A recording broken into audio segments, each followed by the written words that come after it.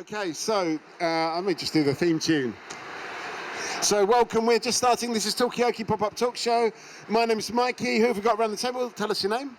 I am Dr. Madhav. Doctor? Madhav Kumar. And? I'm Margot. I'm not a doctor though. You're not a doctor? Have you got any prefix?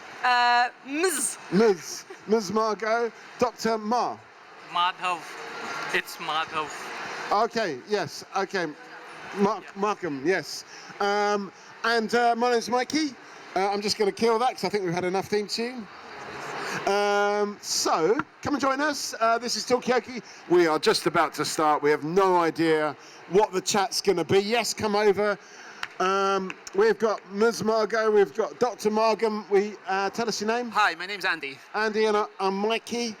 You've joined us at a really crucial moment because often when we start, that kind of almost dictates the theme of the whole day. This is Talkaoke, I should say, pop-up talk show, where everyone is invited, literally everyone, even this person here. Yes, you're invited, come along. Yes, 2 minutes, give us 2 minutes. We have got Andy, we've got Dr. Markham, we've got Ms. Margot.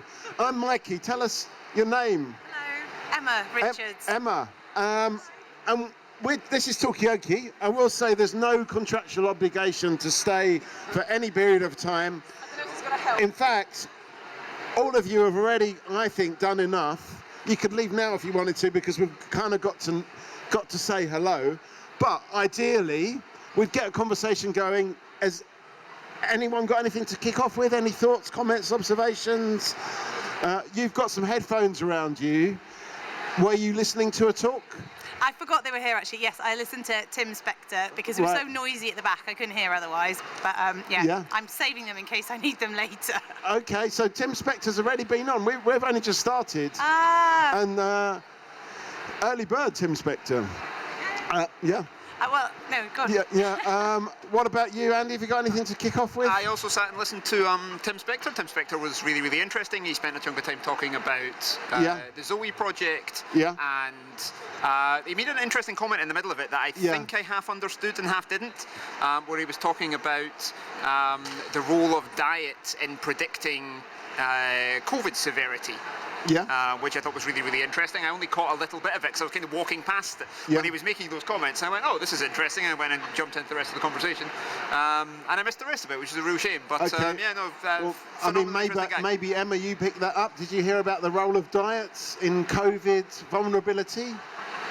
I thought I missed that bit, but more when he was talking about the use of the Zoe app, how they changed it to collect COVID symptoms, and then they used all that data, and he seemed a bit annoyed that the NHS the government didn't actually endorse it at the time. He reckons they could have saved a lot of money if they did. Right. And this divide really between the sort of lifestyle app, lifestyle medicine, and sort of scientific evidence-based medicine, even though that is, he's saying, look, he evidence-bases it because he comes from a medical and scientific background, and therefore, he does the randomized controlled trials, and he makes the papers, he does it all kind of properly.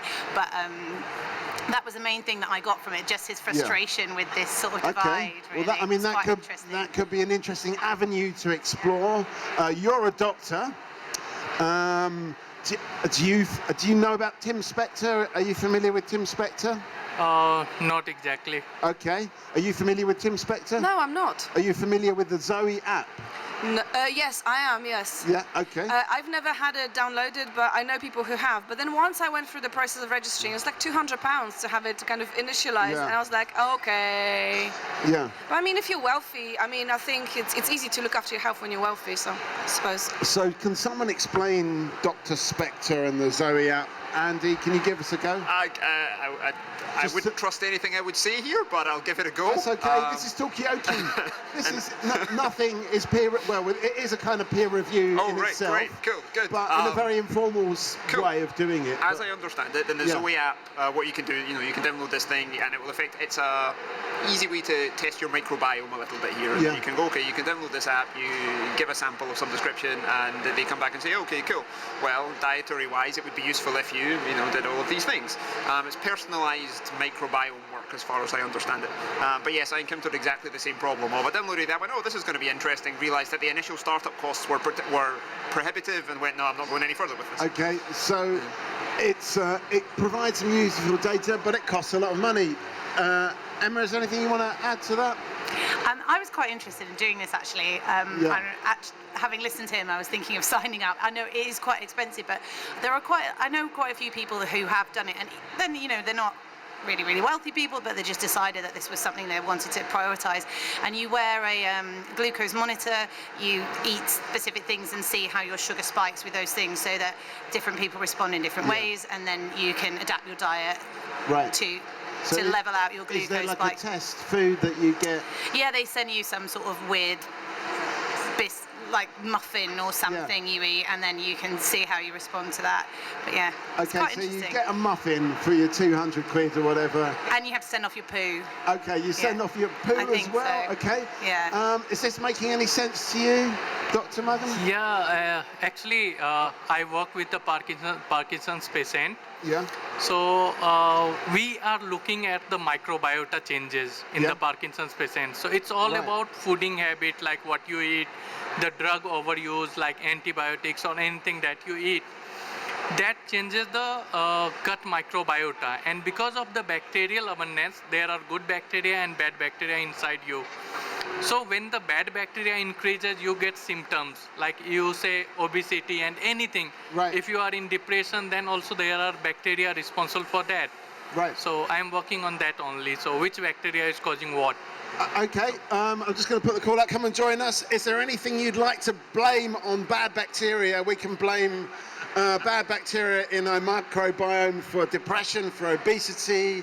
Can we blame it for lack of punctuality and untidiness? Because I'd be very happy if you can. Margot?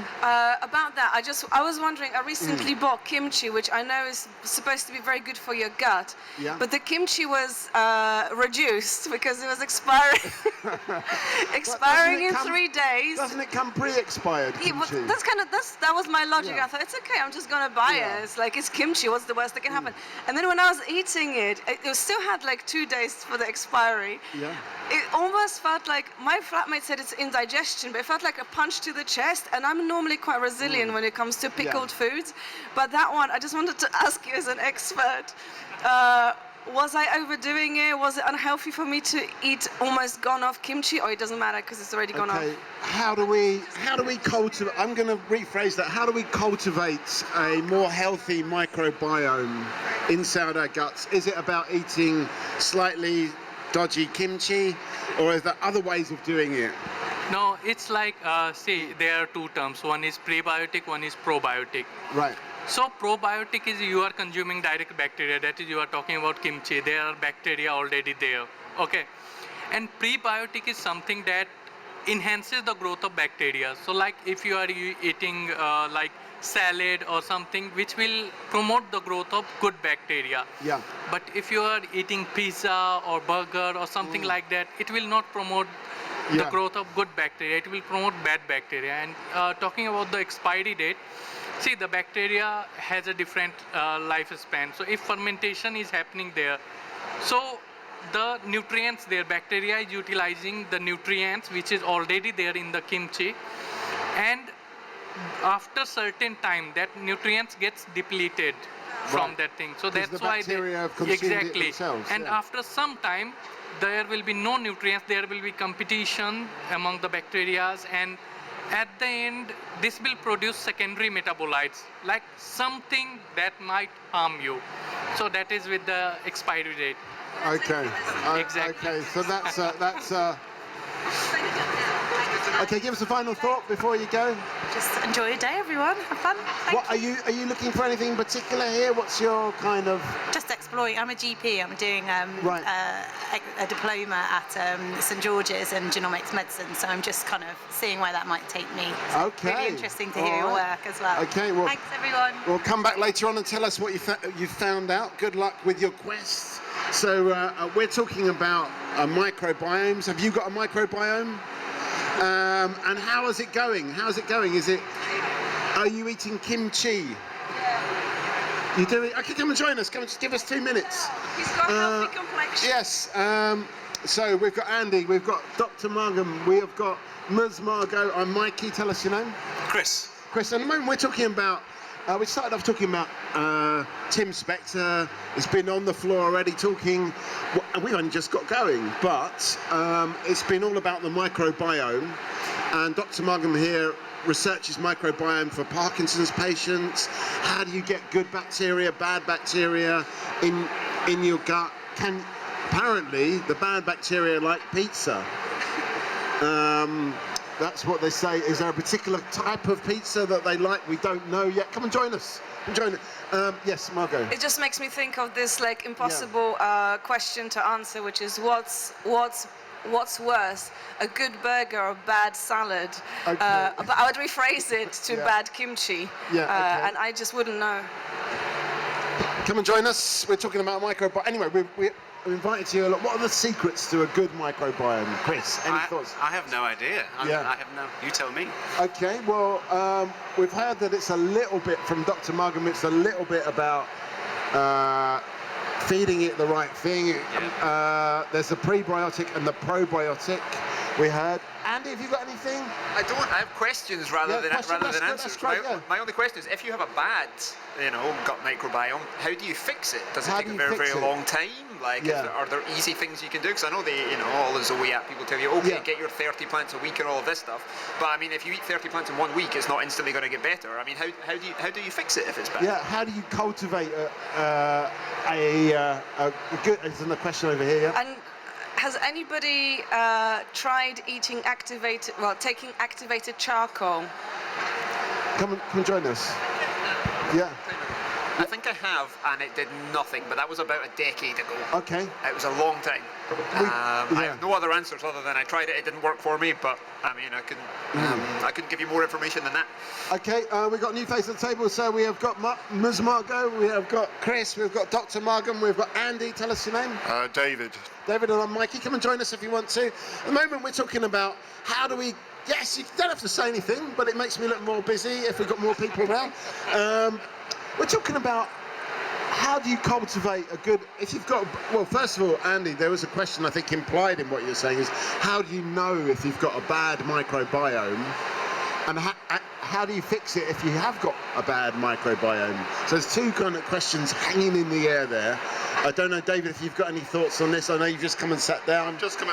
I've just come and sat down, and I've never thought about whether I've got a good or bad microbiome. No, you haven't thought about it in all your years? Oh, well, maybe. I mean, you read a lot of stuff, don't you, in the popular press about it, and what you should eat and what you shouldn't eat. And it's very confusing. Complicated. Yeah. Even for scientists, it's complicated. Okay, well, I mean, that's it. We're here in a kind of science context.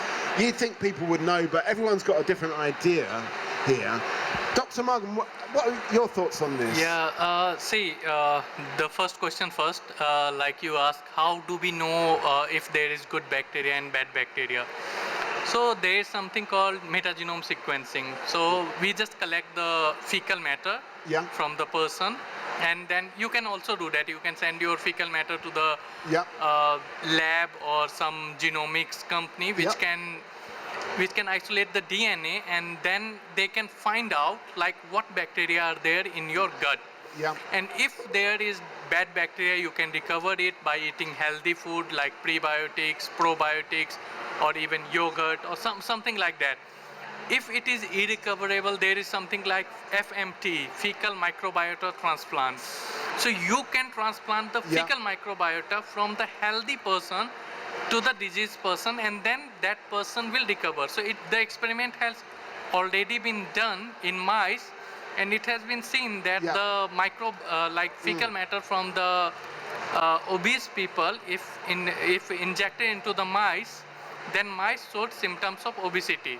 Right. So if the fecal microbiota from a depressed person has been transferred into the mice, the mice shows depression symptom. Right.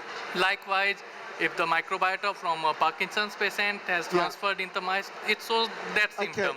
So it's all about microbiota which is inside you. If you were going to get a fecal transplant from anyone in this conference, who would you go for? Who would be like the healthiest person? Quite healthy and that would be my question, because I mean we've all got Yeah, we've got a new face at the table, but I'm going to bring you in on this. This is Talkaoke. We're talking about fecal transplants here. We've got David, we've got Andy, we've got Dr. Morgan, we've got Chris. Tell us your name. Meat. What was it? M-E-E-T, meat. Meat. Yeah. And we've got Ms. Margot and Mikey. Oops. And I just dropped the mic. It's a kind of mic drop moment. But what we're talking about is fecal transplants. Who here would have a fecal transplant? And who would you choose to get your fecal matter from? How do you identify the most healthy microbiome? That's what we're talking about here. Come and join us. Have you got a point there, Margot? No, I think it's just a really out there question. I've never considered it before. I'm considering it now. Yeah. But is bad or good a biome? Is that something that's genetically, impacting, let's say, my children or something? If I've got good or bad? No, that's not related. How does a microbiome impact your offspring? That's a question from Margot. But David, have you got any thoughts on this? Have you got any thoughts? Would you have a fecal transplant? Are you the person to give us a fecal transplant? How healthy are you? I would not do a fecal transplant. No? I have heard it's not necessary. I eat healthy, so Yeah. I wouldn't do it. But unless it's life-threatening disease or something. But I have read that gut microbiota has direct connections, indirect connections. Some new research papers have occurred that shows connections with Alzheimer's. Yes. It's a new research. So maybe to offset that, maybe I would consider it if my family has a history of Alzheimer's. Right, okay. But otherwise, no fecal transplant for me, please. So you would only do it to avoid Alzheimer's. Anybody else would consider it a fecal transplant?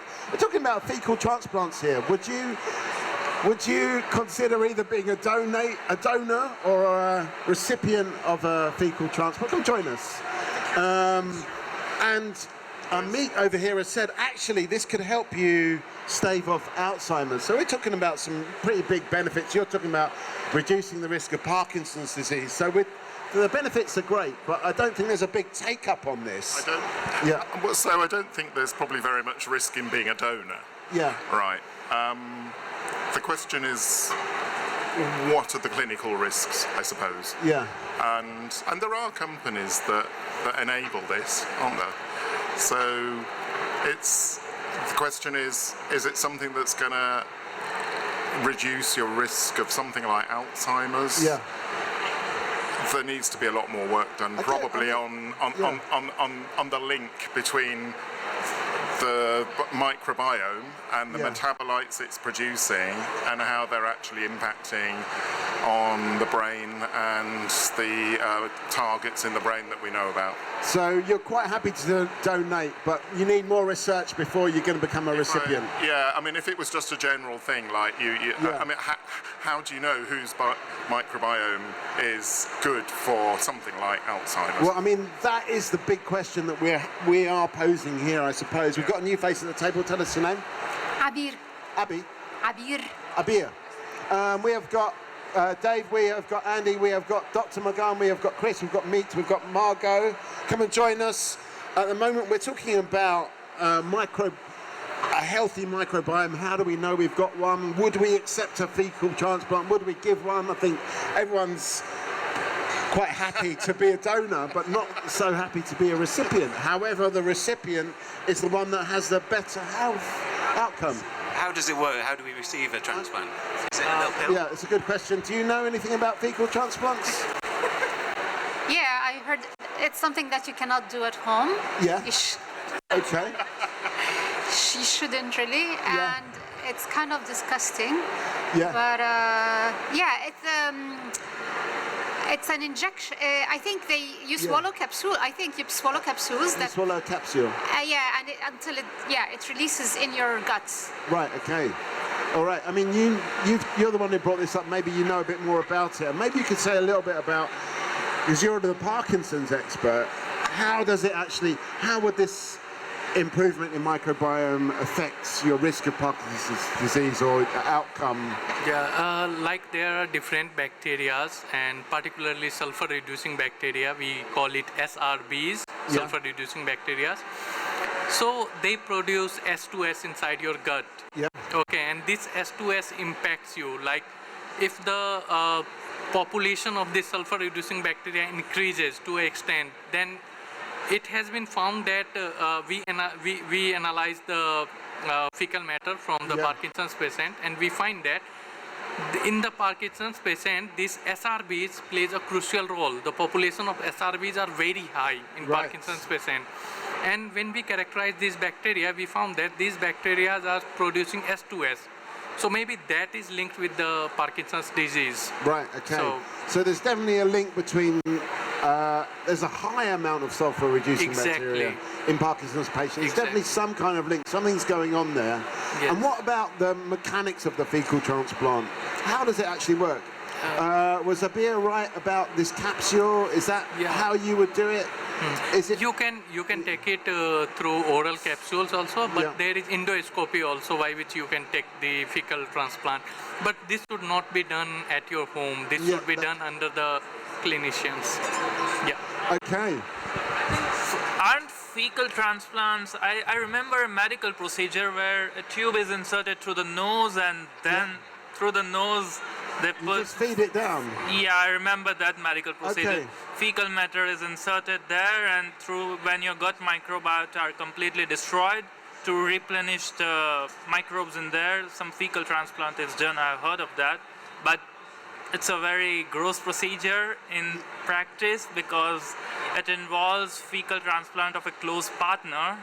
So that's the only thing I remember. Okay. Is it too gross, even for scientists? We're talking about fecal transplants here. Would you ever accept a fecal transplant in order to reduce your risk of Parkinson's and Alzheimer's? The evidence is mounting that actually creating a healthy microbiome actually is so important in these kind of degenerative diseases. I think you're putting me on the spot. Probably. Well, that is give me a moment to think about the question. Okay, well, I'll let you hang in on. Just tell us your name first. Tell us your name first of all. So I'm Boris Beltis, but I'm Dan Kedger. I work for CSI. I design supercomputers. So I work on 10 petabyte data sets and bigger. Right. Okay. Okay, well, maybe we can find out what the data says about this, because it is, in the end, all about data. Where do we want to go with this? We're talking about healthy microbiome. We're talking about, I don't want to get stuck on the fecal transplant question. Maybe we've done that now, I don't know, but where do we move on to? That's the question. There's so many different ways we can go. Maybe data is the way forward. Margot, what are you going to say? I don't know if I'm going to move us on too much, but I wonder like how much endorsement plays a role in like kind of implementing some maybe not necessarily trends, because maybe this is a very useful research, but if people kind of consider it being a bit gross, then maybe they won't volunteer for it. Maybe if it's something else that's a bit invasive, people won't do it. But if it had some kind of endorsement, like for example, Tim Spector exactly. endorsed it. Because I was just thinking, there was, at some point, I don't know how true it was, like some celebrities were doing the kind of purification through drinking urine, and like Demi Moore did it, apparently. I don't know her, I didn't check with her, but apparently. So you kind of, it puts things in your mind, whether you do it or not, but I think good endorsement is very important in science. If the fecal transplant had a... Andy, give us a final thought before you go. Final thought would be, I hadn't considered who in this conference I would get a fecal transplant for until you asked the question. Okay, well, you've got plenty of time. But that's a thought that's going to fester. If I get an answer, I'll come back and tell you. You've got plenty of time. You've got to find the person with the healthiest microbiome and then ask that awkward question. I'll do it. But maybe a celebrity is the answer. Maybe one of the celebrities that's here. We've got some celebrities coming later on. Maybe that's the way to actually push forward the science of fecal transplants, is to get a celebrity to endorse it, says Margot. And what celebrity would you actually... Definitely an athlete. An athlete, yeah. No. Have you got any particular athlete? No actor, actresses. Yeah. No, particularly some gymnast or a footballer or something like that. Otherwise, a fit person, but otherwise that no like actor, actresses, singers or like that. Okay, so definitely not on the showbiz side, more on the sporting side. A successful sports person. for me, it would be just a self-fulfilled person, Right. a person who sleeps well, Yeah. who lives a normal life. Like athletes are on the extreme side of things, who Yeah. can think clearly, who, stuff like that, hopeful, stuff like that. So I mean, I don't know if a quality like hope can come through the microbiome, but maybe it can. Who would you get? Would it be? Abir is saying a normal, fulfilled person, not an extreme person like an athlete. Meet says an athlete. So I mean, where are we going to go with this? Why an athlete? Because an athlete lives a very different lifestyle to yourself. So what's in their microbiome may not be compatible with you and your lifestyle. Yeah. Give us a final thought, Chris, before you go. I'd be very happy to try it. The Quantum Institute in Norwich, I think they do human trials on fecal transplants. I work next. Yeah. Oh, you're from Quantum? Yeah. We Okay.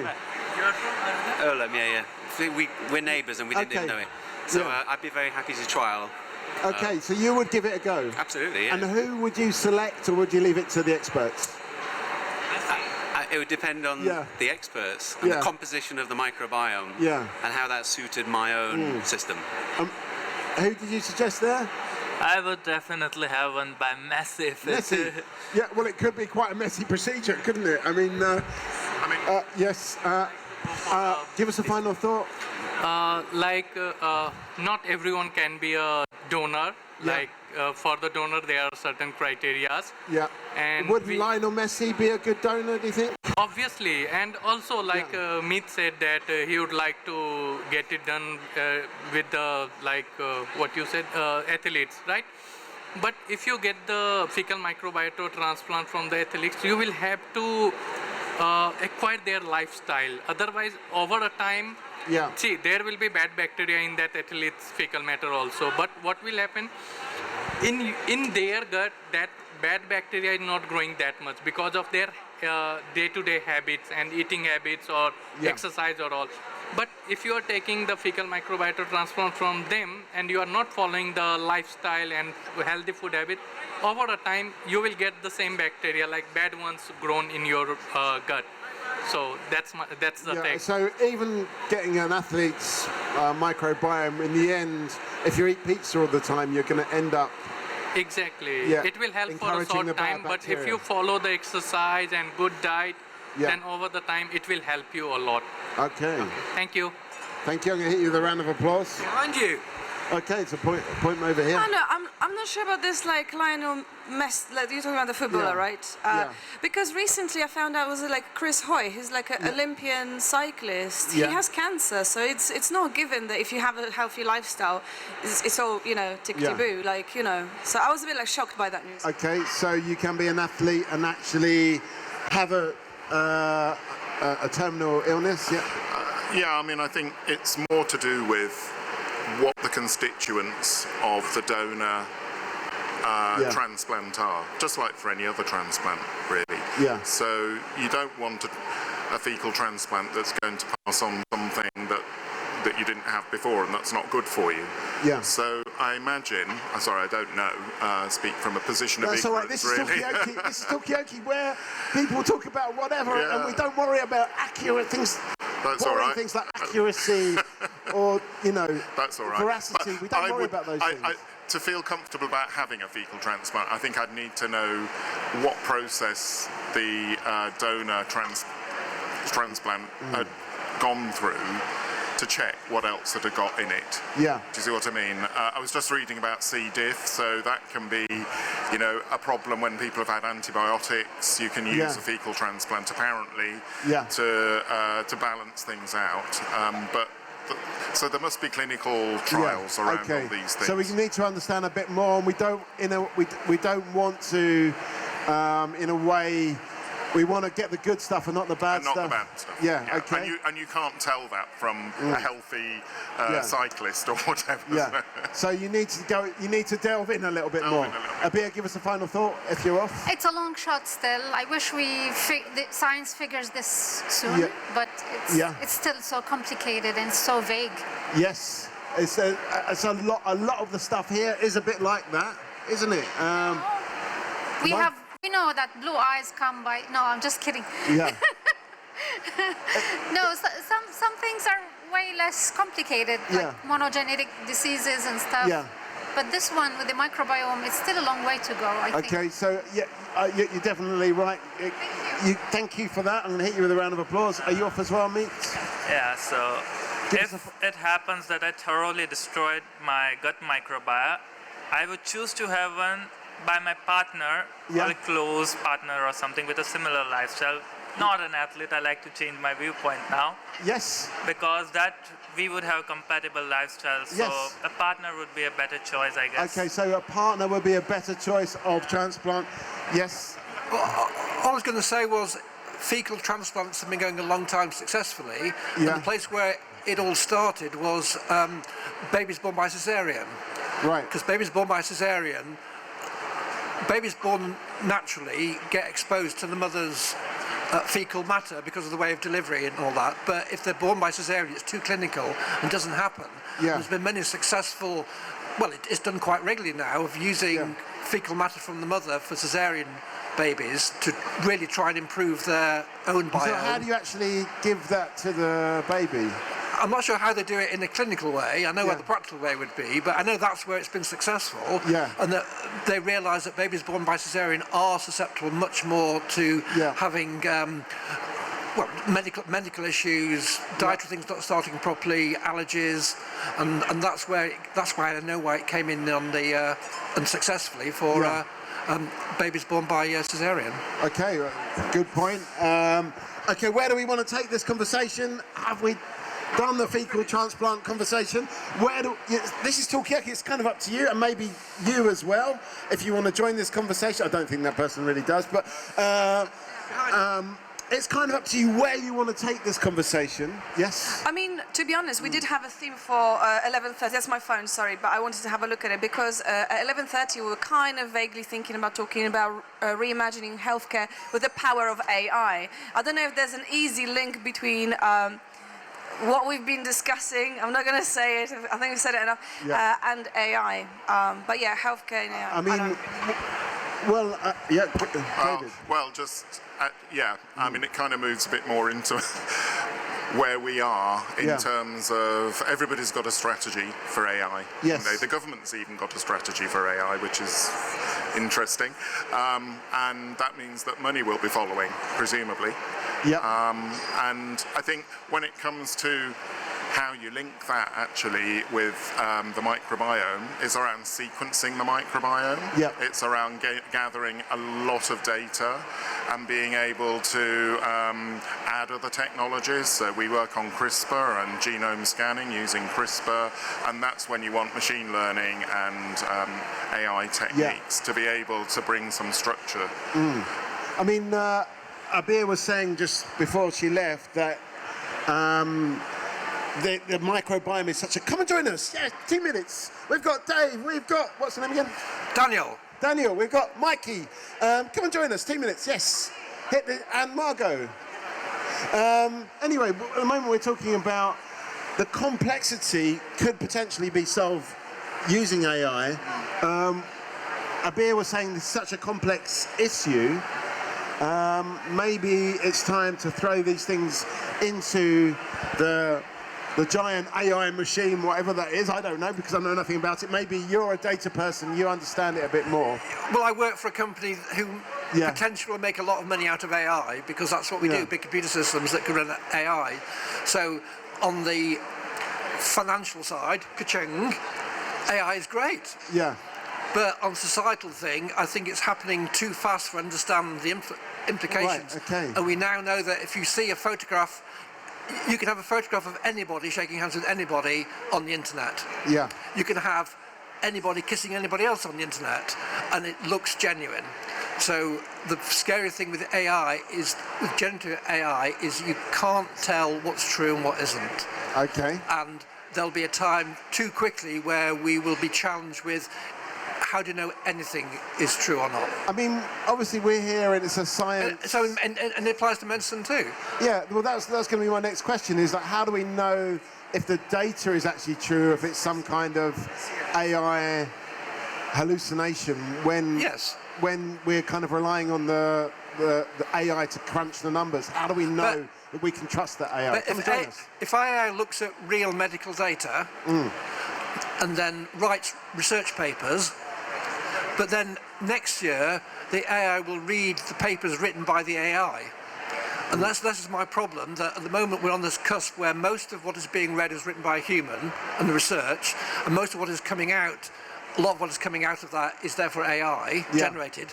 We'll soon get to a state where a lot of the material being read was generated by AI, and that is positive feedback, and positive feedback in anything is a bad thing. Could it end up as being a positive feedback loop where it just feeds itself and we just forget, or we lose sight of what is actually true? That's what we're talking about here. It's a crucial subject. We have got David, we've got Daniel, we've got Margot. I'm Mikey. Tell us your name. Hey, I'm Manny Copas, and guess what? You are live on Instagram. Okay. Do people mind being are you happy to be live on Instagram? I'm okay. Yeah, that's fine. As long as it's not X. Okay.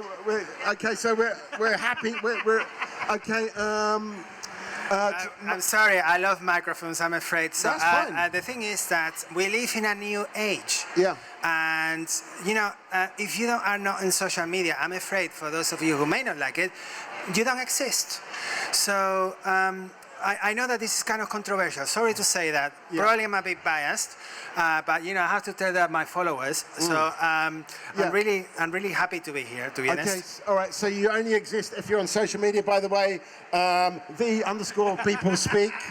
Luckily we exist. We're happy about that. What do people think about that? Come and join us. Maybe you could tell us a little bit about Smart Lid. I've always wanted a Smart Lid, so I'm happy that that's. Come and join us. Yes, we're talking about AI. Can we trust it? How do we know what's true or not? Come and join us. Join, but I don't know anything about AI. Come and join. That's fine. Are you? Well, you not knowing about. Tell us your name first of all. My name's Aaron. Aaron, and I want a final thought from you, Daniel, before you go. But not knowing about AI, does it scare you? Does it intrigue you? Both of those things? For I know it could be very good, but also it does sound scary. It feels like it could be used for a lot of bad things or dangerous things. Okay, so it could be quite nefarious. Daniel, give us a final thought. I'm afraid I'm leaving the conversation because I know too much about AI, and it would make me very depressed. Okay. Do you think that AI in the future might find you and track you down because you know too much?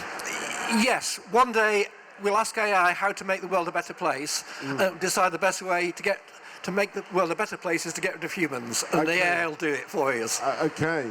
Humans. Okay. Okay, that's definitely. All right, you've hit us with a big one there, Daniel. Come and join us later on. We're talking. What do you think?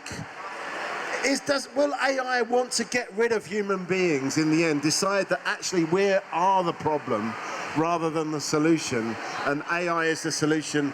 Will it, in the end, want to? Definitely the solution. We've always been the solution. That's why we are human. It's in our DNA. So you think humans are the solution, not the problem, or both? Oh well.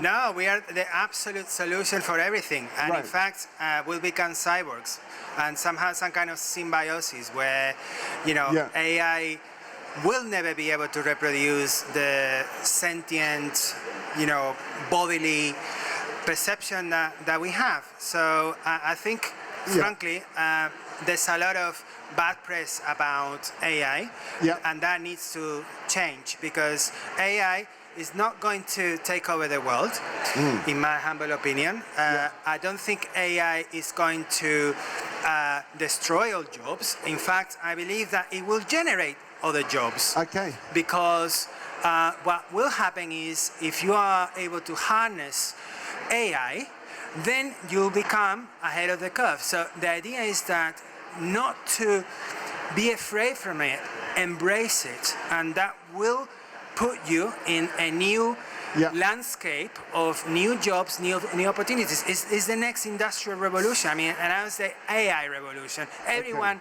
at the end of the Victorian era were saying, "Oh, we're going to lose our jobs. We're going to be out of the place," and many people did. The people who were stuck in the agricultural thinking, they lost their jobs, they became poor, but the people who were thinking in terms of you know, capitalism and the new opportunities that can you do that again? Yes, I love that sound. It's really inspiring. It's one of my favorite sounds. I sound really bad, don't I? But anyway, there's a lot of I think what you're saying is that it's a, hang on, Aaron, I want a final thought from you, and we want to find out about smart lids. I've got to get back to the... Tell us what is this going to be the beginning of a new industrial revolution? The product that you're involved in? Oh, well, certainly hope so. We hope to revolutionise point-of-care molecular diagnostics. So taking it to the point of care, to point of need, something that anyone can pick up and use within minutes rather than hours or days. People can detect the presence of a pathogen, an infectious disease. So then you can use that to inform how you're going to treat the patient to improve their outcomes and so it's a kind of instant diagnostic tool you're doing. Yes, we hope so. And isn't it something that you could just kind of connect to AI just to make it more efficient, to make it more intelligent? Probably someone smarter than I could. Okay, well, maybe we'll find that person here. This is Talkaoke Freeform Talk Show. We can go wherever we want to in this conversation. Thank you, Aaron, and thanks for joining us. Come back later. Are you running out of batteries? I'm running out. We've got power. We can charge you. Don't worry. I know you're powerful. I can see it from here. Look, all the energy. And you know, I think I'm the only, let's say, clown who is doing this kind of thing of live broadcast, and I think that it's really essential. This vibrancy, this amazing, I guess, energy that is happening here at the Festival of Genomics. You know, people who can't come to London have a little bit of a peek on, you know, what's happening here. Who you know, because there's a lot of business conducted here. There are around 7,000 people. There's also hundreds of exhibitors. A lot of business is going to happen here, and I think that this is the place to come if you really want to be and feel at the center of the genomics revolution. And it's not just about genomics, it's about really the new revolution in biomedical science. The genomics being just the tip of the iceberg, because you have here massive computers, so providers of infrastructure, you have providers of laboratory technologies, you have people from the NHS, you have people from biobanks from many different countries, and you know, as you see, I have a lot to say, so I'm very happy to join the stage with you. Well, thank you. I mean, you're talking about industrial revolution, but maybe it's not just about AI. Maybe it's about some of the things like these instant diagnostics. It's about genomics. It's about all these other things. David, have you got any view on this? Are we on the cusp of a new industrial revolution? So, in terms of a revolution, the revolution's been going on for a long time, really. I think it's just that there's been some technology that's enabled it to kind of come to fruition just recently, and some things are really good. A colleague of mine was showing me, you know, actually you just put in some rules, questions for the design of a program in a particular language, and it just comes up with everything that you need. So you've got a framework there that you can just build on very easily. So how long will it be before we can just talk to the computer and it will just produce an app that we can use, for example? And that, you know, that means that things like diagnostic techniques, diagnostic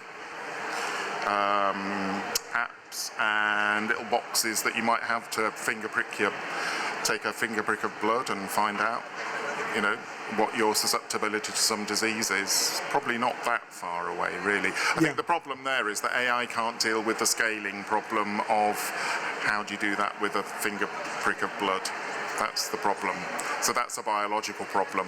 And AI can't really deal with that, I don't think. You've got to be able to connect your AI to machines in the lab, okay, but actually there are some physical, biological barriers to enabling that. And Theranos is a good example. It's a really good idea, but actually it didn't work. Because, so Theranos, do you know the story of Theranos? So the chief executive of Theranos is actually currently in prison for selling basically the idea that you could do this You can do that with software. You can promise with software because you know you're going to be able to write the software. Is that the lady you're talking about? Yeah, I think I know. Yeah, sorry, that's right. Yeah. Yeah, I can't. Yes. Yeah. So I think for things that are more in our control, like developing software, then AI obviously will go a long way. But it's how it actually relates to kind of the real world, which is harder, I think. And there we'll be using biological machines. So. Just hang on a second. I just want to invite this person. Come and join us. This is Talkaoke. Come and talk, because it's just me. This is Talkaoke Pop-Up Talk Show. We've got Margot, we've got David, and Mikey. Tell us your name. James. James, and this is a free-form talk show where we talk about anything. We've kind of hit on the subject of artificial intelligence. Is it gonna bring in a new industrial revolution?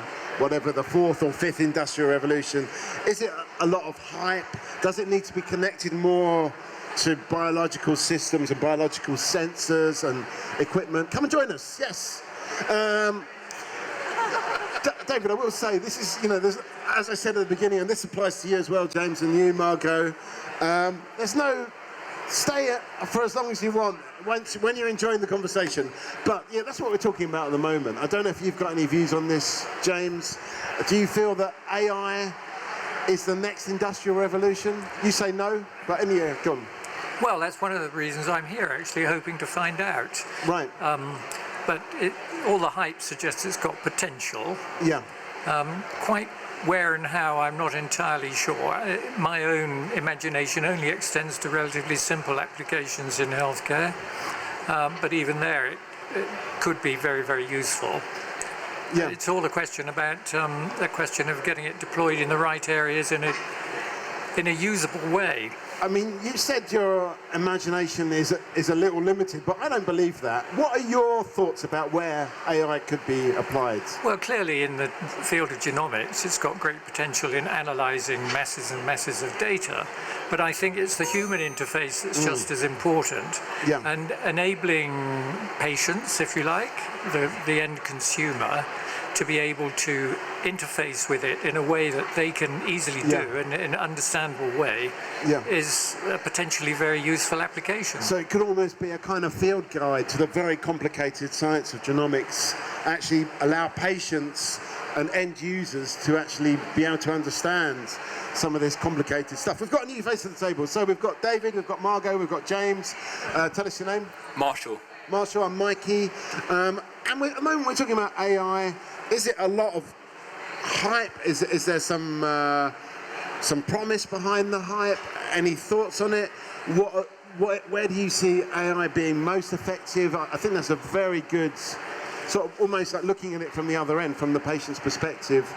AI can actually help the patient as well as the researcher. That's what we're talking about at the moment. Have you got any thoughts about AI and where it could be used most effectively and most excitingly? Yeah, so I think we have access to all of this data from transcriptomics to proteomics, all these different omics, and sort of linking them together has been quite difficult, notably. We have had EQTL studies which have been really useful, but having all this different data, we don't really know how to create these links, and I think AI will be amazing in sort of descaling all these different data sets that were once, discrete, but then hopefully we can create better links and better understandings that will hopefully drive research, and it already has. So I don't think AI is just hype, and I think there's a lot to work on, but there's definitely a great future with AI. So you can, when we're talking about omics, we're talking about huge amounts of data.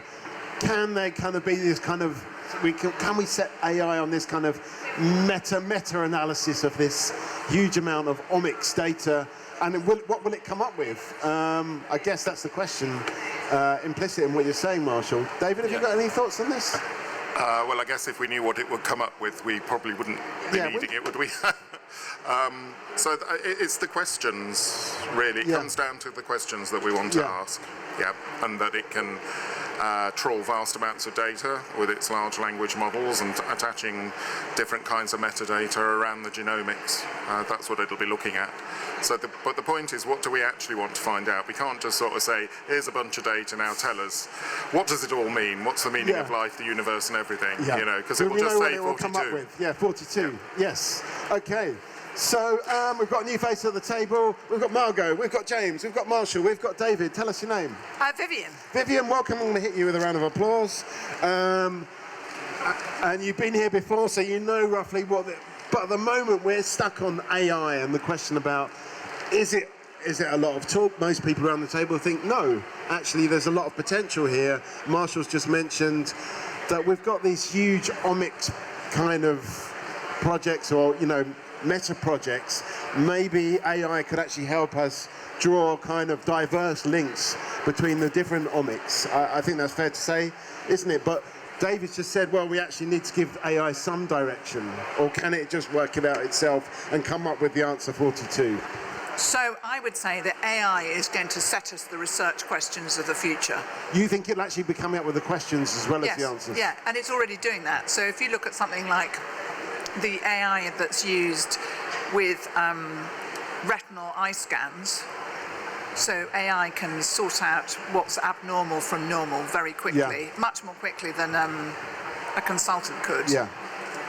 But also AI is now finding, because it's the retina, there's direct access to the brain through the optic nerve, it's asking questions from the data that it's... Yeah.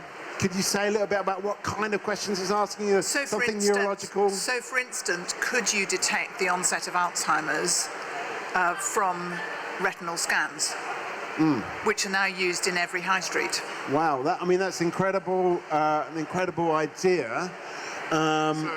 So it is asking, sorry, are you saying that the AI has come up with that as a question by itself? Yeah. Okay. What do we think about that? AI is coming up with questions, making links potentially with neurodegenerative diseases. James, have you got any thoughts about this?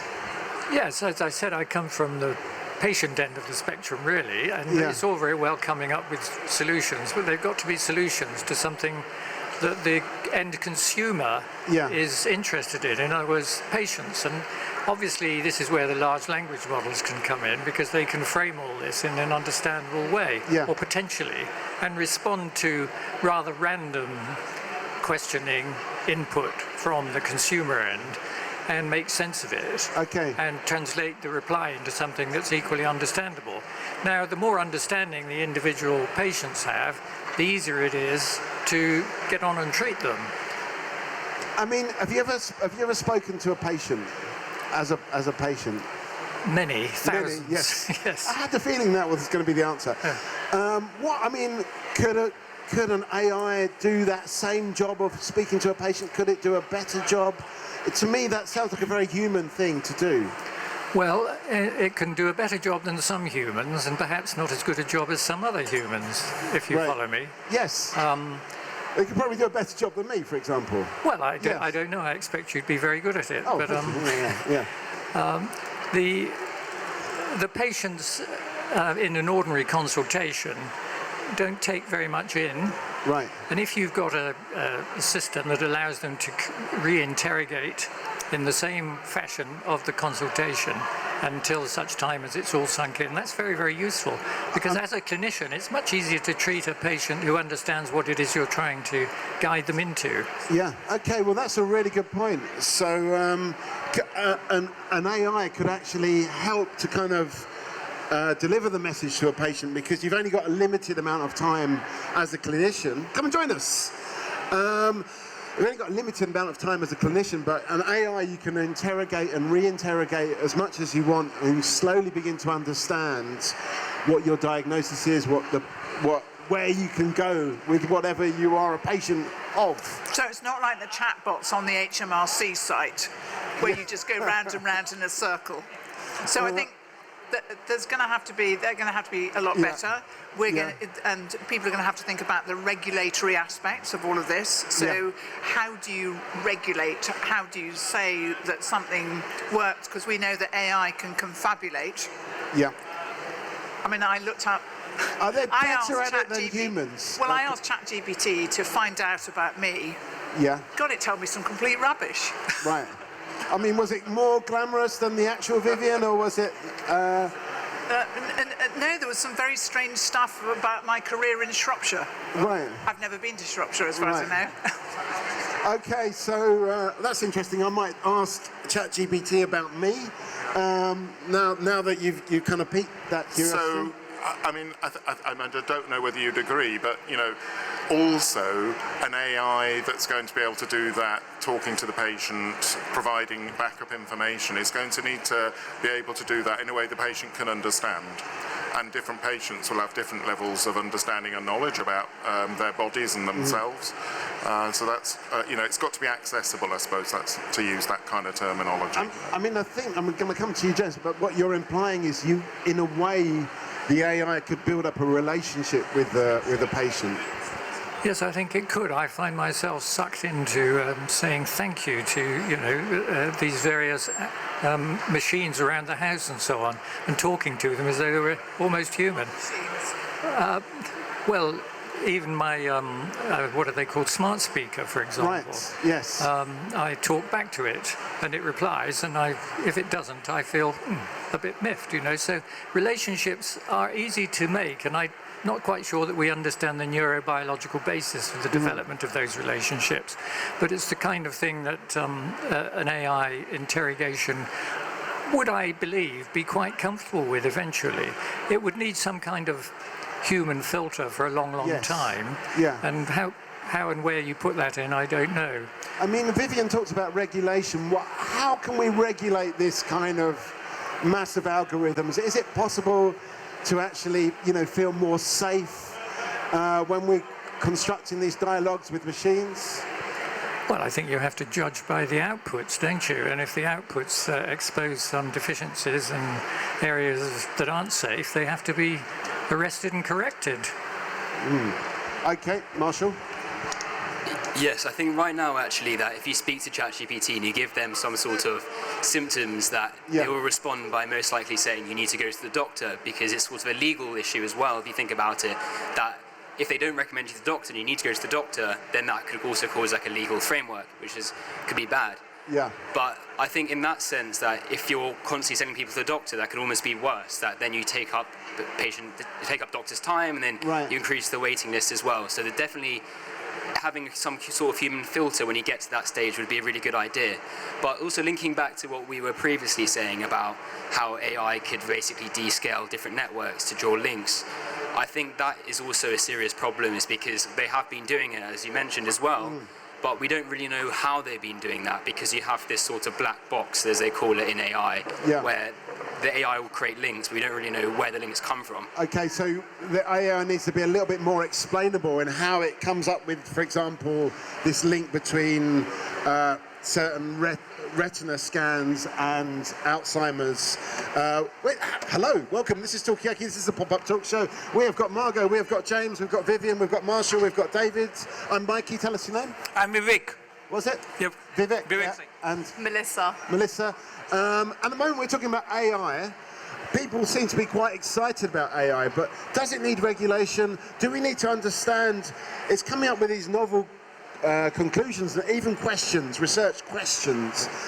Do we need to understand more about how it's operating? Marshall has said it's a kind of a black box, and it spits out some kind of clever thing, but we don't know how it's got to that point, and that's what we're talking about now. How do we regulate this? James has said, well, let's just test it and see what the problems are and regulate it based on the problems that we witness. Is that okay, or could that lead to problems? That's what we're talking about at the moment. I don't know.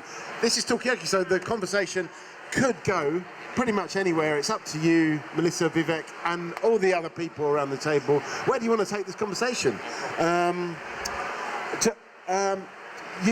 Well, interestingly, because Vivian had asked ChatGPT what it knew about her, I just asked DeepSeek what it knows about me. Okay. Which is amazing.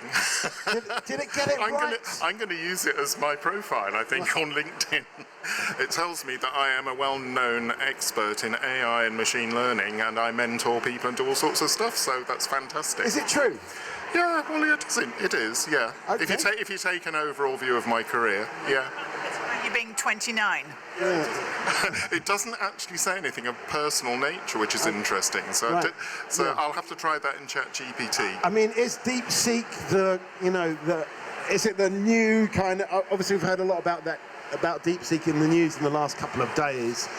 Is it gonna really just be the successor to ChatGPT? Maybe you need to ask DeepSeek what it says about you, and maybe it'll come up with something more accurate than ChatGPT. That's what we've been talking about. Vivian. So I've been to China several times, and I went with the World Economic Forum to talk about exchanging Chinese data. They're never going to exchange Chinese data. But it'd be interesting to ask ChatGPT, DeepSeek, because I've spent time in China. Yeah. What it thinks about what's been my involvement in China in. Yeah. No. Okay, so I mean, there's also a question about who's willing to give whose data to who, and we could go on to that question. Should the Chinese data be freely available? Is our data freely available? So you know what proportion of UK Biobank applicants who want to use the data, what proportion are Chinese? I think it's more than about 25%, something like that. Okay, so Chinese are using yes, UK Biobank data. But there is no using Chinese data at all whatsoever, even for very rare disease, which might be really helpful. Okay, I want to spread this out as well, David. So I don't know if you've got any views on any of this. Do you even know what we're talking about? Do you know what we're talking about? Anyway. I just want just to say that, I mean, because we also work in AI, and this perspective of as you said, for coming new technologies, DeepSeek. I mean, that's interesting, as a community, because that's increasing the competitiveness. But also it's good in terms of when you're looking the devices they have been used, the semiconductors they have been used. I mean, that's interesting actually, the cost with that. But in terms of data safety, because we do not know how our data going to be used there. So I mean, definitely, I mean, that's because new thing is few days happen, and it's just gone. We're going to see more how things coming more. Okay, I mean, are we aware enough about our data safety? Do people you might think about it. Do you think about it, Marshall? Do you think about it, James, your data safety? Yes, I think we all have professional obligation to think about it. But what the solutions are, don't ask me. I mean, I'm a fossil compared to you guys here, so... Okay, well, maybe we might find out from some of these youngsters what the answers are, because it does sound like we do need some answers on this question. Well, I do think it's really interesting, and even you've seen like the 23andMe hack, which has obviously started a lot of people, because now in the space of genomics, people think that we should be able to have access to our genome and almost sell it if we want to. That's our data, and we have the right to give it away. So I think people are worried about access to data and safety, but then that should be the limit of ourselves. We should be able to provide the data if we so choose to. I mean, how do you feel about your own personal data? Come and join us. How do you feel about your data? Is what we're talking about. Do you feel like you would sell your data? Would you give it away? Would you keep it private? Or depends for how much. Okay, all right. We can talk later. What do people think? I mean, do people feel like their data is this kind of asset that they can sell? Do they feel like it's something that's very, very private? Margot? I wonder whether big companies who deal with data, like health data in particular, could they distribute the wealth a little bit? Because I just really don't want to think that we are heading towards a world where everybody will be selling their kidneys or like their data or whatever, because it's just like a clever thing to do, because it just really makes about money, which of course everybody needs money. But like, there's somebody from IBM here on the table. Could they be just like redistributing the wealth they're making? They're probably making quite a fair bit of money. All right, so not just redistribution of wealth, redistribution of data as well. I mean, is it a fair society when it comes to data, when it comes to wealth? These are some really big questions we're asking now. And I think I would rather give away my data than my kidney. And the fecal matter comes somewhere in between. We were talking about that earlier on, so that's a callback to earlier on when nobody was actually here. David, give us a final thought before you go. Well, there's clearly a very big polarisation of wealth in the country, and that will be represented in the availability and the accessibility of data, I have no doubt. I mean, should data be kind of just be freely available to everybody? Well, I'm at the Sanger Institute, and we believe in the free availability and the instant accessibility of data. So you think yes? Absolutely, it should be freely available, not patented, and for the good of all. Yeah. Definitely going to hit you with a round of applause for that one. Marshall. I think definitely that is a big problem, that data isn't free, but at least in the world of genomics, that I think we have made significant progress, where even for-profit organizations do actually share their data for rare variants and stuff on sites like Matchmaker Exchange. So while they are profiting on the data, at least they still could have access to it for other people. But in theory, as much data as that we have, the better, and data should be free and accessible for all. Okay, so data should be freely accessible. Sometimes it's a bit of a mixed model when it comes to these genome companies, sequencing companies. Melissa, have you got any views on any of this that we've talked about so far? So I do agree. Of course, data needs to be accessible. And especially as a researcher, I mean, doing new work and stuff, you need access to data. But then I also agree with the fact that if I'm not going to sell my data, but considering that it's available for everyone to use, I should get an asset from it. Yeah. Okay. So you wouldn't sell it personally, but if people are selling it, you want a cut. Okay, that kind of makes sense. Where do we want to go with this conversation? Do we want to talk about the promise of AI? Do we want to get into this whole data? Yes, James.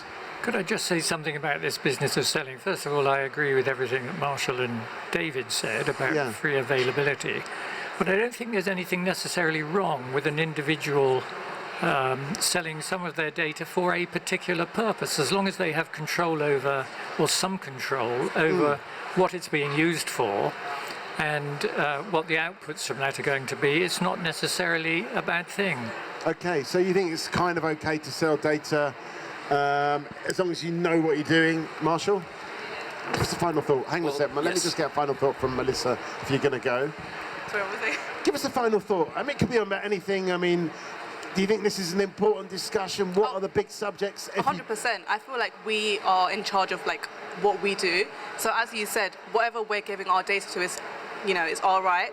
So as long as you know what you're giving it to and the purpose of it, it's all up to you basically. So. Okay, so it should be up to the individual. Are you off as well, Vivek? Are you going to? Yeah.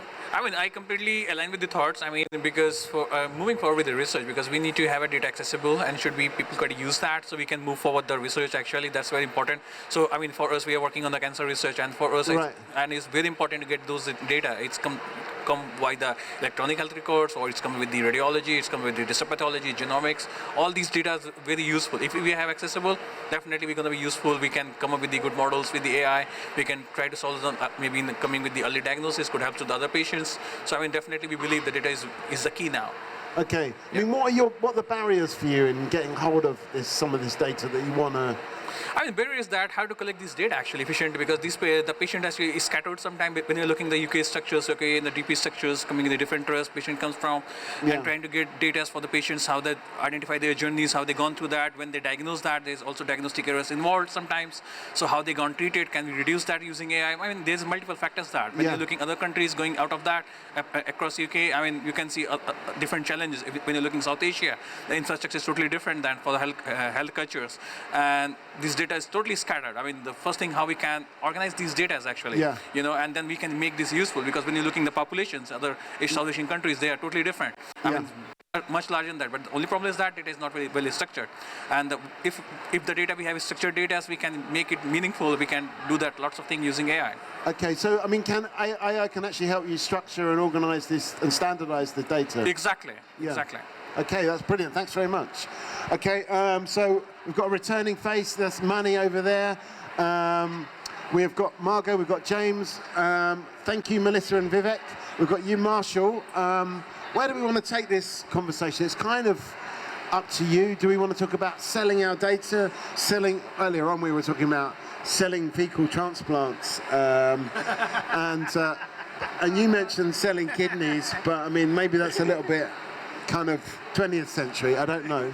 Yeah, maybe. I mean, I just wonder about how do we disseminate knowledge among people who are not scientists about AI and stuff? Is it going to be I don't know, I can't think of a good example now, but it strikes me as people are maybe in banks, you know, there's like the front desk people, maybe they haven't really studied banking or finance, but they're just there, they're the soft customer facing presence in the foyer. So what you're saying is you're saying almost the customer facing or the patient facing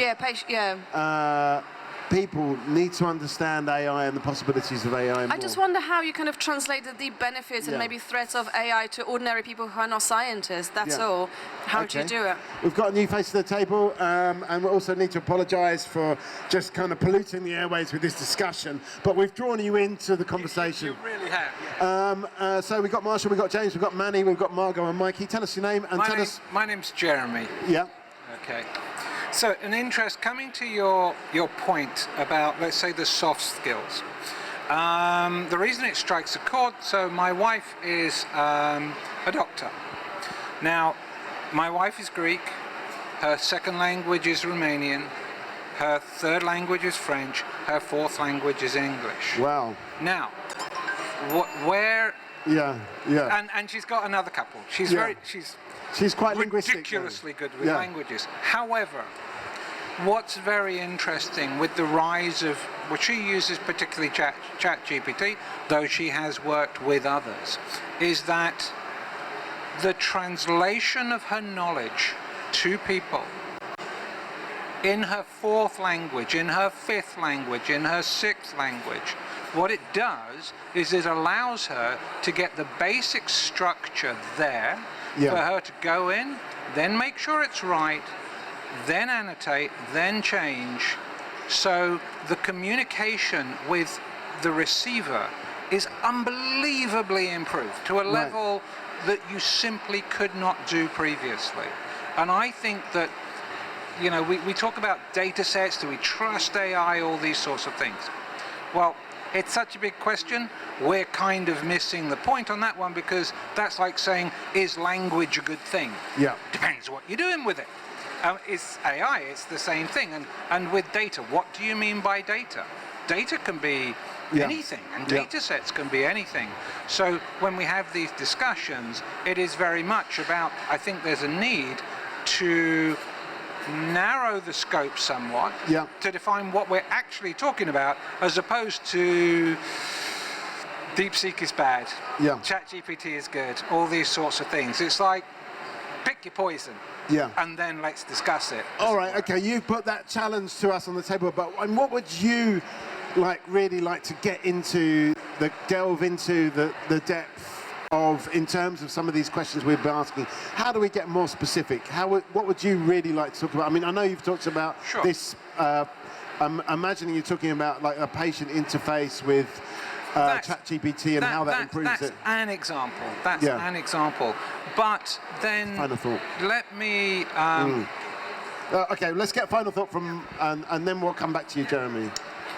Well, I guess for my final thought, I definitely agree. I think that ChatGPT is amazing for exactly what you mentioned. But I think even thinking about the way my coding has gone, that before ChatGPT existed, I was able to code in a few languages quite proficiently. Yeah. And any new languages that I've ended up learning, I don't say I'm not as good at those languages because I rely on ChatGPT, and you sort of lose that, train of thought, that memory, because you can just search something up. That if you have that base knowledge of knowing all these languages, I think it's an amazing program. Yeah. But I think if you don't actually have that base knowledge, because you have this over-reliance on these language learning models, that it's often hard to remember and fully, have that problem stage where you don't actually, you rely on yourself, not the internet. Right, okay, so it makes it a bit too easy in a way, and you're not actually training your brain, exactly, you're training the model. Because with coding, let's say, where you didn't have ChatGPT to search anything up, you could spend hours on one problem, but by doing so, that's a learned memory. But if I have a problem now, I send in my code to ChatGPT, it solves it in 1 second, saying you missed out this function, and the next day I forget it. So I think ChatGPT is an amazing resource for something, as you mentioned, where people have a base knowledge, but when you have no knowledge or very limited knowledge, to expand on it with such ease, it's quite difficult. Yeah, difficult and possibly dangerous as well, I don't know. Thanks for that final thought, Marshall. Yes, okay, so in a way, Yeah, go. Naomi, again, why is everyone so negative about artificial intelligence? I really don't believe it's such a bad thing. I mean, yes. I'm not picking up negativity, I have to say, but it's more like, as Jeremy says, let's delve into the problem. I guess I'm a bit picky then. But anyway, but I wanted to say, yes, ChatGPT, you now do the coding on it, and then you forget the next day. I mean, it's like a calculator on steroids, right? So, yes, it's really nice to be able to do your sums by yourself. It's really nice to do the multiplications, divisions, and all of that. But now you have a calculator that allows you to do amazing, intelligent operations. And again, it's a question of what you're really looking for, which in this day and age is, multiply the amount of valuable output that you are able to produce. And so what's happening is that instead of for some application that would have taken me 2 weeks, now it takes me 2 days to do. So you either are on it, it's unstoppable, and just have to adapt. It's the new brain device. Okay, so you're not too worried about losing the knowledge because the knowledge is there in the ChatGPT. I am worried, but there's nothing. I think we just need to evolve with it. We need to, so that particular bit of our brain is going to atrophy. Because it won't use, but now we'll have to develop new bits of our faculties, which is, what's the right way of querying ChatGPT and chatbots, what are the right type of things to say. Okay, James. Well, I agree with that. In the first instance, I'd be worried about what happens when the lights go out, if you know what I mean, and you no longer have access to this. But it does seem to me that this is a potential issue that could be addressed by a simple controlled study where you do some simple access to the large language models for people to get answers to their questions or their problems or whatever it is they're doing. And you measure the outcomes in terms of their memory function and this kind of thing, their cognitive abilities, against a control group that has just not had that access, and see which one performs better or what deficiencies are generated and how long they persist for. Okay. Welcome. We have got Jeremy, we have got James, we've got Manny, and Mikey. Tell us your name. Eva, welcome. We'll hit you with a round of applause. At the moment we're talking about, wrong button. And then we've been talking about AI for ages, which is normal for the genomics. Come and join us. Yes, we've been talking about AI, and we've gotten to this point that Jeremy's wife is a doctor that knows multiple languages, about 5 or 6, too many to count, especially if you've been using a calculator all your life. She uses ChatGPT, and it's improved the way that she can communicate to her patients. We had a coder just now that uses ChatGPT and was kind of saying, now I don't really understand coding without using ChatGPT because it's kind of made me a bit more lazy. So the question is, do we, as Manny says, just evolve and just get used to it and just allow, in a way, these large language models to take responsibility for our knowledge? James has said we need to just test this actually with a controlled study, and that's where we are right now, really. I'm going to come to Jeremy, and then maybe you'll understand what we're talking about. Interesting. So the element around coding is a point that is correct, but it's correct from the perspective of a young person. And the reason I say that is, if we go back 10 years, and a young person doing coding at that time, they would be pulling in library functions and things like that. That when I was coding, you had to write them in ones and noughts or in mnemonics. And I would look at their coding and go, this is sloppy coding, it's not efficient.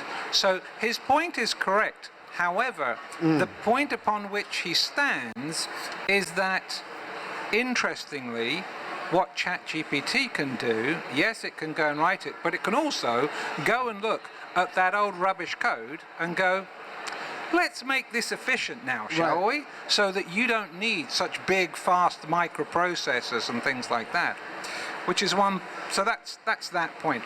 On your other point about suck it up and deal with it, I kind of agree. It's here, we're gonna have to deal with it. But I feel the danger around something like AI is, give me the answer to X. It's great when it's used as part of the process of getting to X and then you fine-tune it. And then we think, well, okay, well, we just shouldn't behave like that, a clinical study. Yeah, but we do, because we're lazy, because social media proves how lazy we are.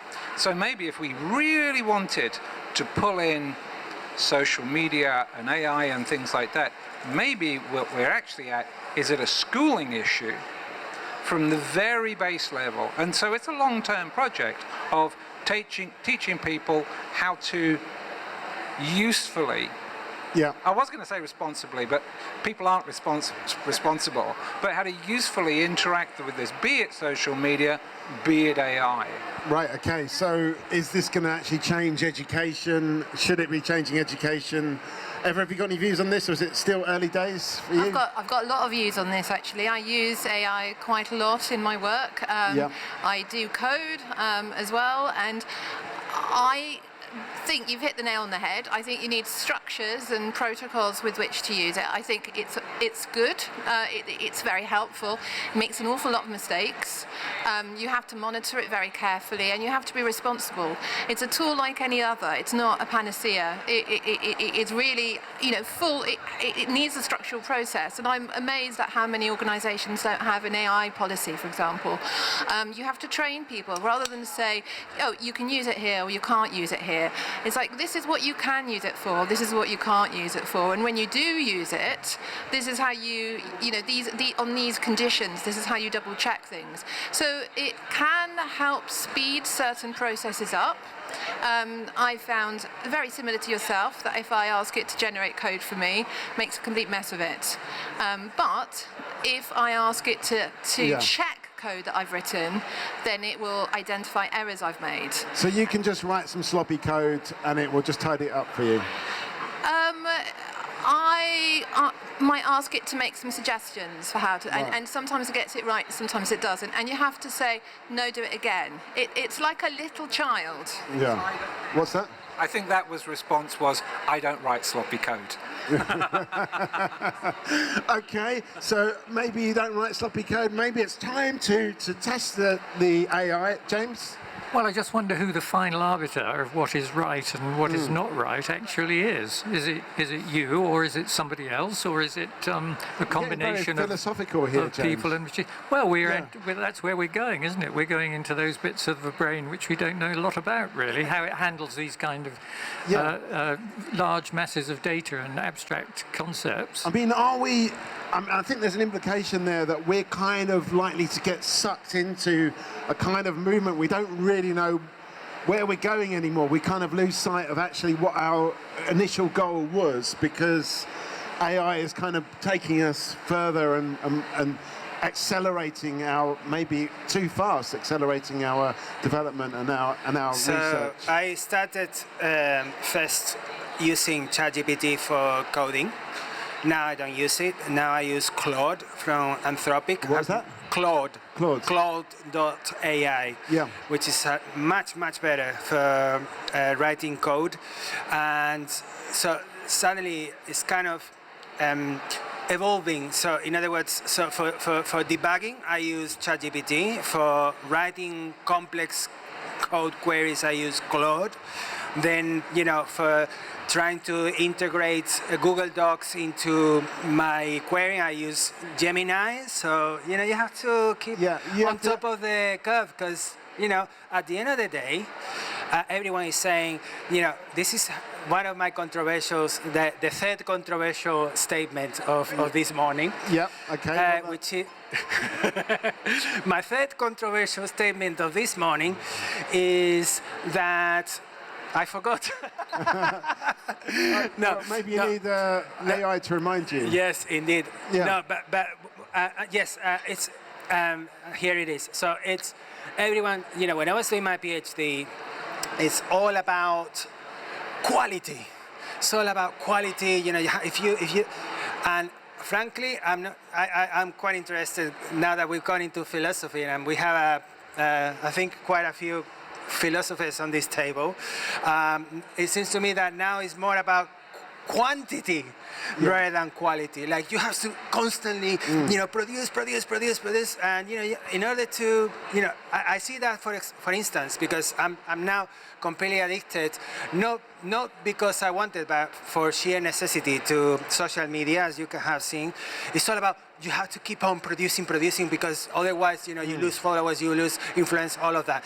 So you need to produce content. It's like now it's all about fast, and so I think I don't know. This is just my third controversial statement of the morning. Okay, has this technological shift changed the focus from quality to quantity? Yes. I think that's also really right. I think that my advocacy of using AI is to use it to check, to streamline, to give ideas, to suggest suggestions that you then follow up on and then you refine in a very human manual way. The danger is that when this is adopted more widely and becomes an expectation, because you can get things done a lot more quickly if you're using rather than create the structure of your paper, you use some basic tools to help you generate some ideas. But if this starts to become an expectation that you can produce then those quality checks, those quality controls, that balancing act between reaping the efficiencies, reaping the suggestions and all the good stuff which I see, and actually sort of checking it, making sure it's okay, that's potential danger. And when one type of human checking is completely removed due to AI, and you see this with like sort of chatbot type scenarios where increasingly the role of being able to reach out to someone who can understand a unique case scenario, however good the AI is, that effectively is removing a certain quality element. That's when it starts to get tricky and difficult and not nice. Okay, Jeremy.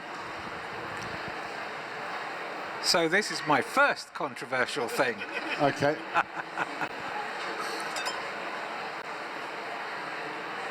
You're not wrong at all. You're not wrong at all. However, where I would challenge you, was the quality better in the past? And I would challenge you, it was not. There may not have been as many incorrect things, but there weren't as many things. Right. So I wouldn't actually, we can comment about the state of TV shows or whatever, but I don't think things were of better quality in the past. So there was quality then, there is quality now, there's rubbish now, and there was rubbish then. Even to the point of, we say terrible things about the news now, and sometimes that's AI-generated news reporting and things like that. But if you go back 100 years and you look at the factual accuracy of newspapers, it's appalling. I mean, but and ever was it such? Yeah. So there was no sweet spot, quality sweet spot, sometime maybe in the 80s or 90s? Well, maybe what comes out of my computer, but there you go. So there are little sweet spots around. But in a way, what I'm going to translate that is garbage in, garbage out kind of idea. James? Just one final thought before I leave you, but it does seem to me that this would be an interesting question to put into one of these large language models to see what answer it gives you to these dilemmas that you've been referring to. Okay, we should just ask, I mean, which large language model would you like to ask? Well, I play around with a number of them, actually. Okay, ask them all, yeah. But I'm not going to do it now, but it would be good fun to do it at some point to help resolve this and maybe come up with some avenues to help you explore it a bit more. I mean, it is something that I've been considering as a talk show host, that we should potentially have an AI companion to kind of comment from the AI perspective on all of the chat that we generate, and maybe that would actually improve the quality in itself. Maybe that. Yeah. No, I mean, I'm happy to involve ChatGPT from my computer if you want. Well, maybe we could ask ChatGPT, how are we actually going to get better quality outputs? I mean, maybe we need to have a context or. So, better outputs for what? For what exactly? That's the question. James, you asked the question. Is there a particular field that you'd like to have better quality outputs in that maybe we could ask? Well, the question I was suggesting you ask is, how do you, what does AI think about the quality of data as put in by longhand humans in the past, longhand, compared to the answers generated in these models now? Okay, and what suggestions does it have to exploring that those differences, if there are any? Okay, I mean, in a particular field or in any field? Any field, to start with, but you could say genomics if you wanted to, or coding. Okay. I just wanted to agree. I think it's right. There's in terms of the quality, it's really patchy though. Some things rise, some things fall. It's not like an easy diagram if you were to make one of what's getting better, what's getting worse, etc. But it made me think of an example recently. I have to do lots of admin for my mother, and like life admin for my mother who's getting. Is that because of a technological barrier? English is not her native language, and she struggles a bit. And every time she has a problem around her house, she asks me to write a complaint letter to, and it takes time, writing these complaint letters and getting replies. So and often she gets kind of disappointed when I don't have time, and I was like, oh, I will get onto it. I'll get onto it. And recently I've started using ChatGPT to write my complaint letters, and I just say there's a leak on the roof, please can you write, and then I'll upload a copy of the complaints PDF from the company's website, and I say, could you make an official complaint following these guidelines? And it's such a massive time thing. It's so lovely. But I was mentioning this to a friend of mine, and she was saying she does the same for her management agency. But what she's realized is the standard of the response has improved. So we have started using ChatGPT to write the complaint letters, and they're using ChatGPT to reply to us. Okay, so I mean, there's this feedback loop that we've talked about a lot today, that we're very worried about getting sucked into this black hole of AIs talking to other AIs, hallucinating a whole society for us. But does it actually get the roof fixed, I guess would be the question. Just to say, I forgot to make the link with quality, and the link with quality was that I think it was a much higher quality complaint letter than I've written in years. Okay, so quality has actually improved. We've got a new customer here who doesn't know what's going on. So we've got Eva, we've got Jeremy, we've got James, we've got Manny, we've got Margot and Mikey. Tell us your name. My name's Lee. Lee, welcome. And this is Talkaoke Pop-Up Talk Show. And we've just gone, in a way, we've gone into the rabbit hole of like what happens when AI takes over, and actually we found out that it's not going to be Terminators running around killing humans. It's just going to be people, like AIs writing complaint letters to each other in a kind of endless bureaucracy, and that is going to be the future, the scary dystopian future of AI.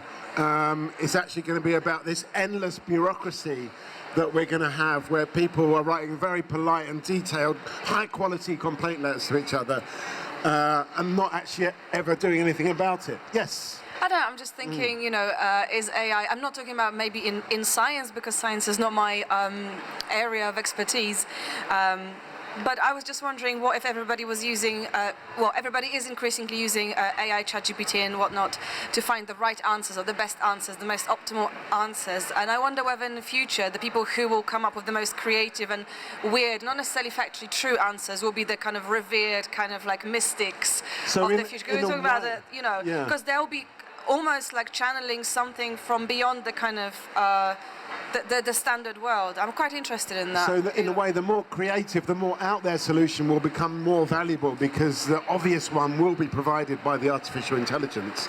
We're talking about AI here. Where is it going to go? Is it useful? We've generally agreed that it is useful. We're just trying to pick holes in it right now, and yeah, I'm scared about these kind of AI complaint letters. I'm waiting for the first one to come to the people complaining about Talkaoke. But anyway, I love the complaint letter thing. This is a new game I've got to get into. This is interesting point you just made was that, and I hadn't really thought about this before, and you sort of support it, is AI to become the new religion. And those people who come up with the most interesting, comfortable ideas, whatever, if AI, theoretically, if AI is working properly, then the operational side of life, all is good, all is great, okay? But those people who can convince AI to do something, let's say semi-creative, whatever it is, that is religion that you're talking about. So is that actually potentially a way it could go? Big questions here. Lee, have you got any views on this? Yeah, I do actually. I did a presentation not too long ago on AI in genomics and the potential of what it can do for the healthcare system. So far it's done so much in terms of making the workload a little easier, digital imagery, processing things that much quicker, and an interesting concept came up about, will it replace clinical scientists, in the sense of it can process data so much quicker, because of the way it learns, it can then come up with ideas, concepts, report things in their findings. Does it have the potential to replace clinical scientists? And does it have the potential to replace a lot of healthcare workers? So we had this discussion at work, and ultimately we decided that it wouldn't, because you need someone to oversee that information that it generates. So it will generate information, it will generate a huge amount. Will it change the roles of those researchers? Probably. It will change the roles to more of an overseeing and of an overseer, rather than someone that processes the data and manipulates the data. So that's where we are. That's the standpoint at the moment. Okay, so the jobs are safe for now. Any thoughts on this side, Manny? I sort of feel like I've had my back to you for a little while. I don't mind having my back, your back towards me. In fact, I'm used to it anyway. So I just, you had a point there where you said that basically what it takes. I mean, I just think that it's really important to take time to think and stop for a bit and just make sure that these technologies, all these developments, coming back to my same point, there's nothing we can do, so why not just ride the wave? Yeah. The wave is coming. What about the idea of taking time? I mean, a lot of people have talked about this acceleration. Is the AI almost overtaking us? Do we need just a bit of a technology pause, maybe, to be able to absorb it's just this book, for instance, that Cal Newport published very recently on slow productivity. So I think, slow productivity, and he was talking about, in order to really produce, actually do fewer things and say a lot, say no to many things. I know this is not genomics, but I mean, I can think of Apple. As soon as Steve Jobs came in, he closed down a lot of things, and they just focused on, from having, 10 products, they ended up with 4. So I think that's in the right sort of direction. And okay, so in a way, come and join us. We're talking about AI at the moment. In a way, it's the question about sort of editing out all of this noise and all this productivity and actually focusing on the things that really matter. We've got a new face anyway, so we've got Eva, we've got Jeremy, we've got James, we've got Manny, we've got Margot. I'm Mikey. Tell us your name. Jessic. Was it? Jessic. Jessic. Jessic. Jessic. And yeah, we're talking about AI at the moment, and I'll let you pick up the pieces of the conversation because we're quite far down the rabbit hole, I think it's fair to say. But the latest thing on the table is, do we need that space to actually move away from technology, to have a bit of a pause, a bit of a space to think and reflect and contemplate? I just wanted to link back to religion because it's an interesting point, linking religion and AI, and also the lady who was sitting here, Lee, she was saying, she kind of talking about science and clinicians and stuff, and I wonder whether science is kind of like a religion that kind of uses AI just to kind of make it more powerful. But I also wonder, like, for instance, I'm reading this book by Osho, who was a philosopher of Tantra, and he was talking about this becoming, words taking us away. He's probably not original in this, but the words taking us away from what we're trying to, how we're trying to communicate, because it's not all about words. And he's saying about kind of achieving this state where the knowledge, the world, the experience just flows through you and you flow through it. So when you put your finger on the tap, you don't know whether your water waters you, that kind of sensation. It's more kind of experiential. So in a way, with the development of technology and AI, I feel like we're getting closer to all these religious kind of, the core of religion, so the kind transcendence. of informational flow. Informational flow, and AI maybe is religion, I don't know.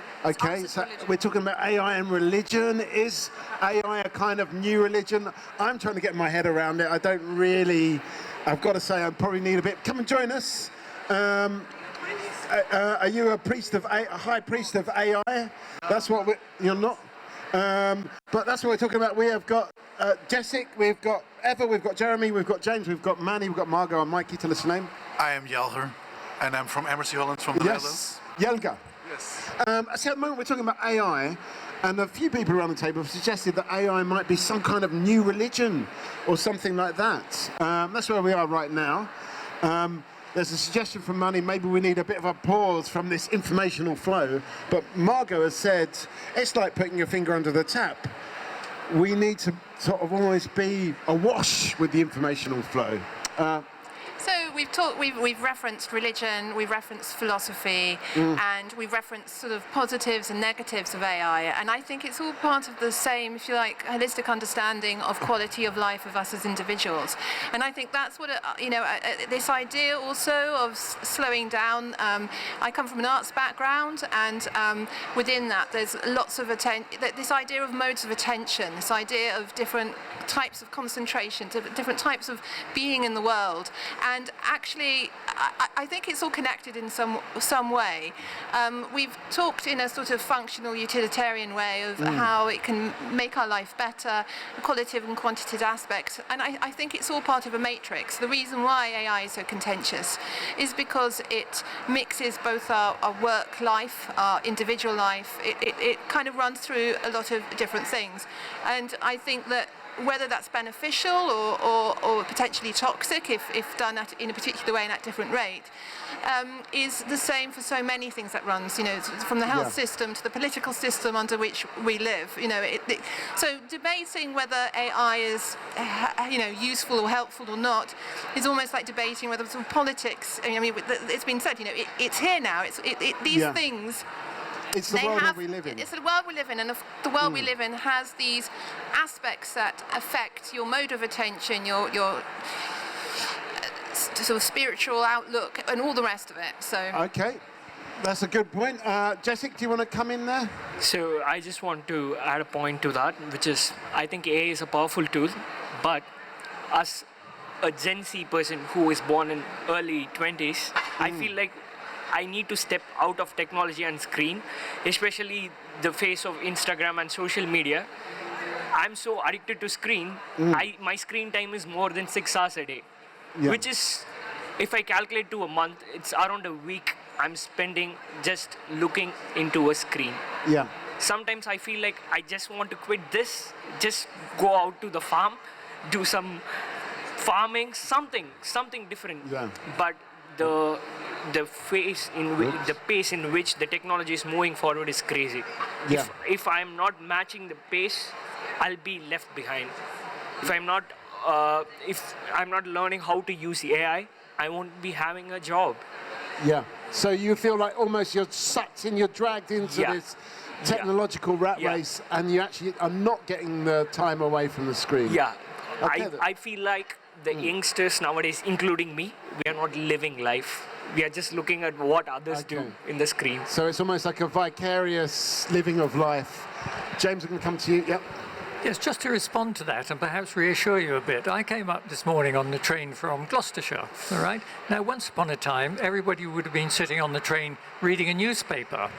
But now they're all sitting on the train looking at their phone or their laptop. So it's all time spent garnering information from outside sources just the same. So I don't think you should necessarily beat yourself up, because a lot of your time today is spent looking at a screen. 20, 30 years ago, it might have been spent reading, looking for the same information. If I want to read a science, there are quantitative differences, obviously qualitative differences rather, but when I want to read a scientific paper now, I can summon it up very quickly, whereas 40 years ago, I'd have to trudge up the hill to the library, go down to the basement, climb up some ladders, get some old volumes off the top shelf and thumb through them to find the paper I wanted, and then scour it by eye and slow hand, as it were. Whereas now it can all be done very quickly. There's nothing wrong with that, because humans are hardwired not to spend any energy unnecessarily, just like any other animal on the planet. You don't see fat wild animals, do you? I mean, this story about going to a dusty library, to me, would make a much better feature film about a scientist than just simply asking ChatGPT for a reference. But to me, it's got more romance, it's got more kind of, I don't know, it has less dopamine. Less dopamine, maybe. Jeremy, give us a final thought before you go. Final thought is the consideration, actually coming to your point, is irrespective, it's not really, it is an AI point, it's not an AI point, but it also ties into the religion. We now consume so much information, we cannot understand that information. You go back 200 years, you imagine somebody working in the field, and you have a think about how many bits of new information did that person have to absorb in a day. It may have been 3, if that. On a dull Monday morning, probably not even 1. Yeah. So what we have now is, of course, we're bombarded with information all the time, and that sets off endorphins and all that good kind of stuff too. And so then we're riding the wave, we're just going via a feel more than facts and thoughts and things like that, and we've circled right back to your religion. And now I leave. Thank you. We're going to hit you with a round of applause. And luckily, we've got a new face at the table. So tell us your name. My name's Adi. Adi. We have got Jessica, we've got Eva, we have got Yelga, we have got James, we've got Manny, we've got Margot, and Mikey. I mean, we're talking about technology, are we? I mean, it's a very good point, I think. Come and join us as well. Do you feel overloaded with information? Do we need to somehow slow down our information? Come join us, yes. I have to go. Give us a final thought, Eva. I have to go as well. I'm not a scientist. I've come from a sort of a patient perspective, and I very often don't understand the science, but I find AI incredibly helpful for helping me understand scientific papers which I am reading. And I take them with a pinch of salt. You know, if I've put in an academic paper and asked for a summary, I know it's making mistakes. I know that, and so I then reread it, other perspectives correcting it. But I think that that's a slight. I mean, maybe that was at the beginning of the conversation how. We were, you know, talking about translation and languages, but also talking about how this actually makes certain disciplines more accessible, more equitable, because people who need to know, people who may have kind of incredibly rare conditions, who actually find that there are no documents that are written with them in mind, are able to begin to understand and access them. And for me, that is something that we haven't touched on that I just wanted to leave with you. Okay, well, no, that's a really brilliant thing. I'm going to hit you with a round of applause for that. So actually, from a patient perspective, you can actually understand some of the research that's written in incredibly technical language using AI. It may not be accurate, but it gives you a way in to actually then improve your accuracy. So that's a really good point. But we're also talking about information. Do we have too much information? Come and join us. Yes, you can. Don't worry. You don't need to know anything. You don't need to be an expert on this. We've got a new face over here. Tell us your name. I'm your mum. What, say again? Your mum, like in your mum. Your mum, yes. Yeah, I'm a first year PhD student. Okay, we're talking about information. Are we awash with information? Are we overloaded?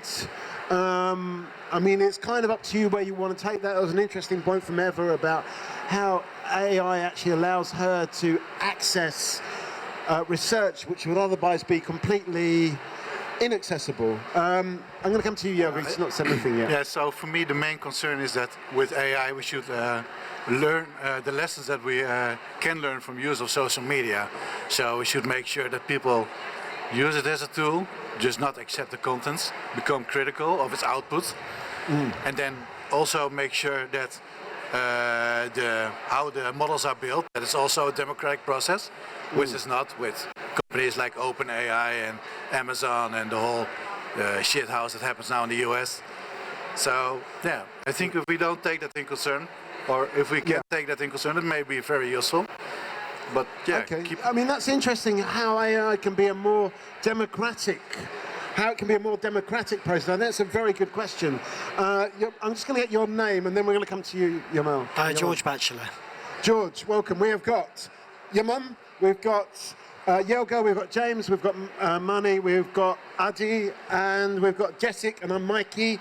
Your mum. So following up on the AI thing, it's not just important for patients, but say I'm starting my PhD now in something that I don't have background in. Yeah.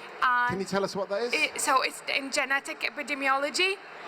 So we try to assess, discover the genetic causes of some diseases.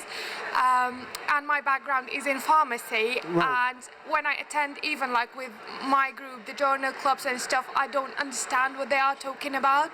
And when I'm reading papers, so I go and use AI. It helps me a lot, like ChatGPT, but at the same time, I'm always worried, am I missing out on better sources to explain things for me? Yeah. So this is my main worry. Okay. And I know it's not always correct or accurate. Okay, so I mean, it's a bit like what Eva was saying. She said she knew that she wasn't necessarily getting accuracy, but at least it was a way in, and I think it's the same for you. James? Just a final comment, if I may, because I have to go. I think this business about sensory overload is a real one, and it's much more of an issue for old people like me, because it's much easier to be overwhelmed with sensory inputs at my age than it is when you're young like you guys around here. But there's no reason why, as I would see it, an artificial intelligence model could not be trained to slow down the information it throws at you and to input it to you at a level that is not going to overwhelm your sensory capabilities. That should be a fairly straightforward task. And then finally, before I go, we've spoken about how this might be becoming a new kind of religion. But I think before you explore that, it might be worth asking for a definition of religion. Okay, well, thanks for that, James. And I will say, this is Talkaoke pop-up talk show, and it's your forum to talk about what you want to talk about. So my job is just simply to pass the microphone around. I will just highlight a few different directions this conversation could go. Do we want to talk about this idea from Yoga about democratizing AI? Do we want to talk about this information overload? Do we want to talk about AI as a religion? It's kind of up to you where you want to take this conversation. I will say that, and George, you've not said anything yet, so especially you. Still catching up.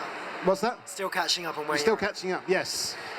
I would like to take the conversation, if I may, because I found quite refreshing. Hang on a sec. We want to get Yes. Sorry, Manny. I just want to get a final thought, because, and this applies to all of you. If you do leave, just give us a final thought, because that's often quite a talking about condensing and slowing down. That's often quite an insightful comment that people make when they leave. No pressure, Yoga, but.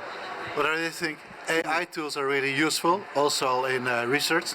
I also do research now for my studies, but the thing is, use your critical thinking when using the information. Just not accept it, and not take it for granted, the output, but just keep in mind that it's biased. There are it's trained on certain data sets, and keep that critical thinking ability of yourself up to the best level, and then it works fine. And what about this question, because I'm quite intrigued by this, how would you, if you were going to democratize the offer that AI models give, how would you actually do that? How would you actually make it more, I suppose, what does democratizing it even mean? Because I'm not sure. Honestly, I'm afraid that we passed beyond the stage that AI is a democratic system, because it's all run by big companies with a lot of money. So do you feel like they're distorting the output? There is less control over how it works. Yeah. And that's a concern, of course. So it's more about the functionality of it that you think. Yeah, I believe so. And now you see all those changes in the US, not to offend everybody, but you know, it's going, all those big data companies are going in a way I don't like. That may affect also like OpenAI, Amazon, Google. That may also affect how their models are trained, what content can be included and what's not. You see, for example, Instagram already reduced their content for hashtags like Biden and so. So that may also affect the models on which AI is trained. Right, okay. Some interesting points. That's worrying. Okay. I'm just going to come to you, Manu. Let's just get your name. Hi, my name is Schneider. Schneider, welcome. We have got your mum, we've got Jessica, we have got Addy, we've got Margot, we've got Manny, we've got George. Manny, what are you going to say? So, everyone, something that's really helped me with AI,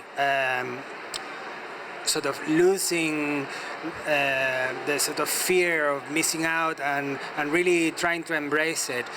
And I just wanted to share this here because, I mean, it works for me. It's really to try to understand of how these things works. You know, how does ChatGPT works? You know, what's underneath the large language models? How did they train it? So these technologies, which become so overwhelming, stop being so overwhelming when you really have a sort of more than just it stops becoming a tool and it becomes more like I guess an instrument that you know how to harness it. So for me, something that's been quite useful is to go a little bit deeper, and especially going with things like social media, all of the different algorithms which have been designed to hook you for as long as possible, to bring in front of you things that are going to make you furious, that is going to spark all of those feelings. So if you, I mean, within this sea of swamping of information, if you really have a little bit of an understanding of what's behind it, the technology, I believe there's slightly fewer chances that you'll become a slave. Okay, so there is an danger of being enslaved by the algorithm. Come and join us. We're talking about technology, we're talking about AI. Do you feel awash with information? Manny's talked about maybe if you understand the algorithm, if you understand what's behind ChatGPT, you can be less kind of played or enslaved by it. That's where we are right now. But we've talked a lot about the possibilities and the potential of AI, but what are some of the things behind it? Is it a democratic process? Are we kind of almost being manipulated by mostly US big data? Yeah, I think I've partly forgotten what I was going to say, but sorry, my summary was too long. We're talking about... what's behind it? You were talking about, religion. What's behind it? I mean, because Jeremy, before he went, I think it was Jeremy, he was saying about, just develop critical thinking, sorted. But I wonder, how do you develop this critical thinking if you are sucked in almost on a kind of addictive basis to follow social media? I mean, are there any answers here about that? Is that not genetics related? Is that not science related? It's just like, well, it's just how it is. It is addictive. You will be getting a lot of crap on your news feed, on your Instagram or whatever. You just need to develop critical thinking. So it's on you as an individual to sort it out. Okay, so there's this idea about critical thinking, Schneider? Yeah, I think definitely what humans need to understand is that they'll always be in control no matter what. Whether it's... They're always being manipulated. But I think that when you're able to use AI and use ChatGPT, for instance, it's just a tool. People need to understand that it's not more than a human, really, and people don't need to be like roped into certain things. Nobody can tell you what to do. Nobody can control your mind. It all depends on who you are, really. I mean, one of the things Jamam was talking about moving into a field where she doesn't necessarily know all the details of that field and using AI to understand that field, but then at the same time having a suspicion that you're not getting the whole picture, or you're getting a slightly distorted summary of what you're getting. So I think it's fair to say you know that you're not necessarily getting the quality information, but you're getting something. So that's where we are when it comes to AI, that we end up being, even though we know that it's flawed, we end up relying on it anyway. Yeah, I think it's time. Time is the answer. AI saves you so much of time, and everyone is willing to invest in buying back more time, and that's what AI is doing specifically. But go ahead. Okay, Jesse? So I like to just add on what he said. The time, the AI race between countries is, I don't know, is it good for the mankind is the question. What do you think? The race between US and China, where is European countries? Where is the low and middle income countries doing? I don't know. But is it good for the mankind? What do you say? I don't know, actually. I'm concerned about that. Okay. But also, searching using a chatbot or something requires a lot of energy. For that energy requirement, now we are heading towards mining a lot of uranium, which is gonna be a bad decision for climate change. Okay. All right, so it's actually all of these server farms are just sucking so much energy out of the grid. Is it actually even good for climate change? Is this AI race good for mankind? I'm going to ask this new person here. Tell us your name, and do you think this is good for mankind, this kind of AI race? Yeah. The race to be the dominant AI. Yeah, hello, I'm Rehan Fatima. I'm going to hit you with a round of applause. Yeah, AI rise is not dominant. It is to a certain extent. Yeah. Like people should not be too much dependent on it, because we are human, know the extent of the AI. It is useful. It is not useful to it, but certain dominance, it is not good. To a certain extent, it is good. What things do you think what are the downfalls of it, would you say? Sorry? What are the not good things? What are the bad things? Total being dominant on it. Because it does not give accurate information to a certain extent. It gives the general information, not an accurate. So if we want to know the in-depth understanding, we need to do a proper research that AI can't give. Will AI ever be able to do this kind of deep research? You say yes. George, I want to bring you in. You've been in here long enough to say something. I know. My final thought, maybe. Yeah. I think it is very distracting. Like what was his name? James. James. Yeah. My sense is it's changing very quickly and will continue to change even quicker. And at the moment it's very limited in what it's looking at. So when you think about the human senses, it's all the audio and visual. There's none of the smell, touch or taste. Yeah. They seem like big areas for it to grow into, which I think links to the genomics, because it's at the microscopic level that some of this information will be based. So do you think that in the future AI will be a wet technology, as they say? A what? A wet technology, as opposed to... I have no idea what it will be. No, it's kind of like squidgy and biological. Be like in the Matrix type of thing. Possibly, yeah. Probably. Yeah. By the way that we deal with things, it's heading in that direction. Okay, so there will be more... Optimistic but pessimistic. Okay, right. But we will see. We will definitely will. Anyway, thank you. Hopefully we will see. We're talking about AI. Come and join us if you've got any views on it. Is it taking over? Is the future of AI some kind of Terminator-based Skynet scenario, or is it more like bots writing complaint letters to each other in an endless cycle of bureaucracy, which is what one person said earlier on? That's what we're talking about at the moment. We have got Addy. I'm going to come to you in a second because you've not said much yet. We've got Addy, we've got Jessica, we've got Snyder, we've got your mum, we've got Margot and... Ines. Yes. And I'm Mikey. What are you going to say? Yeah. No, I just wanted to say, I don't know, I just wanted to put this out there, like, just because I'm a medical student, right? So from a student's point of view... Yep, we want to hear that point of view. I find AI very useful, if I'm being honest. Like, I'm not going to lie, I've used it for, certain, works I have to do in university. Yeah, you've got a deadline, you've got 5 minutes to write your dissertation. Or, like, finding information. Yeah. It's very, very useful, if I'm being honest. But I think where the main issue comes is the over-reliance on that AI. So if you're not doing the work yourself, if you're not applying your own brain, and it's another brain that you're using for that work, that's when you start to get issues. Are you worried, if the AI is so good at doctoring, are you worried that it's going to take over the business by the time you get to graduate? I mean, that is a worry. I'm not gonna say that's not a worry at all. It is, of course, a worry, but I think we will still have a role in the medical field. You'll be pressing the button. Yeah, I think we'll still have a role. So I don't think we'll be completely wiped out. Okay. Yeah. Okay, so maybe AI will be integrated more into medicine, and maybe it'll make the medic's job or the clinician's job a little bit easier. You just feed in the spits or the whatever sample, and you get the result comes out, and you still take your paycheck.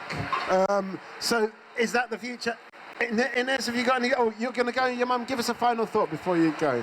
It just how good AI or dangerous. It just depends on how or who is using it. But do we have control on that? No, but it's always been with all discoveries, like with the science and like say biological weapons and stuff. So it just depends who is using it.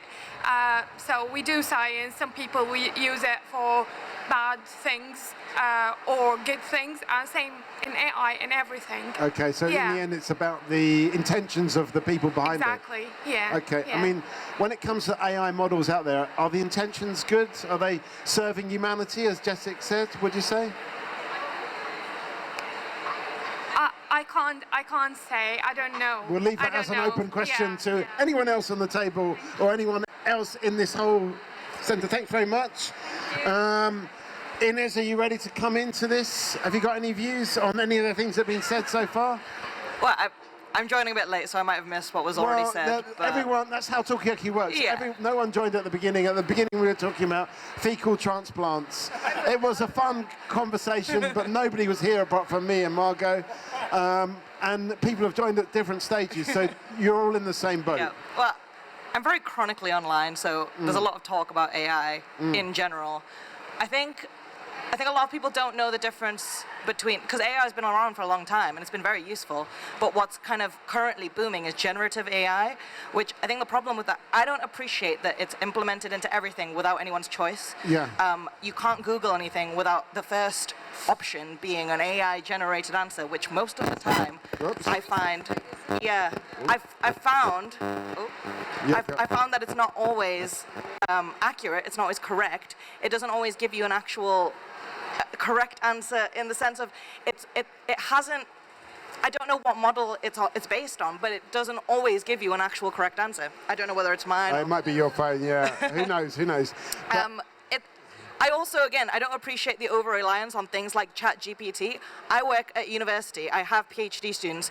They come back to me, and sometimes I can tell that they have completely just put something into ChatGPT, fully copied it. I don't mind using it to structure your essays, structuring the way that you're going to write a sentence, but to then fully copy it, not actually take anything away from that, not develop your own skills as a scientist, and it's the kind of thing, it's used in art all the time. If you can't generate your own art, I don't know if that should be your field. If that makes sense. Like, if you're needing to use ChatGPT for the fundamentals of your science, I don't think you have a full understanding of what it is that you're doing. When these PhD students or the other students are submitting their work, and you can tell that it's generated by ChatGPT, is the quality good? No. So they have certain trademarks, I find. Yeah. What other things to look out for? The language. This is for Addy as well, because Addy's using it to. I think a lot of it is that you don't necessarily say anything, if that makes sense. So there'll be a paragraph that in the end hasn't actually made any real conclusion. It's a summary. It's a bit like Talkaoke in a way. It is. It is word salad. It's as if I've just word vomited onto the page, and there's been no further kind of critique of that of the paragraph. They've not. Yeah. Like I say, if you used it as your base and as a structure, just to get the ball rolling, because I think the most difficult part of writing is getting started. Yeah. And I think using AI in that sense is no different to you looking up a template online or looking up examples in the past. It's just collating that for you, but to then use that solely as your thesis, as your body of work, I think is firstly unethical, and secondly, it doesn't produce good quality research. And if that then continues, people are not going to have their own, there's a lack of original thought in a lot of these things, which I have a problem with personally. I think we've got that here, but we're talking about word vomit, and this is Talkaoke, where you can vomit as many words as you want to onto me. I don't mind, it's my job. But there's an interesting point here, is there's a lack of thinking, and you can see the lack of thinking with a ChatGPT generated answer, and you're nodding, Addy, because you've been on the other side of this. But yeah, Schneider. Yeah, so I'm also a student, but I do think that in the future, there's going to be a paid service for AI, definitely. It's going to be a premium access, and it's already there now, ChatGPT 4 point whatever. Yeah. But what I'm saying is that these AI is capable of taking, a lot of people's jobs. In literature, when I'm writing scientific literature, in the new ChatGPT model, you can ask it to reference where it got the information from, and it'll directly tell you from what citation and what reference it's pulling out the information from. So even if you have a doubt, you can go back and click on it and actually retrieve the information and read the full article yourself, if necessary. So I think the premium aspect of AI would definitely be a significant contributor to how this is going to move forward. And it goes back to that question before, some of you were here about democratizing AI. Is that right, that the version with the references, the version that explains how it got to where it is, costs a bit more? Jessica? So, just my final thoughts. Actually, I have completed my master's degree. My dissertation was on using AI for AMR prediction, which is antimicrobial resistance prediction. Yeah. So on my dissertation, I find a lot of key challenges in implementing AI in healthcare, especially. As people were saying, AI is a very useful tool, but highly reliance on that is very harmful. And also, the AI race which I am talking among countries, which company has the more number of users? The researchers who are relying on AI, I think the faster we move towards that, people are going to lose a lot of jobs. Right. Last week, the World Economic Forum has released the top 10 upcoming jobs, which is everything related to AI, data engineering, front-end worker and everything. And also, people are going to develop new AI agents who are going to do people's job. And also, NHS has integrated AI for administrative work. Yeah. So it's completely I mean, gone. Adi next to you is saying that even though AI is going to take over, he's not going to lose his job as a medic because he's going to do the bedside manner element. He's going to take the sample, put it into the machine, and then read out the answer. But he's still not going to lose his job from that because people feel like you need a human in the process. I think that's what you're saying, isn't it? Yeah, that's true. But just some final thing. It depends on where we use AI for drug discovery, for diagnosis. Yeah. It takes a lot of manual time. If we use AI, it would be just lesser time and cost effective. So Okay, so it's quite useful then, is the main answer. Yeah. Quite useful, but quite dangerous. Okay, I mean, I think we could sum up this whole morning's discussion with AI, quite useful, but quite dangerous. So thank you for that, Jessica. We've got Inez, we've got Margot, we've got Schneider, we have got Adi. Tell us your name. Giovanni, nice to meet you. Giovanni. Giovanni, and I'm Mikey. And at the moment we're talking about AI. It's a standard Festival of Genomics kind of chat, really. The complaints about it and also the possibilities, I think, have probably amplified since last year. I mean, I wonder whether, I don't know, I get a sense sometimes that we just never have time to do anything. Like, that's why there's such a rush to get the right answers and, like, master your field of expertise quick. And I find it just a bit stressful just to think about it. And I was recently listening to a podcast where they were saying that a lady who, the podcast was about leisure, having leisure time where you can actually do stuff for no purpose whatsoever.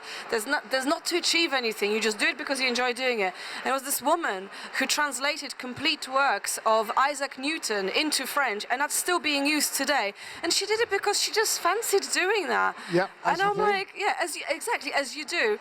Whereas today we can't really do that, there's no time to do it. But also you could That just has to throw be it your into career ChatGPT, couldn't you? Exactly. So yeah, I think we're just running out of time somehow. That's the feeling I'm getting, but is it even true?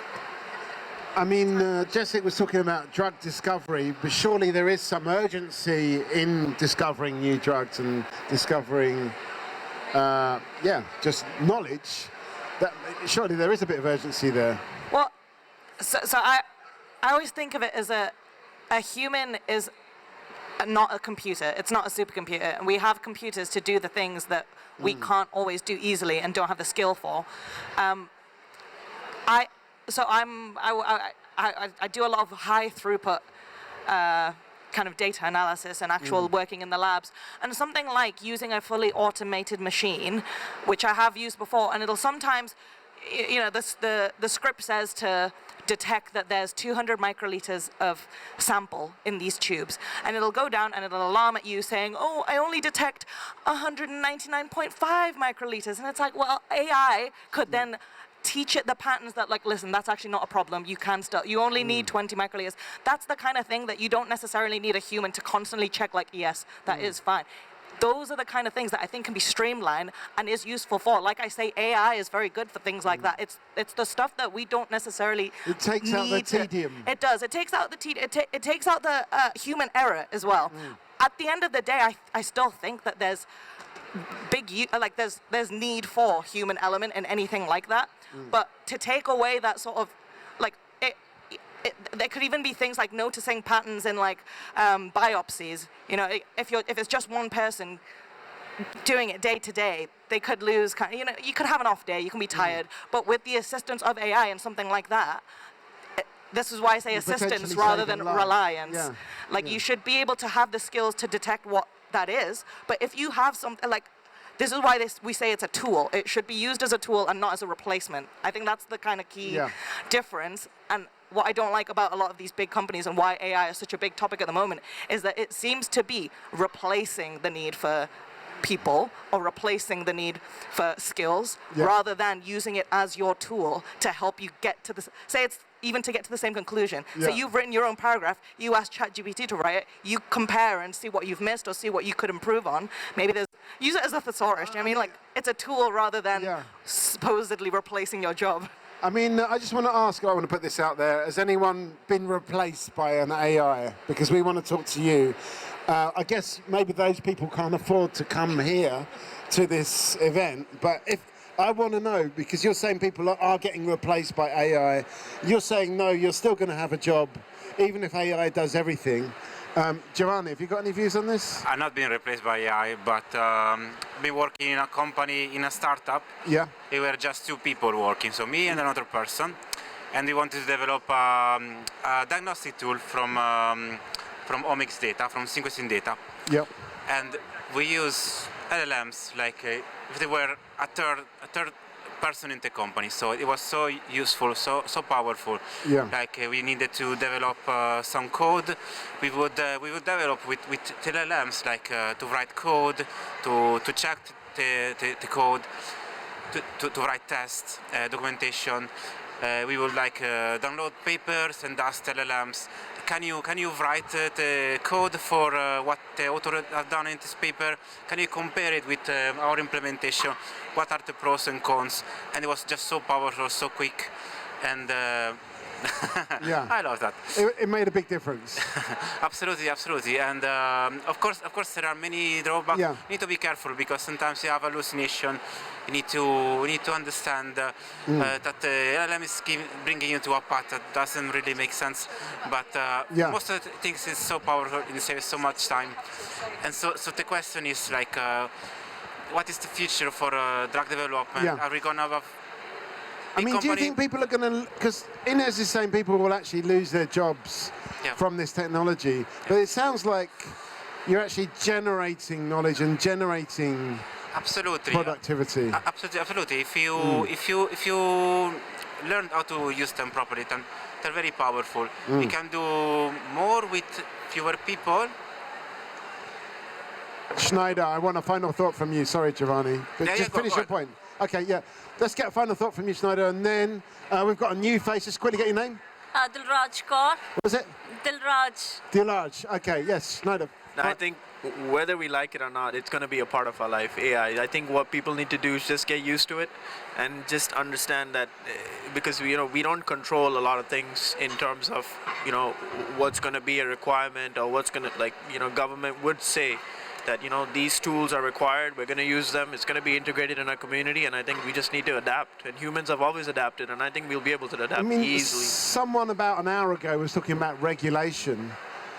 Do you think these tools need to be regulated? Yes, for sure. And if so, how? For sure. Everything needs to be regulated. You cannot, depending on whose hands it is in, you cannot just have any person come here and give them the most powerful AI tool. They wouldn't know what to do with it. They might cause a global catastrophe with it. So in that sense, I think humans will adapt. There need to be regulations as soon as these types of AI starts to develop and increase in terms of the level of smartness, the level of integration, then regulations need to be put on this, that's for sure. And humans will adapt, so don't need to worry about AI. Thank you, Schneider. We'll hit you with a round of applause. Okay, you're going as well, Inez. Thank you so much for your contribution. Have you got a final thought in all of this? I guess on the topic of regulation, technology has really advanced very quickly in the last, half a century, more so than we'd ever predicted. But what we can see is that things like policy, things like government kind of inclusion and stuff like this is only really in the last few decades. For example, GDPR, that's a very new thing. And that's very important, and something like that needs to be implemented in terms of how AI is used and regulated. What are the potential problems with AI that need to be regulated? I think this is kind of AI as a whole.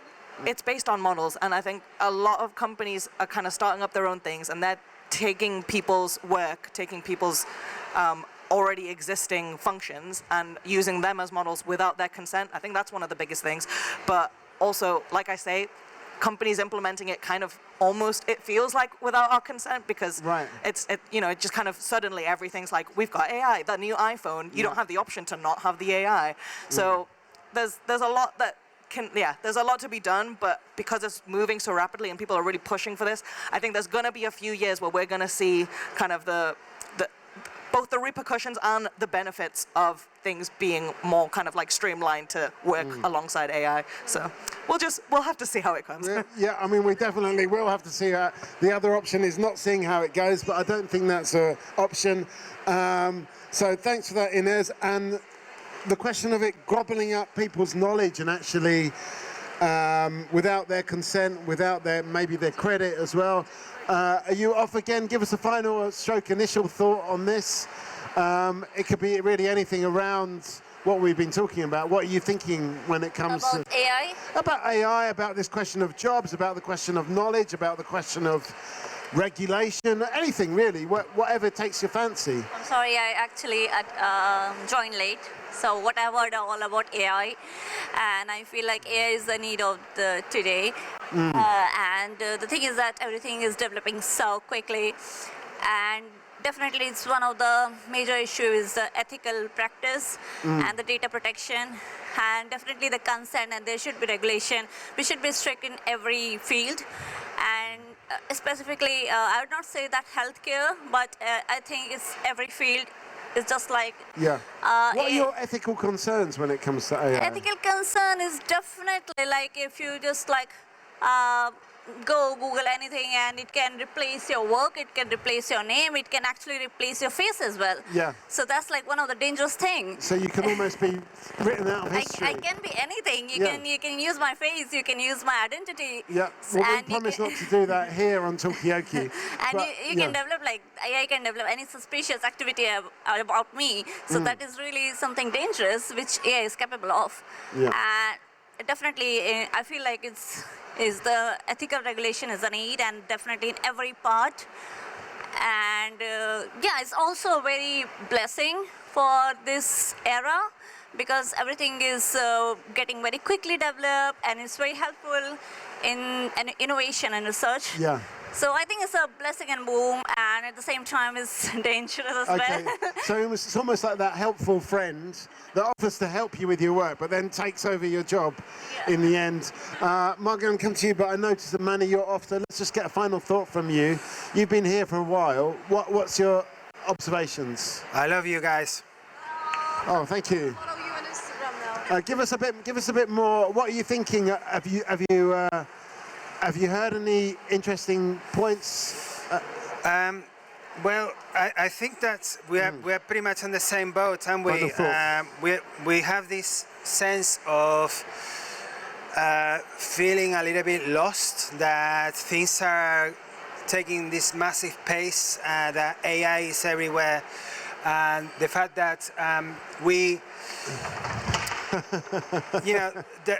that we need to stop and think a little bit. Yeah, okay, so I guess that's what we're doing here. Thanks for staying with us for so long. And let me just get Addy, final thought. I feel like we might even be closing this down because I'm not an AI and I can only absorb a certain amount of information. So, I mean, to be honest, all I want to leave with is, what I was talking about earlier. As a student, I do find AI very useful. Yeah. I know there's quite a lot of concerns associated with it, but I don't think we should demean AI. There's a huge potential in the future for it to help us significantly. I mean, what areas do you think have got the most potential when it comes to AI? What are you most excited about? To be honest, just kind of automating today's services. I think that's what I'm kind of most interested in. In a way, what Inez was saying, taking out the tedium. Exactly. Repetition, things that we do that involve repetition, that would all be gone.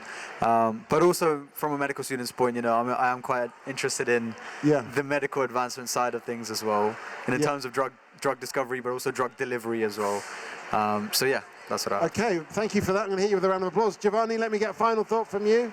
I hope the next Festival of Genomics is not going to be a bunch of ChatGPT sitting on the table and presenting. But I think it's definitely a power of technology, and it will change the way that discovery is done, but in a positive way. Yeah. Thank you, Giovanni. I mean, watch this space. I think we can have one representative, one AI around the table would be nice, just to get the AI's perspective on this as well. It might be nice, not dominated, but just the one or two AIs around the table I think might be quite nice.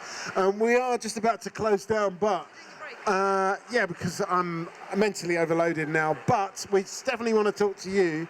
And we've been talking about AI, the dangers, the possibilities, regulations, the democratization of AI.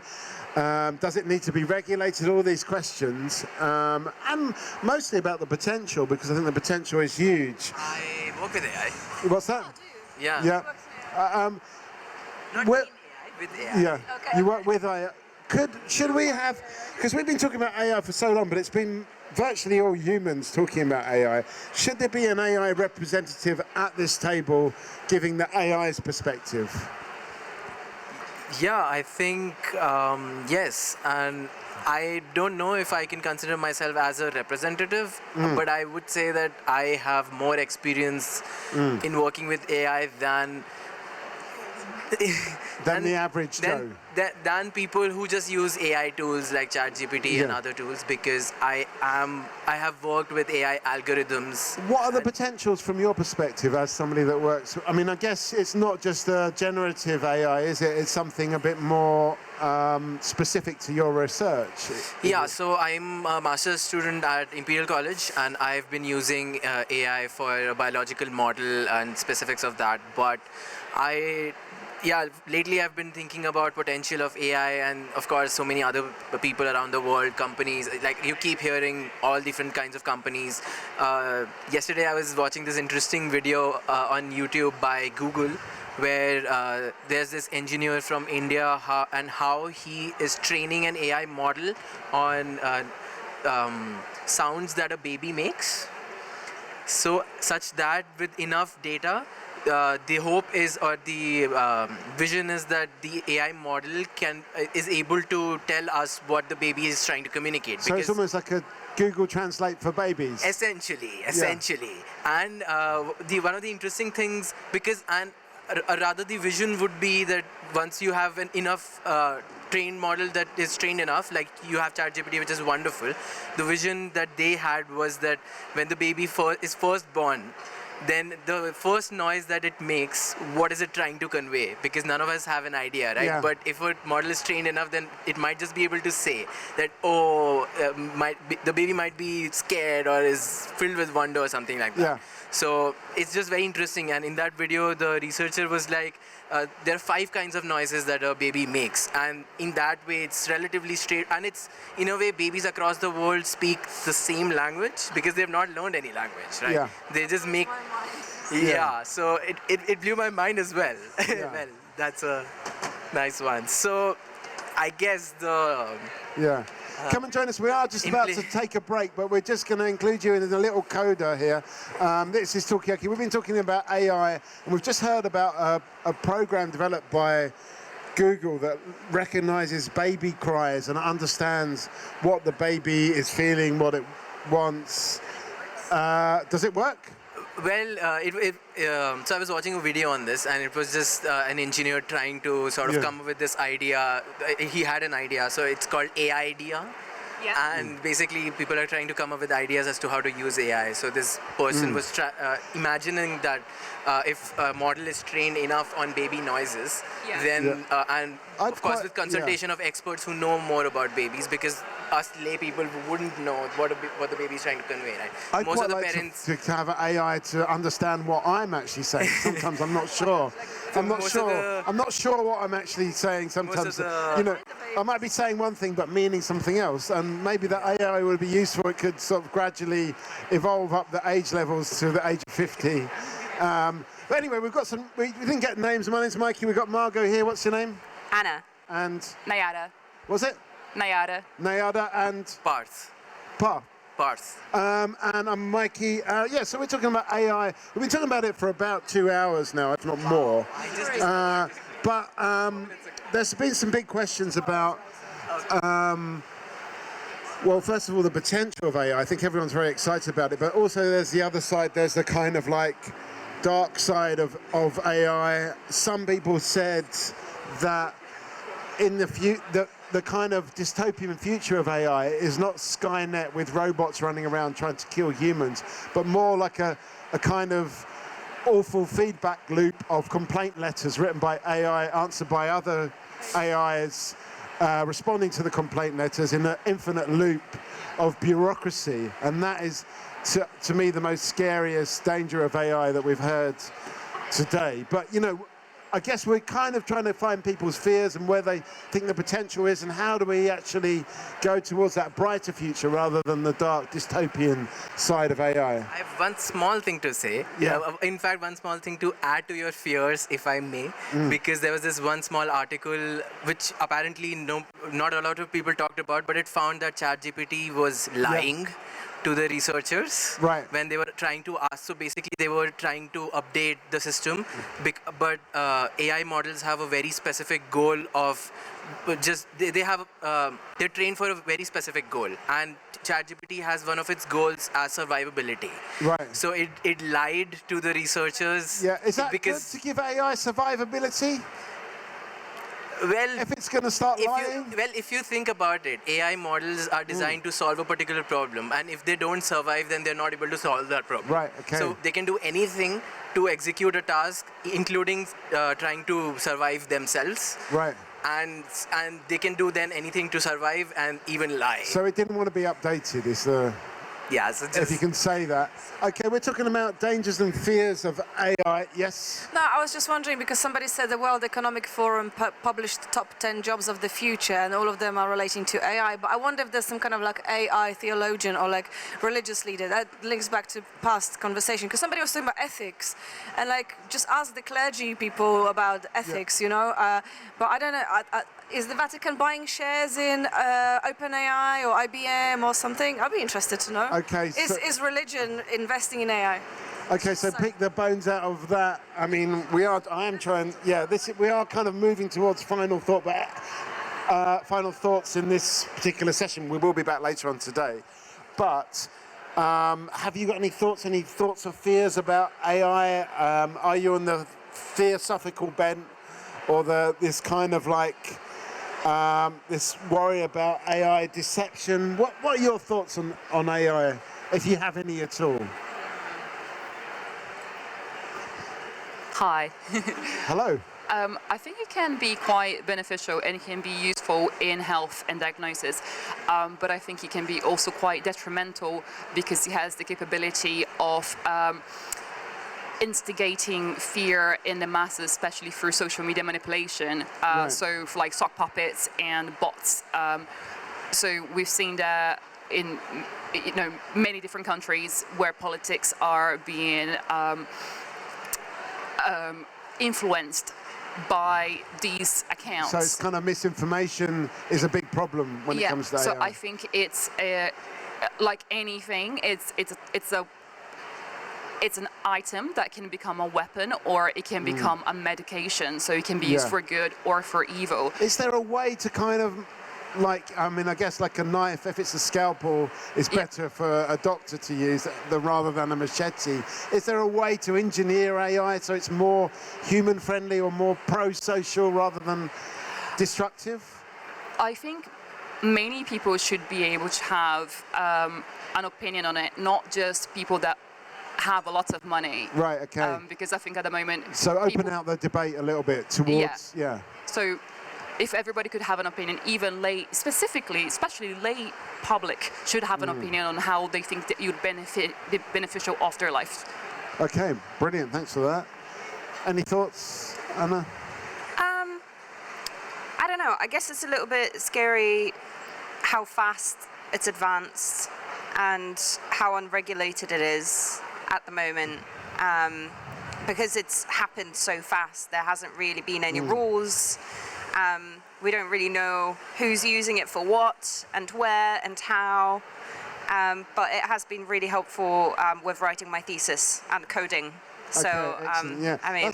in a way, we've heard a lot of similar things from a lot of people. Yeah. Been saying exactly the same thing. It's scary because it's such a powerful tool that could do so many things, and so many bad things and so many good things.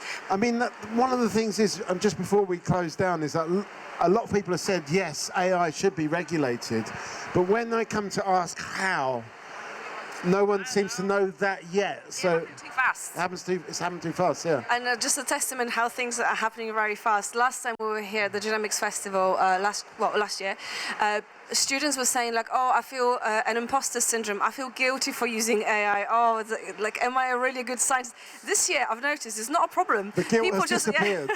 Yeah. People just own up. It's like, yeah, you're not the first person to say. People recognize it as a useful tool, and there's no guilt anymore. It's more like, okay, what's the next stage? Well, we have made progress. Yeah, we're no longer feeling guilty about it. There's a whole gag about that, but I haven't got time to go into any more. So yeah, maybe we're just going to get people's final thoughts, and we can even get the photographer's final thought on this. We're talking about AI. How can it be regulated? What's the future? What are the exciting things? We've certainly heard that AI reduces tedium in life, and that's got to be a good thing. But how do we do that without the toxic traits of misinformation, hallucination of information, and losing the quality in the research that we're doing? So let's get some final thoughts. Anyone want to go first?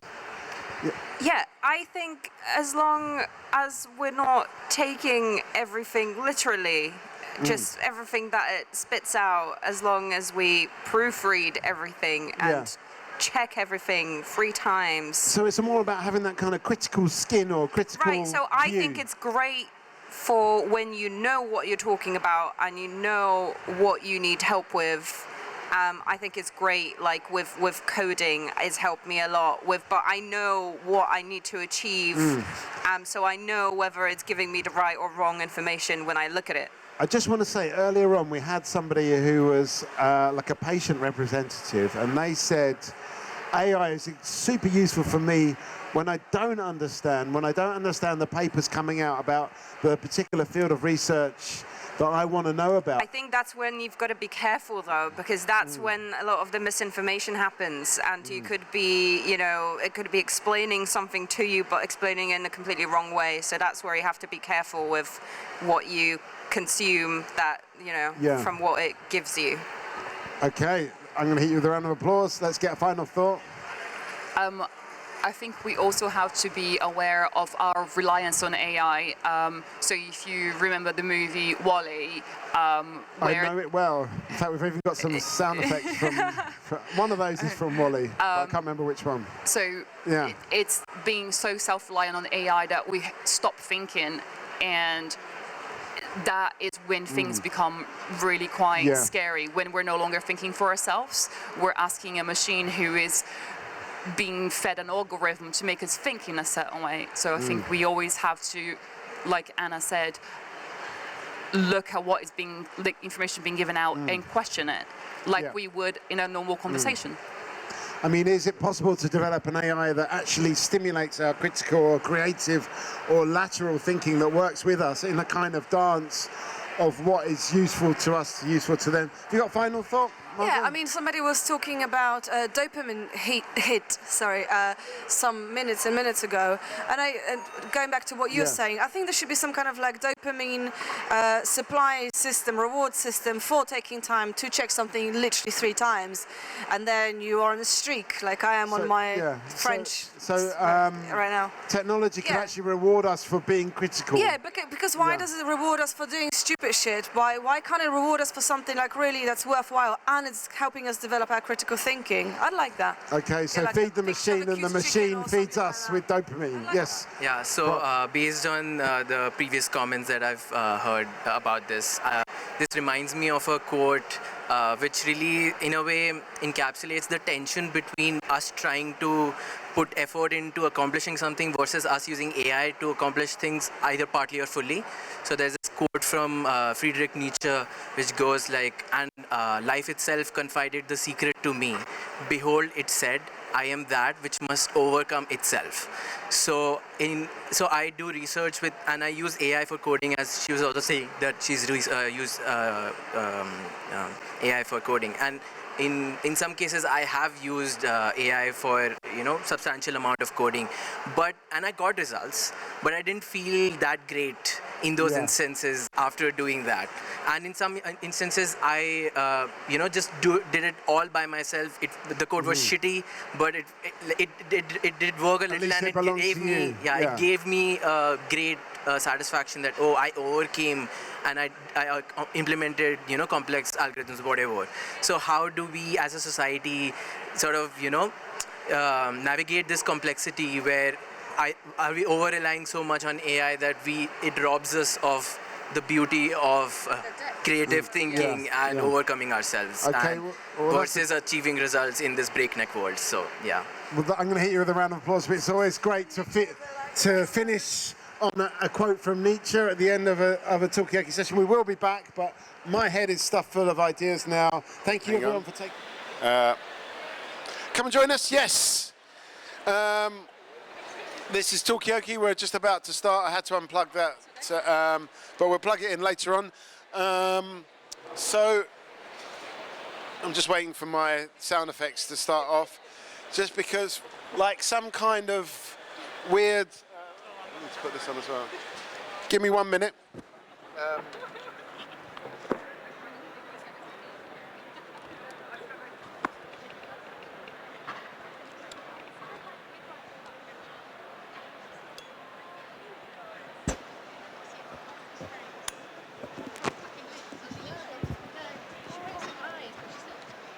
Okay, let's try that now. Oh no, I haven't turned this on, that's why. Let's try it again. Okay, yes, we are back. So I need the theme music. It's some kind of weird psychological quirk. My name's Mikey. This is Talkaoke, Public Talk Show. You're welcome to join us. As I was saying, there's no contractual obligation. You could stay for 1 minute, 30 seconds or 1 hour. It's kind of up to you.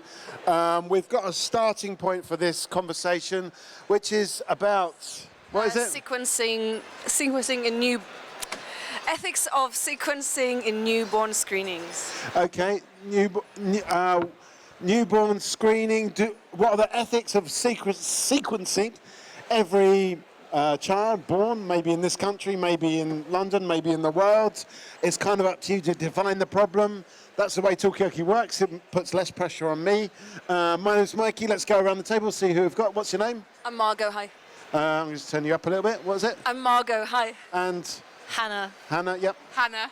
Hannah and Anna. Margot, Hannah, Anna. Flavia. Flavia, yep. Ellie.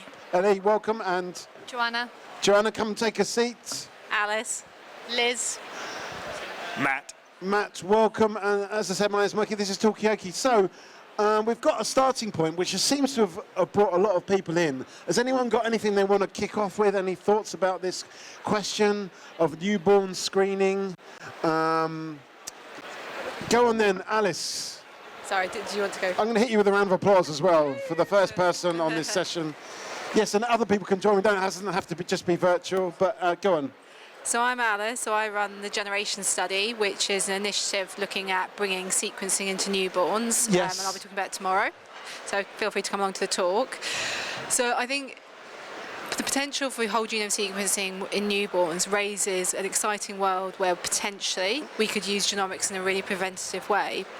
There are loads of ethics and complexities in that, which we're exploring to the study. But for me, what I think the really interesting bit is it raises lots of really interesting questions around actually what does this mean for us as a society? Because if we're successful in our study and this becomes something every newborn has, we're truly mainstreaming genomics and taking it out into the population. And that raises lots of questions around how do we educate people in the right way? What do we think about that? What does that mean for families? And we've been exploring a lot of this work through a group of individuals in the public, where we've been exploring the concept of also, if you take the genome at birth, should you reuse that throughout that individual's life for more screening, for more diagnosis? What does that mean for you? What does that mean for your family? So, there's lots of interesting things and questions and things to explore in this space. So I'll throw that out there as some opening starts, and I can add more in. Okay. I mean, there's a sort of implication in what you said. Are we ready for this? I don't know what people think about that. It's just a simple yes or no question. And what kind of questions, there's a lot there. Thank you, Alice, for that. But what kind of things are sticking in your mind or in your heart initially? Hi, I'm Hannah. I'm on the participant panel at Genomics England, but I'm also a mum of a girl with a rare genetic condition. Yeah. I think moving on from that, the things that really stand out to me with newborn screening is it all right that we're only screening for certain conditions, and when is it ethically iffy not to be screening for everything. Okay, I mean, what's your view on that before I pass it on to other people? My view is going to be slightly biased because of my daughter, and obviously I want her condition to be screened, and we're in the process of currently trying to get her condition onto the generation study. I think we should screen for everything and anything, but I come from a standpoint that I said I always wanted to know everything about my daughter, and I'm aware that other people don't come from that standpoint. So other people may feel very awkward about the fact that we're screening for everything, but from a personal point of view, I want to know it all. And when they took my blood for the 100,000 Genome Project and they asked about additional findings, I was like, tell me everything. Okay. Absolutely everything. Okay, so for you, as far as you're concerned, knowledge is the most important thing, and you just need to know. Just before I come to you, even if it's like a partial knowledge, because one of the things we hear a lot is like, there's this kind of loose connections which can sound frightening, but may actually not be anything. Do you want to hear those kind of things as well? Yeah, absolutely. I think we had a long period of time where we had no knowledge, and that was terrifying. I've always said I can deal with anything, absolutely anything, so long as I know what it is that I'm dealing with. Okay. So even if they're unsure, I would still rather know. Okay, so we've got, thank you for that, Anna, we've got Margot, we've got Hannah, we've got Anna, we've got Flavia, we've got Ellie. At this point I broke down, what was it again? Joanna. Joanna, then Alice and... Liz. Liz and... Ria. Ria and... Cleo. Ria and... Cleo. Ria and Cleo, and I'm Mikey. You had something to say? Yes. So I work for the Batten Disease Family Association. Batten disease is a really rare disease. Yep. We are very lucky that one form is currently on the generation study, on newborn screening study. For us, one of the most frustrating things is that there are tests that are available. There are tests for other rare diseases. Right. Metachromic leukodystrophy is one, and it takes years and years and years to actually get it onto a newborn screen as part of the process, which is why we're so awfully behind everywhere else. There are states in America that screen for 64 diseases at the newborn stage, and we should be doing that, and we are not, and we are failing families because of the diagnostic odyssey they then end up going on. And for us, neurons is time. And neurons don't have time. When they're dead, and you can't bring them back. And if there's a treatment available, it should be given to them before that damage is done. I mean, what about this question of like screening every child for everything you can possibly think of? Do you think we need to go that far? And we'll sort out the details later. I think it depends on the nature of the disease. If you have a disease where there is a treatment available and it makes a material difference to that child's life and that family's life, then yes, they should be screened. Do I think everything will be screened in the future and that's a good thing? Yeah, I'm with you. I don't care what you test me for, I'd like to know in advance. But we have to be aware that not everyone is like that, and I have met people who have had a child that then turned out to have a genetic disease, and they treasured the first 9 months of that child's life because they were in ignorant bliss and didn't know what was coming. Okay, so I mean, it's such a difficult subject, and it's an extremely sensitive subject. Sometimes you're saying people don't want to know. Once the knowledge is out of the box, it's out. What do other people think on this? Any thoughts over here? Not yet. Over here, Hannah. Yeah, I'm a student, by the way, master's student in genomic medicine. So I don't know that much about the topic, but I think it's quite interesting to think about the penetrance of different diseases, and the ones I think are in the generation study now, but correct me if I'm wrong, are ones that are, if you have the variant, right, you'll probably get the disease, most likely.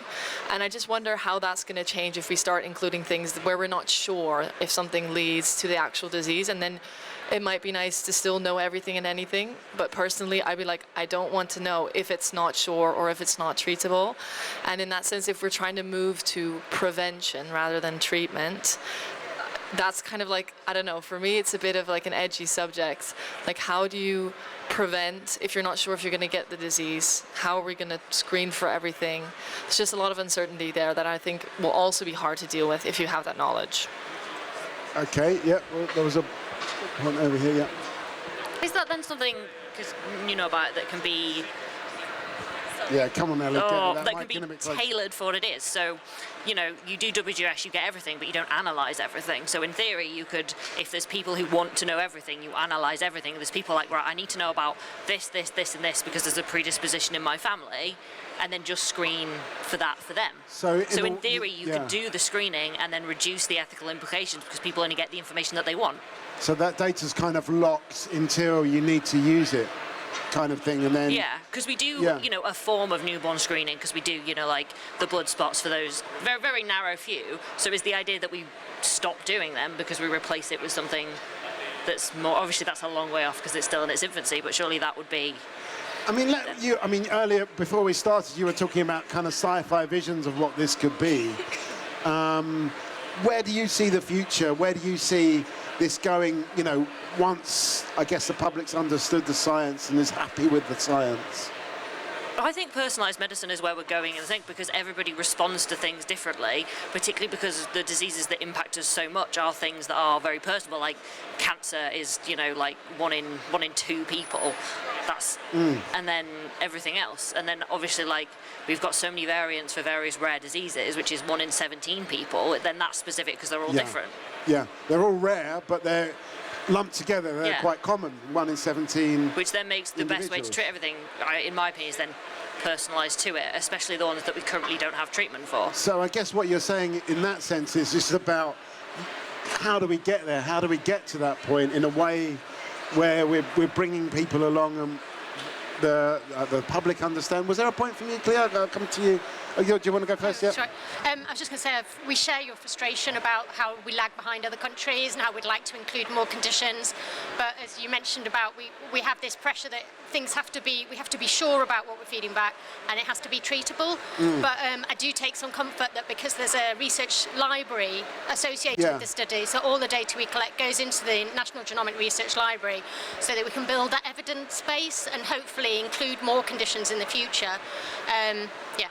I mean, I guess you're kind of part of the actual research.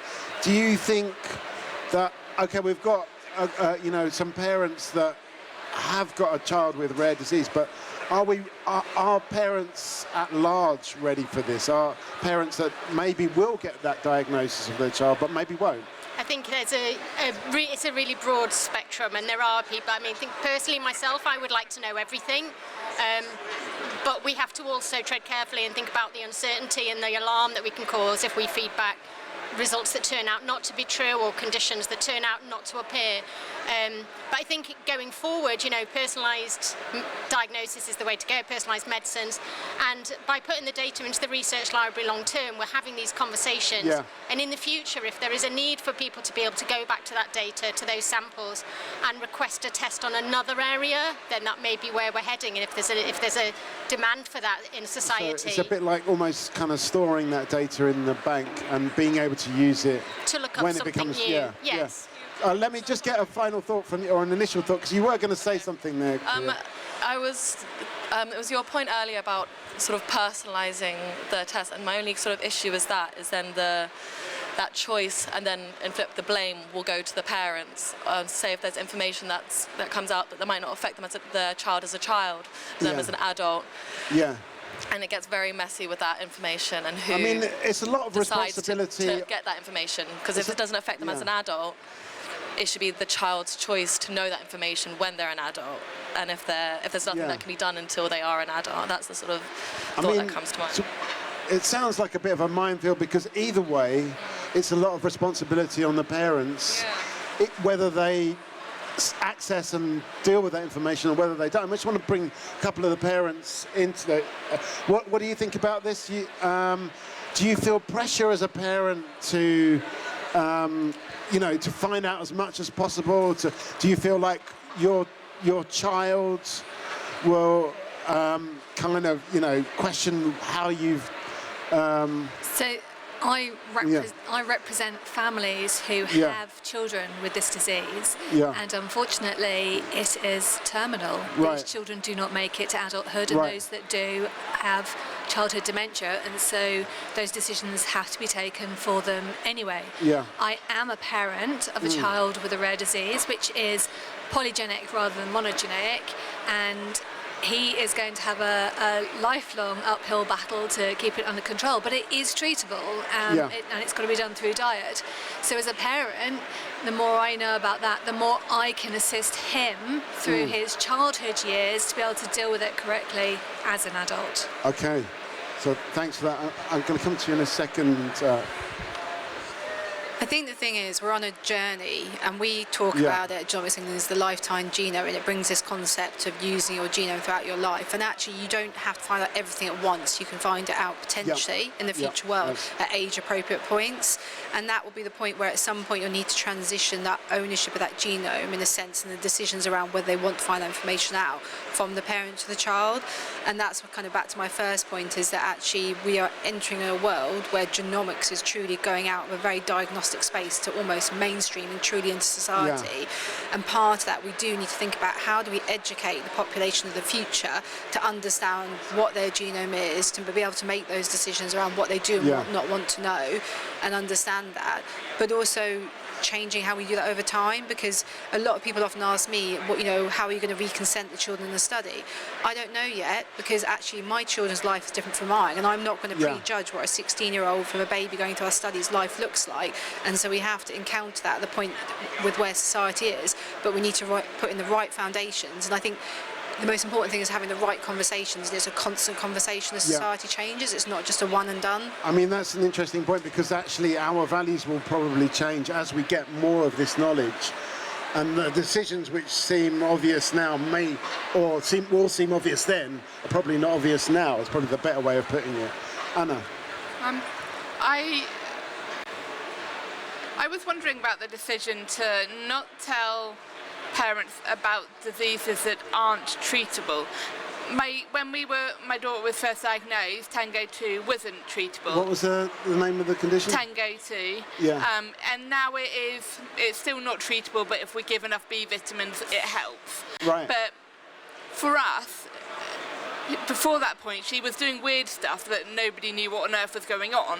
That is far more terrifying than being told that your child's doing weird stuff because of this condition. Yeah. Surely, even if we can't treat a condition, if we definitely know it's going to happen, surely we should tell the parents so they're not going to have that time of their child doing stuff, the doctors scratching their heads going, what on earth is going on here? I guess there's also a question about how do we define a condition as not treatable as well. I'm going to put that one out there to anyone. Maybe I'll come back to you on that one. But I think, Flavia... Slightly off topic, I just wanted to say this is really exciting stuff happening. However, in terms of practicality, the NHS is already struggling with the workload that we currently have, and I think you kind of also need to think practically when you think about diseases that aren't treatable and about diagnosing and screening for them. You need to have a level of prioritizations with the diseases. Right. Unfortunately, now, in an ideal world, we could screen for everything and we could give answers to more people. So it's also a kind of resource question yes, as well. there is also a resource kind of component to it as well. And I also think it's a little bit unfair to compare the NHS with the US, because US is a private healthcare system. We know that accessibility to the healthcare in the US is actually very poor in comparison to the NHS. And the NHS is offering really great resources to a lot more people, free of charge. And I think we are doing the best that we can. But as I said, there's a lot of finite resource in the NHS that we are struggling to kind of cope with. Okay, so there's so many. I mean, the whole way Talkaoke works, it's kind of up to you to take it in the direction that you want to take it. I mean, there's a lot of questions there from this discussion, the treatability, the question of resources as well. How do you, in the NHS or in other systems, how do you actually allocate those resources so that you're actually doing the best job you can? But I'm going to come to you about the question of treatability. It's just really difficult one. I'm not. I've not been in that situation, so whilst personally I would probably think I would want to know, because I think it would be helpful, I am mindful that we've had a lot of ethical groups and a lot of public discussion and discussion with parents and patient groups, and that there's a lot of them that say they would like to know, but others that would say I'm glad I didn't know in a way, because those early years when we were living in sort of ignorant bliss, it would have taken that away from me. So for one side, there's always an opposing view, and it's very difficult with a research study like this that has to run its results in one standard way for all those samples to find one approach that satisfies most people. It's really Okay, hard. I mean, is there one approach even? That's a question that's out there, yeah. So I was just going to say this whole thing on newborn screening, I thought the point of newborn screening was to pick up children for whom there was a treatment that was available that would make a materialistic difference. And I think until you have a treatment, it's unfair to put parents in that. Even though we have 13 subtypes to Batten disease and there's only one that's got a treatment, it would be really, really horrible to turn to those parents and say, well, starting at age this is going to happen, in a way allowing them to have that time when they enjoy that child. But the alternative to that is that we have had parents who've turned around and said, well, if I had known, I would have done all of these things with my kids, would have done all of these things, made these memories.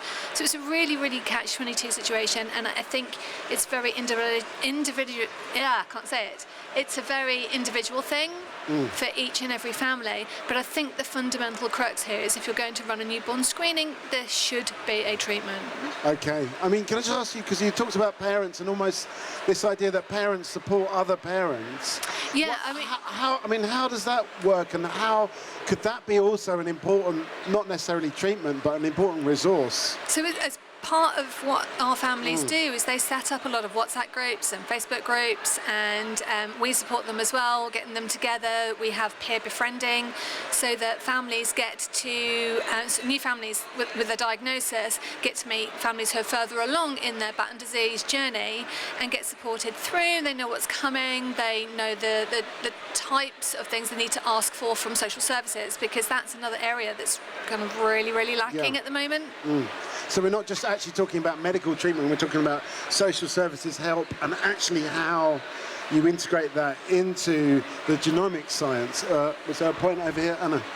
Yeah, I think for us, like getting the diagnosis, even though there was no medical treatment, what it gave us was a family.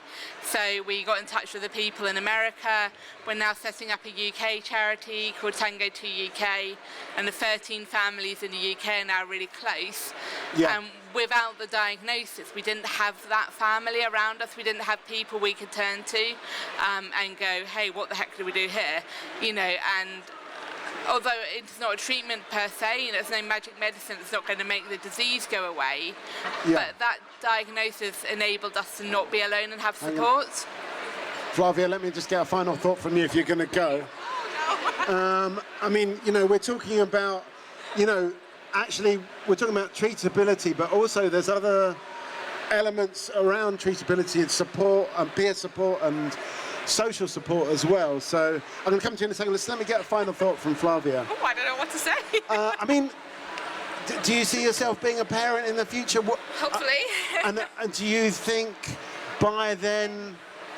I think I'm of the opinion of I would rather know as well, and I think, as I said, it kind of gives you a reassurance that it's this thing and not something else, so at least you can exclude, okay, I know there's nothing I can do about it, but at least it's not this and that. Then maybe I could have done something about it, but I also understand the other, thoughts. The other side of it, yeah. The other side of it, and, obviously the difficulties and kind of, the ethical considerations with this as well. What about from the sort of public's perspective? Do you think they will just become more used to this idea of newborn screening? And how is it going to become more mainstream, as Alice is saying? I am just not convinced at this moment that, the average person kind of knows enough. Not that I feel like there needs to be a bit more education regarding just, genomics and, genetics just generally, as, we had a talk earlier about, even in schools, we're being taught the Mendelian inheritance wrong. I only learned that. I didn't really, I didn't do school in this country, but I feel like it is a general trend of how genetics is also, taught in school, and just, generally what the, people, think and know about it as well. So there's a steep learning curve before people can really get literate with what's going on with genomics. Yeah. Okay, well, thanks for that. So. I was just going to say, I think there's a difference between newborn screening and diagnosis. Yeah. Newborn screening is about catching those kids in time for treatment, but you need timely diagnostics as well. And that is where it becomes really important to the parents to be able to have a diagnosis and connect with other families in a similar situation, regardless of whether there is a treatment or not. Okay, some really good points. Yep. I like the comment about kind of you gained a family through over that matter that affected your family. You met new people, and it reminds me of my friend. She's pregnant, and she just recently joined this app, which is for pregnant people, and they. And women just like exchange stories. In this trimester, and this is what's happening, this, that, and the other. And I wonder. I mean, I haven't seen the interface of the app, but I wonder, in terms of like getting the wider knowledge about maybe the genetical side of pregnancy, what's possible, what screening is possible. I wonder whether that could be incorporated into something as like an everyday tool for somebody, that person is using this app. Because I have to say, I don't really know about it. It's probably when it starts affecting you, then you. You gain the knowledge, but I think people should know it sooner. A rare disease app, or like like embedded into like this pregnancy app, because this is just just like everyday advice. But should there be like a have you thought about or these other things that are going on out there? I don't know. Okay, embedding some of this knowledge into an app, or the kind of networks and groups that parents, mums especially, are using. What do people think about that? You're nodding, Anna. You've not said anything yet. Have you got any views on any of the stuff we said? It's very interesting to listen to. I'm a midwife by background, and I don't have a lot to offer, but I just wanted to hear the different sides of it. What is the midwife's kind of role when it comes to genomics? Is it something that midwives talk about a lot, or is it something that's quite new? I think it is relatively new. We probably have been on the brink of it for a while, but not necessarily everyone realising they are, if you know what I mean, in terms of consenting for screening and different things. But I think there's still a long way to go for midwives to realise, the value that genomics can bring. Okay, so midwives, I guess, still learning. I mean, we're all still learning, even if we've got, with some real, not me, but other experts in genomics around, and it is something that's continually changing. What do people think about this in terms of like support networks, apps? Is it something that could actually somehow interface with this question of screening or diagnostics? So I think there's a lot of potential in the future. I think the challenge we have is that, we're in a world where data and things like that is still quite fragmented, and I think the world is moving. We have the NHS app, and I think there's loads of potential, but I think so much of this is starting to evolve in that direction, bringing the right infrastructure, and as I said earlier, adapting how we talk about these things as time goes on, and moving more digitally as we go more digitally. So I think it's a lot of potential, but you have to build the right infrastructure around it. Okay, so maybe potential with the app. Where do we want to take this conversation? Do we want to talk about that question of, as you said, the family, the parents supporting each other? Do we want to talk about this urgency of trying to get diagnosis that you mentioned? Do you want to talk about the social change, the learning curve? It's kind of up to you where you want to take this conversation. I just keep coming back to this whole, the different views. Would you want to know or not, even if there was no treatment? Yeah. And I think some of the other studies overseas that are also looking at, similar to the generation study, have a much broader conditions list, and it's going to be really interesting for us to watch them, because when we've looked, we've gone, oh, they're screening for that. We're not doing that. What's that going to be like? So I think that's a really one to watch to see how that goes down. Do you think the UK is maybe a bit more conservative than other countries in that sense? I think we are, but I think, I'm part of the study team, so I see the hurdles that you have to go through and the ethics and rightly so. This has to be done very carefully.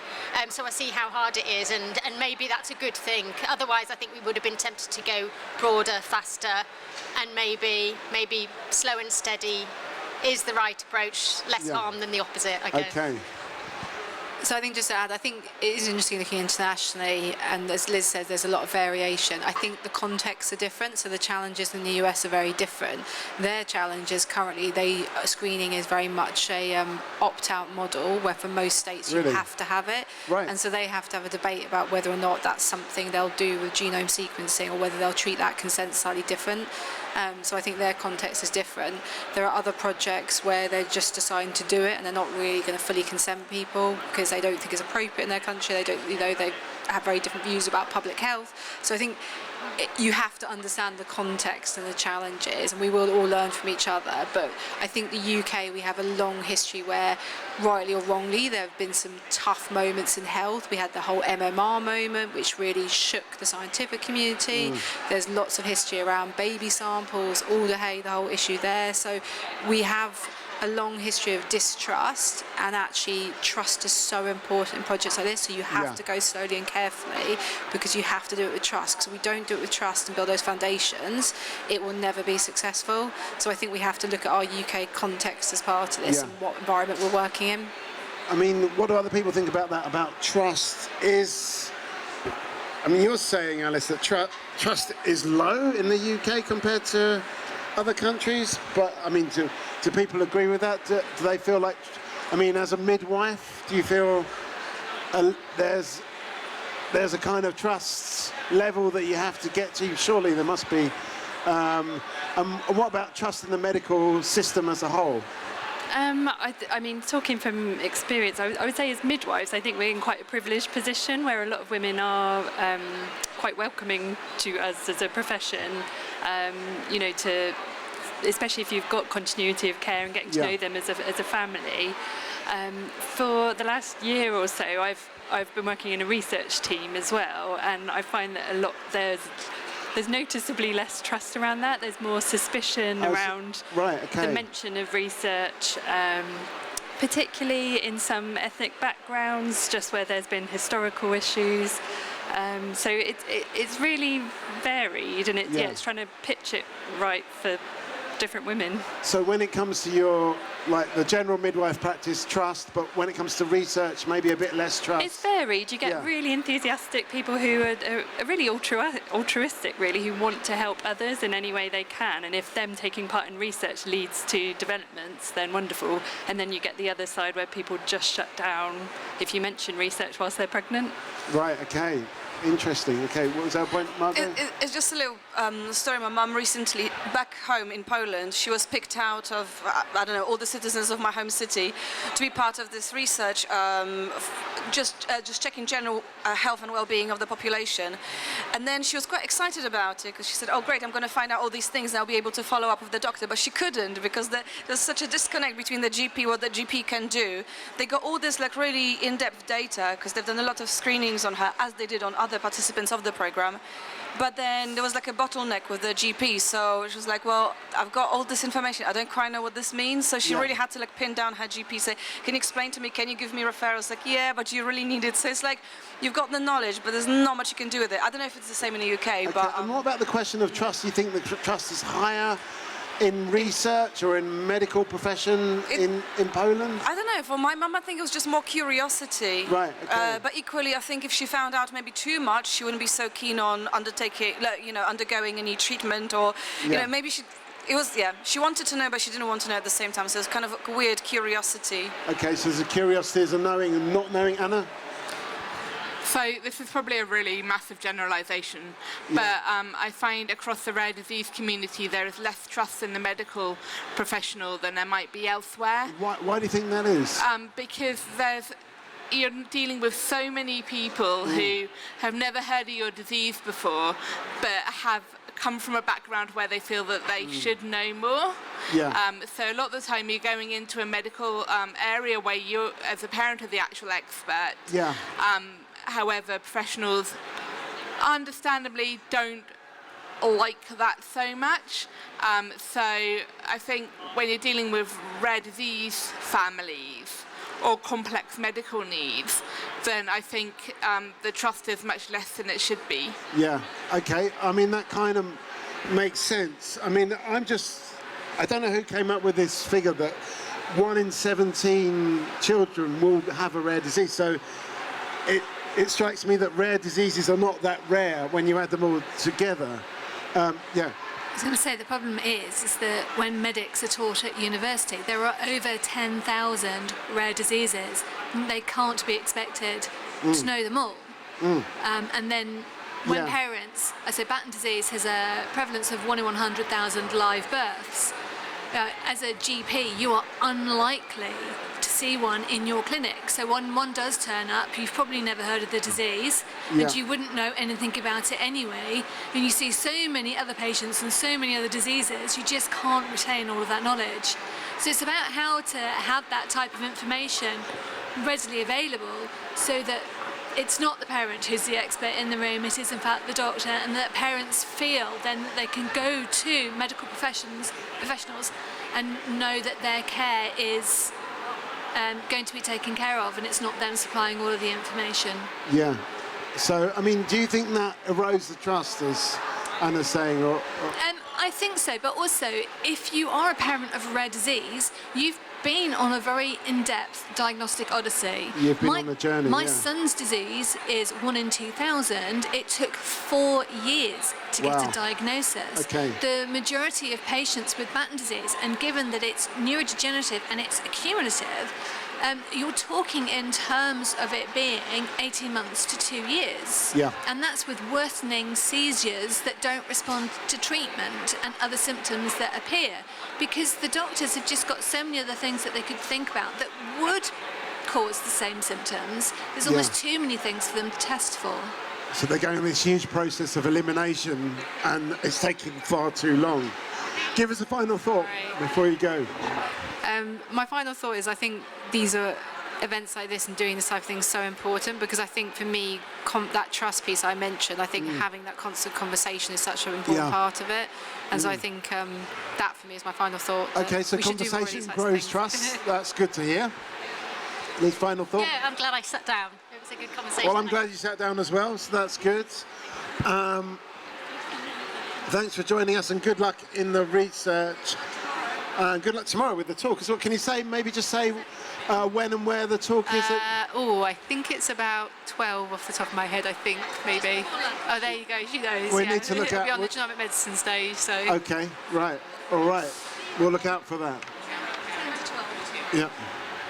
No, it's funny but what you're saying, because my friend is a GP, and he always says, precisely because he's just so barraged with like all the different information about different diseases, he just can't keep on top of it. So he actually enjoys people coming in and saying, I looked this up on the internet and this is what it says. And it's like, yeah, brilliant, just tell me more, which I think is quite unusual for GPs, because I think there's this, or other professionals as well, because there's this kind of maybe feeling that you have to be the expert. There's not a random person off the street can't tell you how to do your job. It's a reversal of the normal roles, isn't it? But in a way, my friend really enjoys it and really thrives in it when he works for the private clinic, not for the NHS. So I wonder whether there's a difference between... Why is that? I don't know, whether he's got more of a free hand when he's working for the private company, and in the NHS you kind of have to... I don't quite know, I've not asked him, but yeah. Okay, yeah, Anna. And when we go to hospital with my daughter, which is a pretty regular occurrence, I trust the doctor more who comes to me and goes, hey, I haven't heard of this. Can I read her care plan? Let's sit down and have a chat. Than doctors who come over and try and bluff it, and then obviously it's like, you don't know what you're talking about. So I don't really expect the doctor to have heard of my daughter's disease. What I do expect is for them to come to me and go, hey, I haven't heard of this, let's talk. Because that's what makes them more trustworthy. I mean, I guess if you're working in different professions, kind of like faking it till you're making it is kind of okay, but probably in medicine, you don't want people to fake it until they make it. I was just going to say, have you thought of having a little card made up with the information on, and you just hand it over and say, this is what you need to know? Yeah, that's a good point.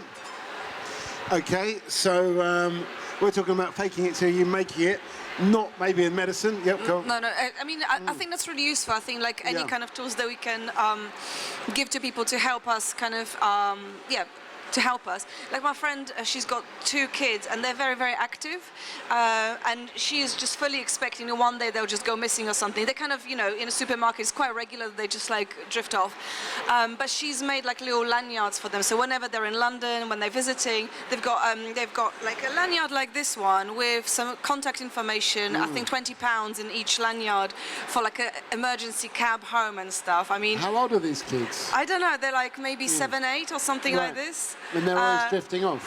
Yeah, I mean, not in a serious way, but she's like, okay, I can see this is happening.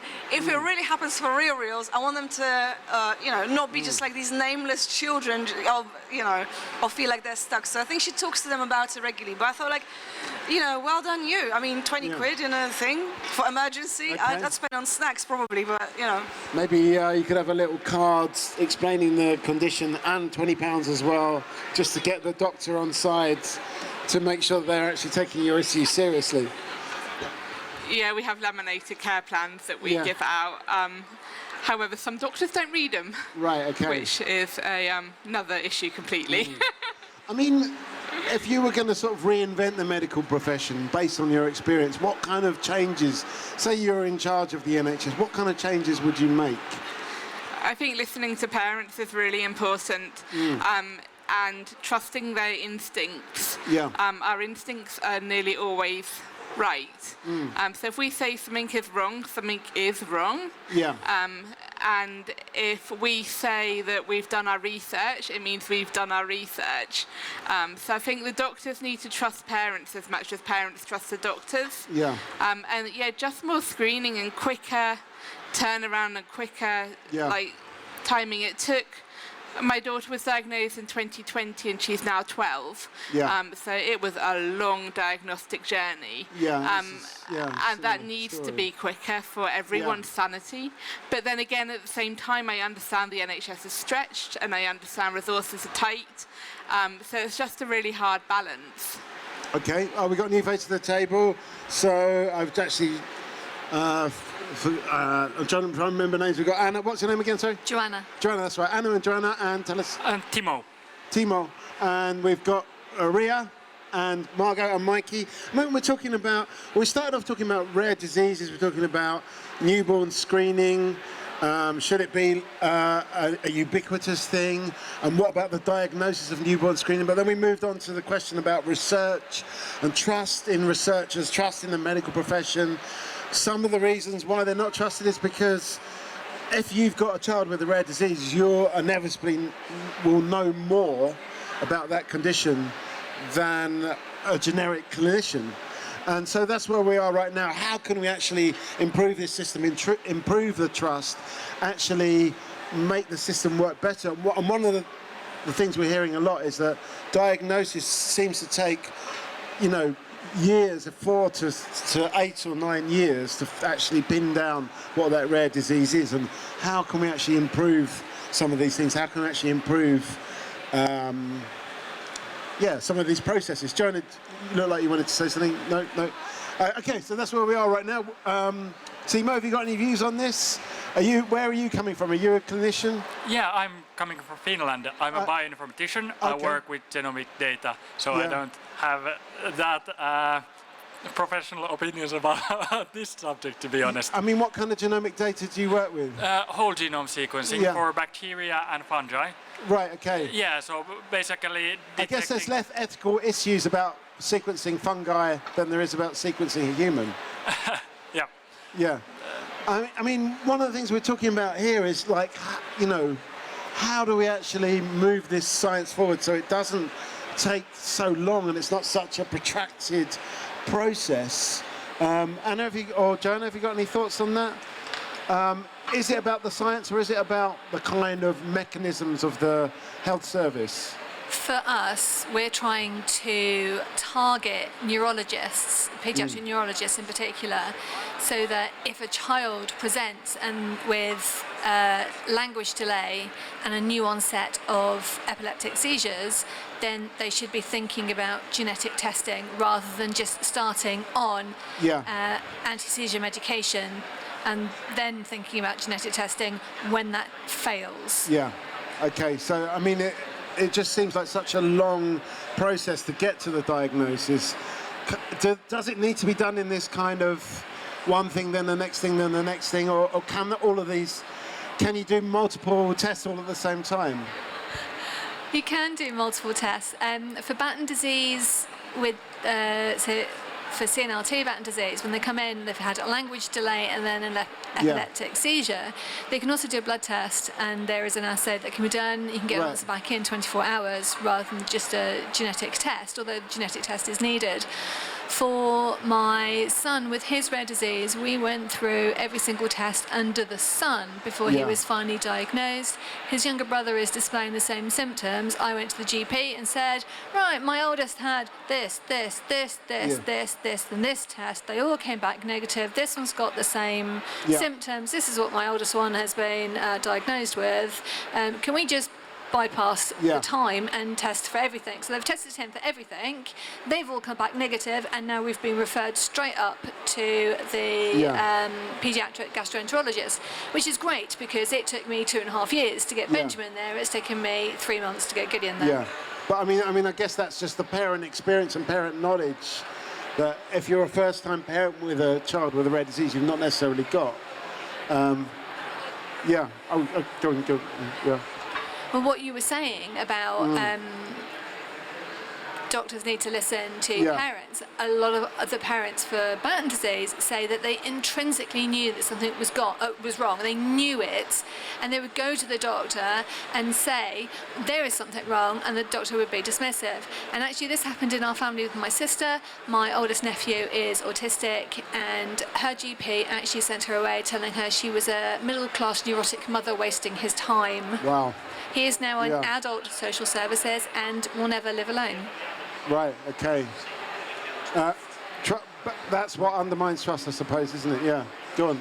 So Tango 2 UK, we're now deliberately, like you, we're going to target the metabolic consultants in the UK, and we're going to do Think Tango 2. So when children present with these conditions and these floppy episodes, again, people will think, hopefully, to do a genetic test. But for us, the most logical thing to do would be to do whole genome sequencing for every child that's presenting with something that's not quite right, because that is the quickest and easiest way to test across the board for multiple conditions, rather than basically using kids as pincushions. My daughter had so many blood tests, MRIs, so many screenings, and it's not good for her, it's not good for us as a family, it's also not good for the NHS, because it is a lot of time where if they'd just gone and done a whole genome sequencing, we would have got to the answer so much quicker. Come and join us. We're talking about whole genome sequencing. If you had a child, would you want your child to have its genome sequenced?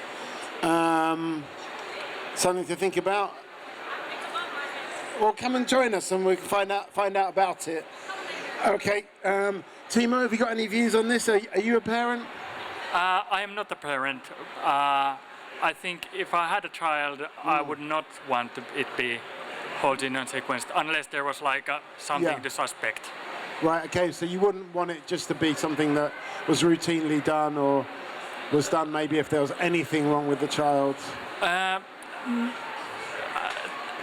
Thinking about it hypothetically, no. I think if there would be something high risk for something bad, it would probably be just more happy to not know it. Of course, it's a different story if there was something genetically high risk thing that where the treating would actually help the situation. Okay. Yeah. So it comes back to that what we were talking about a bit earlier on about knowing or not knowing.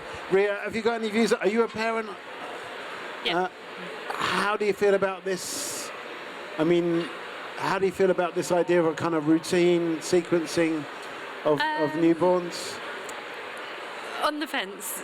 You're on the fence, not sure. There will obviously be a lot of parents who would really want to opt into that, and there will be some who don't. Just like with the screening that's currently offered routinely, in terms of trisomies 13, 18, 21. Yeah, so what kind of, I mean, tell us, as a midwife, tell us what screening is routinely offered. So that's antenatal screening. Yeah. They can have first or second trimester screening for an increased chance of those conditions, and then they could be offered diagnostic testing if they had a high risk chance. personally, when I had my children, I didn't opt into that. But now with the potential of whole genome sequencing being offered through the Generation Study, I have pondered, you know, is that something I would opt into if I was pregnant? And I don't know. I think it brings a lot of value, and it's a really difficult one. And I think part of, you know, on the flip side as well, you know, not being the pregnant mother, but as the midwife, is having the time to really talk through all of that and the implications of it, and making sure that families have adequate time to consider their options and what that means. And we're so pushed for time, as is everyone. That's another element.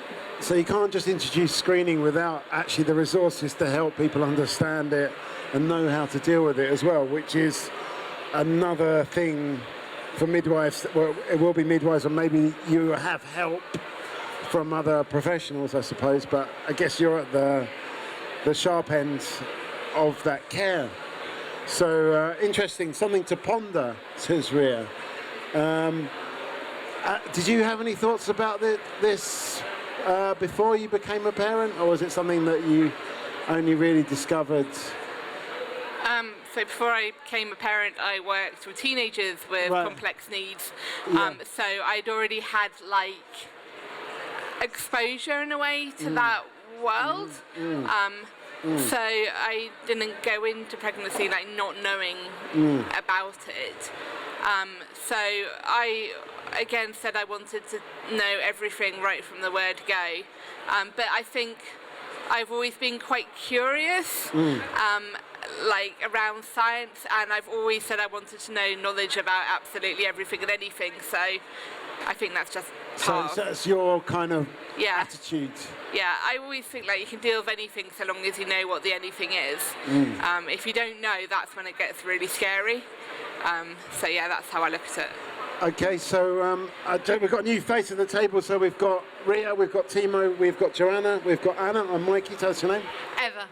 And at the moment we're talking about parents of children with rare diseases, genetic diseases. We're talking about the slow pace of diagnosis, how almost everything under the sun is tested before there's a genetic test done. And we're also talking about this idea maybe all newborns, or like any newborn with any kind of condition, should be screened immediately by default. And these are some of the questions. People are pondering it. It's hard to know. And I think the situation changes when you are the parent of a child with a rare genetic disease. So that's where we are right now. I don't know if you've got any thoughts on that, or just want to hang in there on the conversation. I've got lots of thoughts, but I need an in, you know. Okay, all right. Well, Joanna, you wanted to say something.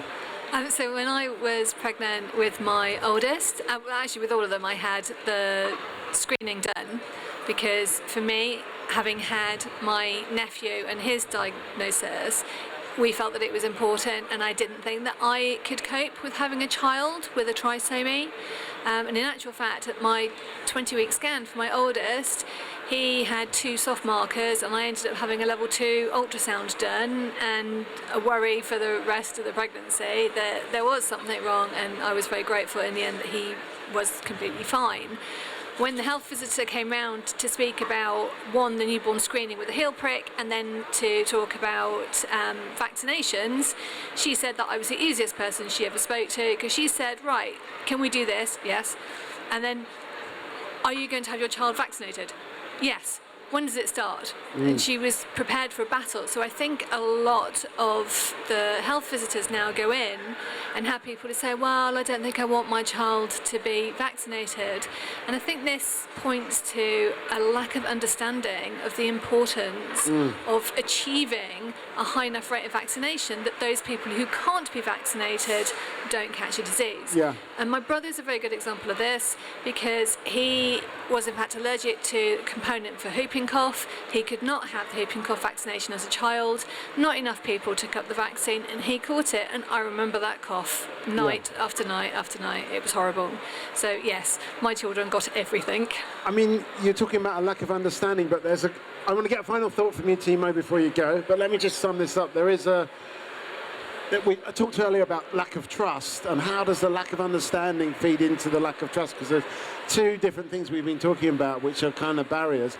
But before we come on to that, let's get a final thought from Timo. Yeah, just such a great discussion, and I feel I really enjoy listening, even though I don't have much experience to add to the discussion. Yeah, I mean, you're more a fungi guy. Definitely. And as we said, there's not so many ethical challenges when it comes to screening fungi. Exactly. And their genomes. Yeah. Okay. Thank you, Timo. Where do we want to take this? Any thoughts? Yep. No, it's just interesting because the link between knowledge, a lack of knowledge, and then the trust. I mean, because in the world beside medicine, maybe medicine as well, like, you know, with the vaccination, how the debacle around COVID times, you know, a lot of people had the wrong type of information or a different kind of information, say, and they had a lot of confidence and a lot of trust in that, in their viewpoint and in that information, and that kind of, they were really quite unapologetic about it. It's like, well, we've got our facts. You're living in some kind of fiction by having to vaccinate yourselves and your children and stuff. And there's like some kind of confidence coming through this, from this. It's something. I want to say something about the kind of confidence with knowing the facts, even if they're not correct facts. Okay, so there are a lot. Yep, go on. So this kind of taps into something that I'm quite worried about at the moment, which is what's happening in the States and the National Institute of Health, which I don't know if people have been following it or even if it's come up in the conversation. Hasn't come up yet, no. So if we're talking about trust in science, if we're talking about vaccination, if we're talking about how that has repercussions to the wider community, you know, what Trump has currently done with an executive order and frozen all activity in the National Institute of Health. And part of that is so that anti-vaxxer Kennedy can get basically kind of accepted as the head of health in the USA. Right.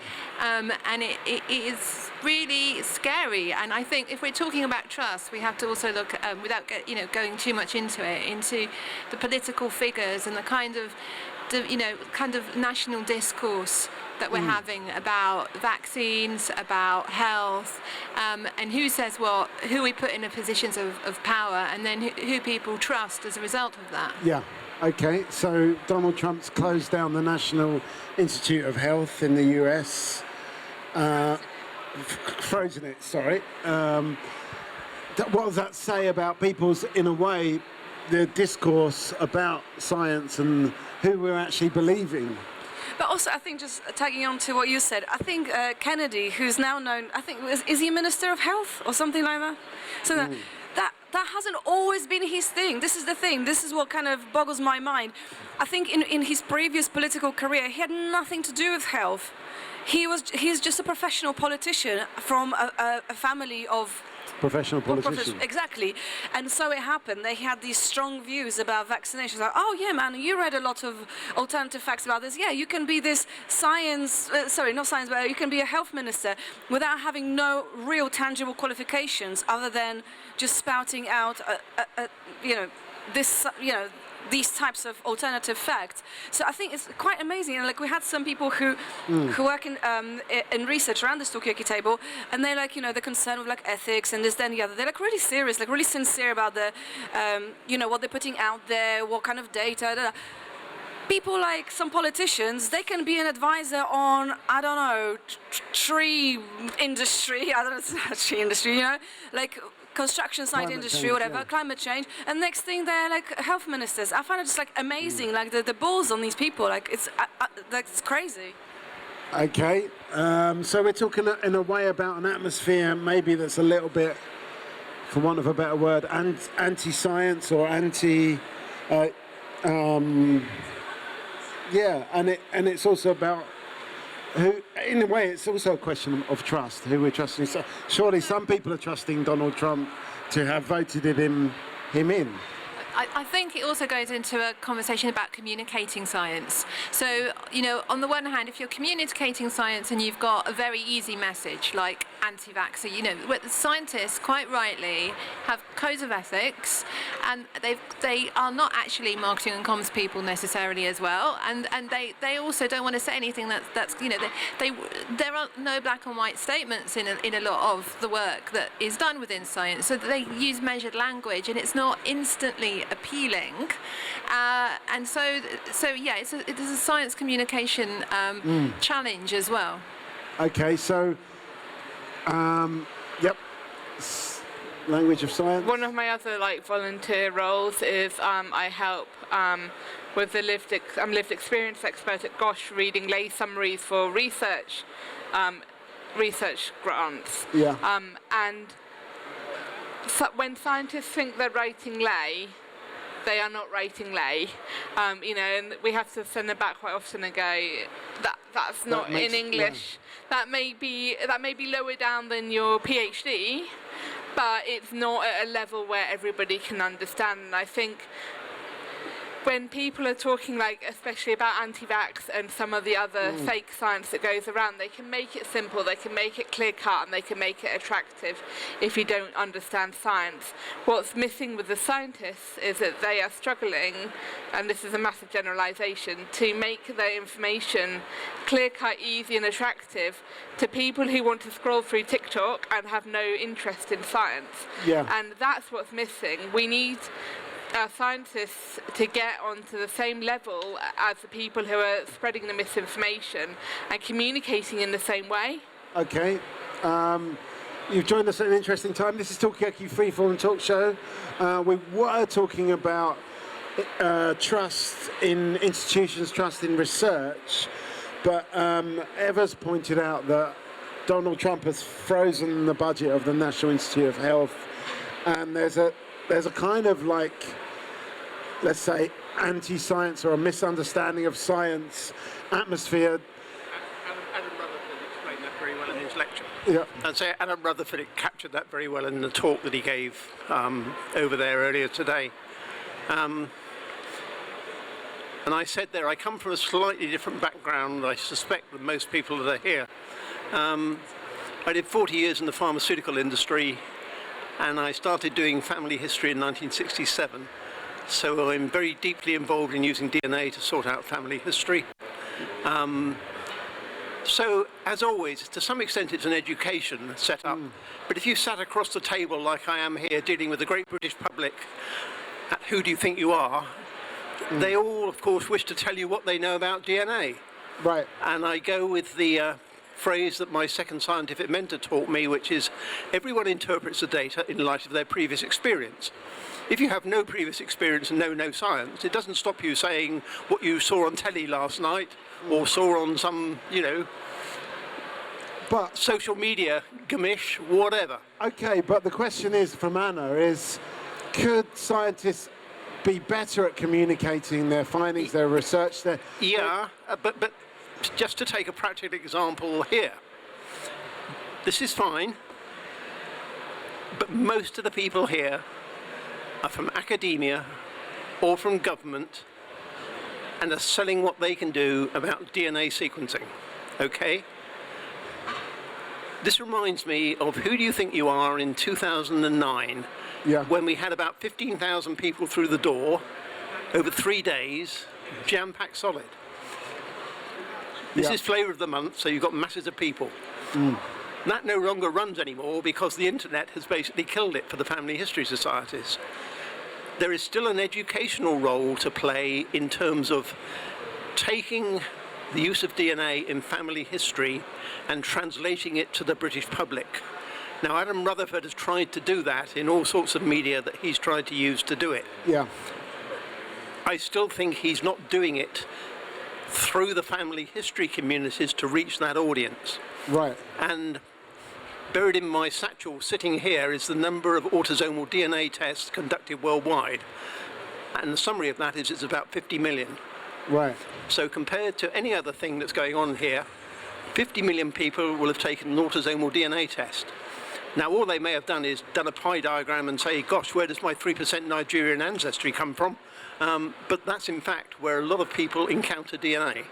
Okay. And then it's whether they bother to learn anything. So it's about having an entry point in a way, an entry point into science, and I mean, and then it's basically having an inquiring mind.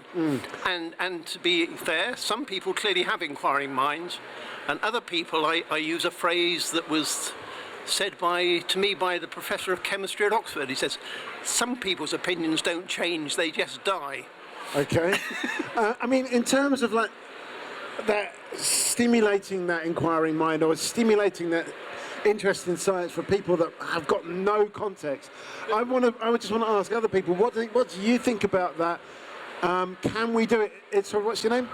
Brian Swan said so. Brian. Here. Sorry about that. Do we think Brian is right that actually you've got to kind of almost stimulate their curiosity? You either have an inquiring mind or you don't. So you either bother to learn a whole load of new words about which you know nothing, or you don't. Okay. You know, in any sphere of life, if you're doing history, you have to learn how history changes in Britain over the last 1,000 years, back through time. You know, the monarchy changes, everything changes. Joanna? I was going to say some of that I think is probably down to education, starting right from when our kids go to school, and there is so much emphasis now on they must achieve this by this age or the school is failing. You've got to do this by this age or your child's never going to achieve anything, and it's become so rigid that within that framework the children don't learn to think for themselves, don't learn to question, and to be honest, also don't end up with any enthusiasm about anything unless their parents have the time to pick it up and run with it. Right, okay, so we're not allowing our children, we're not stimulating our children's enthusiasm or their inquiring minds. Yeah, I mean, I wonder whether there could be, you know, because I think you're right, a lot of people, I'm thinking about doing the genetics test, but you're right, I don't know enough about it, but maybe if there was like, okay, you can get your results if you go through this simple quiz, there's only 7 modules, so you have to do an exam before you find out who you're related because to. you do it in a workplace, like for instance, when I had to learn about safeguarding, I had to take on, you know, to tick that qualification, which was not necessary for my job at the time, I had to go through NSPCC test, and you just do it, and then it's done, and you've got some knowledge. Okay, you do it reluctantly, so I forgot to. A lot of it is common sense. Probably with science, it's less common sense, more knowledge, which is okay. But I think it's maybe it's not. There could be like a test, because I think popularizing knowledge about science is, or genetics is very important. But I think it's an opportunity rather than, you know, an annoyance. Okay, Brian, I want to bring it out. I want to spread it out to other people. And if you're going, Joanna, give us a final thought. But I'm going to come to Anna first. I think the important thing is we meet people where they are. So we need to go, if we're going to try and tackle the misinformation around science, we need to go to where people are and stop expecting people to go and find information out themselves. Can you give us an example of that? Social media is a huge area of support for me as a mum of a kid with a rare disease, and an area of information. However, I am able to figure out if what I am watching and reading and seeing is biased or not. A lot of people can't. Right. But I do think that we need to get real science on social media, real science on TikTok, so people can at least be exposed to alternative views. Obviously you've got the algorithms and stuff which don't help, but I don't think we should expect the public to go and search out science. I think science needs to come to the public. Okay, so science has got to meet the public where they are. Joanna, you're going to give us a final thought? So I'd love to put more stuff out on social media, but I've seen the way that people respond to stuff that's been put out on posts, and I don't really want to be on the receiving end of some of those comments. Right. I've really enjoyed this conversation. Thank you. Well, thanks for contributing so much, and we're here all afternoon, so come back if you find anything out. At the moment, we're talking about how do we actually, in a way, get the public, whoever they are, into a more scientific mindset. Is it about meeting them where they are? Is it about talking about what they're interested in? Is it about giving them a test on science whenever they want to know some science knowledge, just to make sure they understand? I'm going to go as well, unfortunately, because it's a talk I want to catch, but your last thought, and just to turn it around a bit, I agree with what Hannah said about taking the science to people. But this is a problem. I don't have an answer for it. But I wonder if the problem is that we want to be entertained a lot, and that we don't also have. And this is, you have to do something radical to all of society to fix this, and that we don't live with death in our society as much, and we don't live with illness. And when people get a diagnosis of having a rare condition, for everyone it's like lightning has struck, and it's this thing. Well, actually, 1 in 10 people either has a rare condition or knows someone who has a rare condition. Yeah. But we hide things in our society, and we. People who I've spoken, we were talking about to find out, to not to find out. There's a prevalent attitude of, almost like a life filter and then if you're living with a kind of permanent life filter across your whole society, then however jazzy and nice you make a bad thought, people are not going to be receptive to it. Okay, so in a way, people don't really want to hear the bad information. They don't want to hear. They don't want to hear it until it affects them, and then I get that's a human nature, and it's not part of our society. That's why these kind of support networks come out, because when these things happen, it's a shock. And is there another way? I mean, can we live with these things? Can we bring them more into a dialogue? Like we're talking about educating kids about they're not made to think for themselves. They're also not. We don't live in communities where we see, unless you happen to be a close friend or a brother or sister, or have a parent who works in a certain industry. Kids who, how kids with different kind of abilities are kind of incorporated into the mainstream as well. The language around that, it's got some issues, some problems which I don't have fixed for, because I think it's society-wise. But for me, that's part of the problem. Okay, so it's almost like a hiding away of these difficult things. Okay, I'm gonna. Sorry, because we've got a new face over here, but. Anna, you wanted to say something in response to that? No, I'm heading off as well, but okay, thank you very much. I've really enjoyed this. Okay, well, thank you. Did you hear anything that was particularly sort of struck a chord with you? No, it's just really good to be as like somebody who lives with this, to be able to share the experiences that I've had and hear other people's points of view as well. So yeah, thank you very much. Well, it's been great to hear everything you've got to say, and thank you, Anna, thank you, Eva. We're going to carry on the discussion. I guess we've moved more onto this general understanding of science.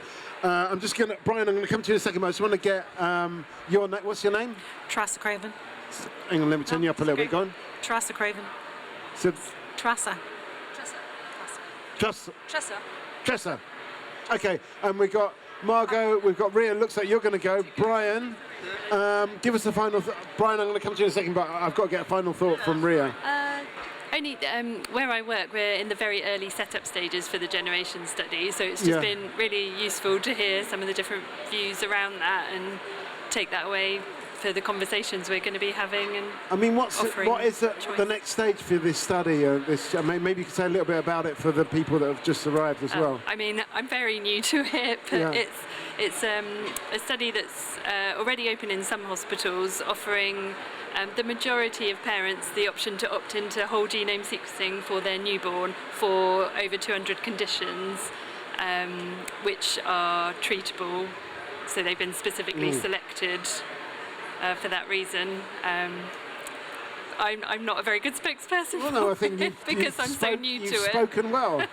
You've been a great spokesperson. So, yeah, good luck with that, and I hope it goes well. Thanks for joining us. We will carry on the discussion. I think it's moved more onto just generally about science communication and how to involve the public. Brian, what were we going to say? Again, I was just going to tell two personal stories. My wife has a fairly rare, essentially genetic disease. She has a condition that you'll probably never have heard of called mycosis fungoides. And mycosis generally is what refers to mushrooms, and fungoides is fungoid. But it's nothing to do with that. It's essentially a slow-growing form of skin cancer. Right. It affects the particular immune memory cells that sit in your skin.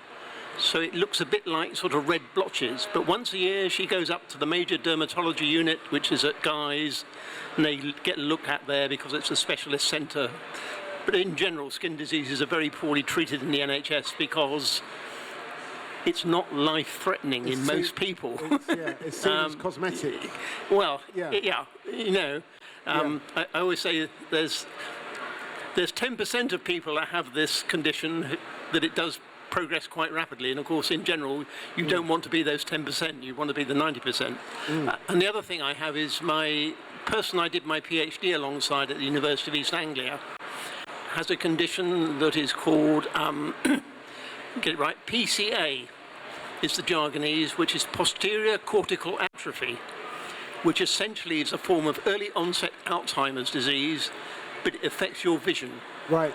So you can't drive, you lose, and essentially he is blind, sitting in a care home, whatever, same age as I am.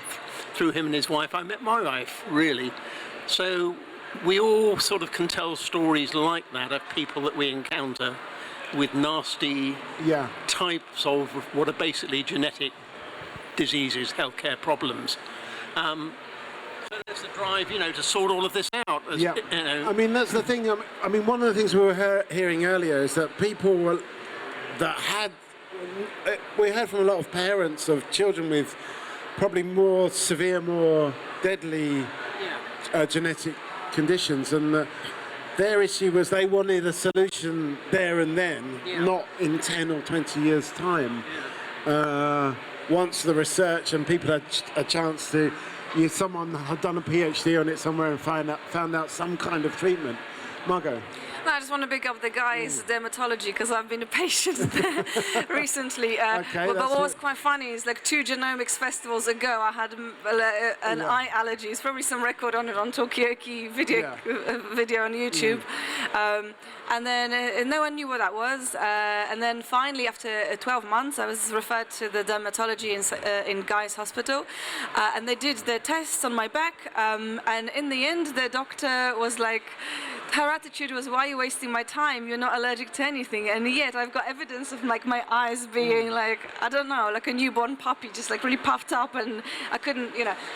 So I'd like to know what that was about. I don't think it was genetic, you know. I mean, what about sort of self-study? Is there a way for you to sort of study your own condition? Yeah, well, there is. I have a friend who kind of insisted that that was little mites that live in my eyelashes that somehow got this demodex. And I've never heard of this and never conceived of that being a possibility. I put it down to stress. But anyway, it doesn't matter. But the point I'm trying to make is sometimes you kind of go through stages of finding out, and then in the end you find out nothing. And whether that was because there's literally nothing wrong with me, that was just some kind of freak one-off thing, or whether that's something that just they didn't test me for or whatever. So we'll see. Hopefully I won't get it again. But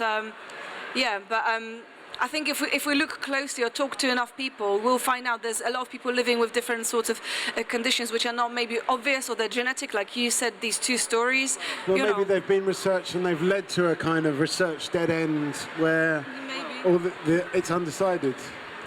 You know, so many chronic conditions are ultimately screw-ups in the immune system in various ways. And, you know, how that is controlled is really pretty complicated. I bought a book during the COVID pandemic, which was the sort of best semi-idiot's guide to the immune system, if I put it that way. But, you know, my second scientific mentor said the one thing in the immune system that doesn't get mentioned very much is what is called the memory cells. They're the cells in your body that remember you've seen something nasty before. So that's the basis behind all the vaccines. They're basically driving these memory cells to say, I've seen this before and this is what I need to do to fight that. So that's the basis behind all the vaccines, the memory cells. But finding markers for looking at those memory cells, I'm not quite certain where that science is at. But if anyone knows the answer, it will of course be Oxford. Okay, well, maybe we should put a call out for any immunologists in the building. Please come. And immunologists, we need you now. maybe it's time to take a little break anyway, because I need to I need some mental space as well, as we were talking about earlier on. But let's just, Brian, give us a final thought. What would you like we're here for another day and a half. Where would you like the conversation to go? What do you think the big subjects are as far as you're concerned? My take, I've got two takes from this conference, because it reminded me very much of Who Do You Think You Are 10 years ago when it was that running at London Olympia. That was at London Olympia, but it was 15,000 people through the door. And I was very instrumental in getting an expanded DNA presence at Who Do You Think You Are? So we had, audience 10 deep behind the seats, sitting in the aisles and this sort of thing for the first couple of years, because it was all new, no one in Britain had really seen that before. And in particular, I got a company in the States called Family Tree DNA to come over and sponsor the area. And I knew a particular lady in the States who knew the CEO of the company.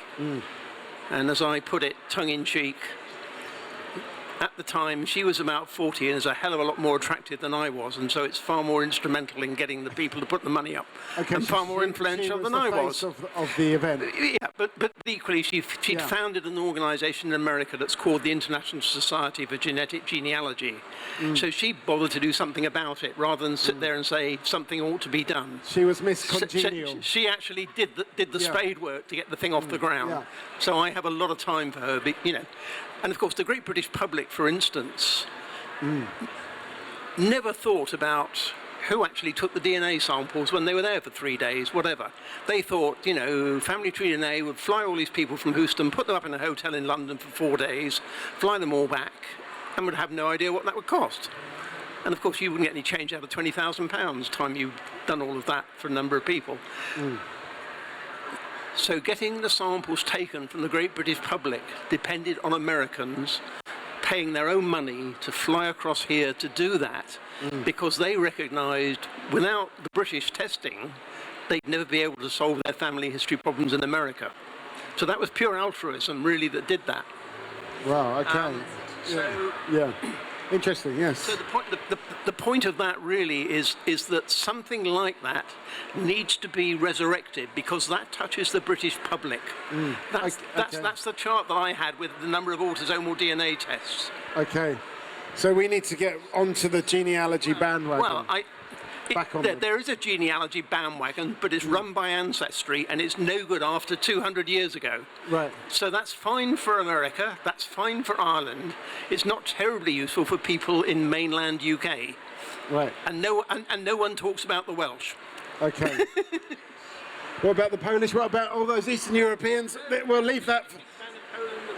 I think we're going to leave that for the next session, but let's just get a final Mikey, thought. do you have any final thoughts? What was your kind of highlight of this second session of today? Well, I mean, I think this point about science communication, I think it's vital, because we've had a lot of conversations here. My day job is to bring this table out into the streets and into shopping centres and into places where you get a much more generic audience. And they are not up to speed with a lot of these developments. There is a lack of trust, but there's a lack of understanding. And I think the point about meeting them from what they're interested in and what their views and goals and aspirations and identities are is the way, essentially the way to communicate any science, be it quantum physics to molecular cell biology. You have to meet them on their terms. So I think that's a very, very strong point. I really think the family thing is the way to do that, because everyone has family, and you can't help feel sorry for these people who say, I have no family, or I was adopted, and they're desperately searching to find out where their genetic makeup has come from in all of this diaspora. So, it's a basic human driver no matter where you are. In some ways, the rise of the internet has partly killed that. Okay. Final thought? Have you done it already? No, I think you both said it quite well. So yeah, I really enjoyed it. And yeah, there's a Polish film director making a film about quantum future. And I think he's bringing quantum physics to the general population. Whether he's going to do a job, we don't know. But yeah, popular media. I suggest you check out the Quantum S1 stand over there, and we will see you soon. We will be back for the next conversation. This has been Talkaoke. People to talk, and hi, this is the Talkaoke. I'm your new host of the Talkaoke. This is a show where we talk, where we discuss everything and anything that brings you here. Today at 4 p.m. we'll be starting the topic of, help me Mikey, women health, how genomics can help for women specifically. Mikey, what do you know about women? I know a bit about women, but what do you know about women? We're talking about women's health. Do you know anything about women? I know that they're always right. They're always right. They're always right. Women are always right. Thank you. We need a change. Hi, my name is Matt. This is Talkaoke. Nice to meet you. What's your name? My name is Dana. Dana, nice to meet you, Dana. Thank you. I'm a research assistant at Imperial. Nice to meet you, and round of applause for Dana. So we just started talking. This is Talkaoke, a show where everyone gets a voice and we can brainstorm together. So today's topic for now, for 4 p.m., is to talk about women's health and genomics and what genomics can do to us. So a simple question, what do we know about women? And let's get everyone else's name. So my name is Matt, this is Dana. What's your name? Hi, I'm Margot. Hello. Hi, Margot. Hi, I'm Pavel. Mikey. And round of applause for everyone. We're talking about females and female health. If you know anything about women, or maybe you don't know anything or nothing about women, this is the place to come.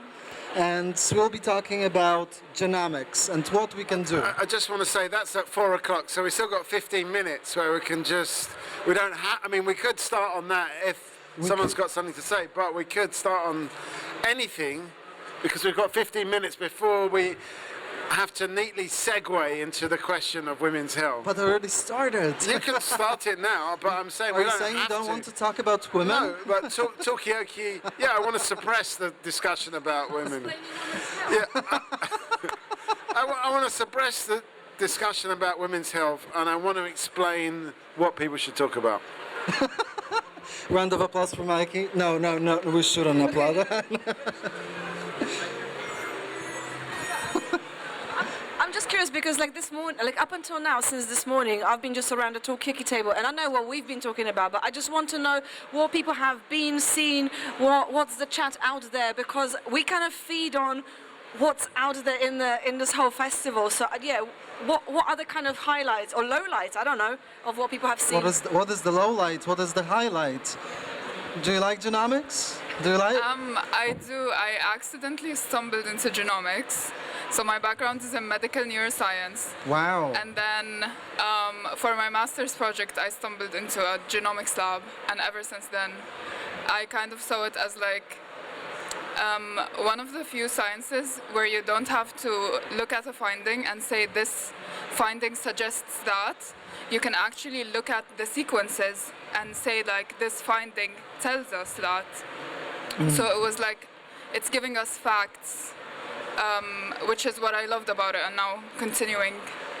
So in like this the field. precision. So it talks about sequences getting precise data for what you're studying. That's the appeal. Yes, exactly. You get a clear vision, a clear answer with genetics, I feel like. Yeah, so does genetics provide clear answers? Do we know all of the genes? I'm just asking as a layperson here. Or do your genes... It's a good question. I mean, earlier on we were talking about genetic screening and diagnosis of children with rare diseases, but I think it's not always the case that somebody with that particular genotype actually develops the disease in a predictable way. So I think there is also a danger of a kind of determinism that sometimes the genes can tell us everything when sometimes things don't work out as they're supposed to. So what happens there if we cannot explain something? Pavel, do you have an opinion on that? Didn't catch your question. So, do you have an opinion on genes determining what's the phenotype? Do all genes determine phenotype? Are you a geneticist? Well, I'm a bit biased because I am a genes person, whereas you are a protein person. So. It's a secret. Yeah, but I mean, I think you need both, right, to get a complex idea of what's actually going on. You can't just ignore one part of the story and focus on the other one. So no ignoring. Mikey, what's your idea? Well, my brother's a molecular cell biologist. Couldn't make it to today's show, sadly, but he studies the C. elegans nematode worm, and all these worms are genetically identical. Is that comfortable for you? Yeah. Yeah, I mean... They're all genetically identical. Does that sound good? Yeah, it sounds good, yeah. Okay. But they've got different personalities, even though they're genetically identical. Some of the worms are lazy, some of the worms are more active, some are more curious, but they're all supposed to be the same, yet they're not. So explain that. So can twins be the same? So if you have a genetic twin, would you expect them to be exactly the same? Can you imagine having a twin? I'm actually not a geneticist, so this is all like, you know, semi. I understand the words, and I understand what they mean together. So can somebody explain? Twin, it's like when you have... Oh, twin? That's why I said twin, yeah. Okay, so clearly I don't understand anything. Do you know what a worm is? Do you know what a lazy worm is? Yes. Do you know what a curious worm is? Yes. So then you understand that all these worms are supposed to be twins, but they behave differently. So they're identical twins, but they don't behave the same.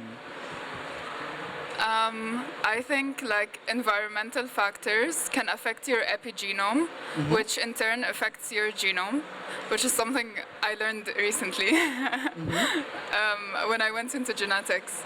So I think maybe those worms had different environmental factors, but I think even when you put two worms with an exact identical genome into like living environment and you put them under the same conditions, they can still be different. And I think they've done a bunch of those studies on human twins as well.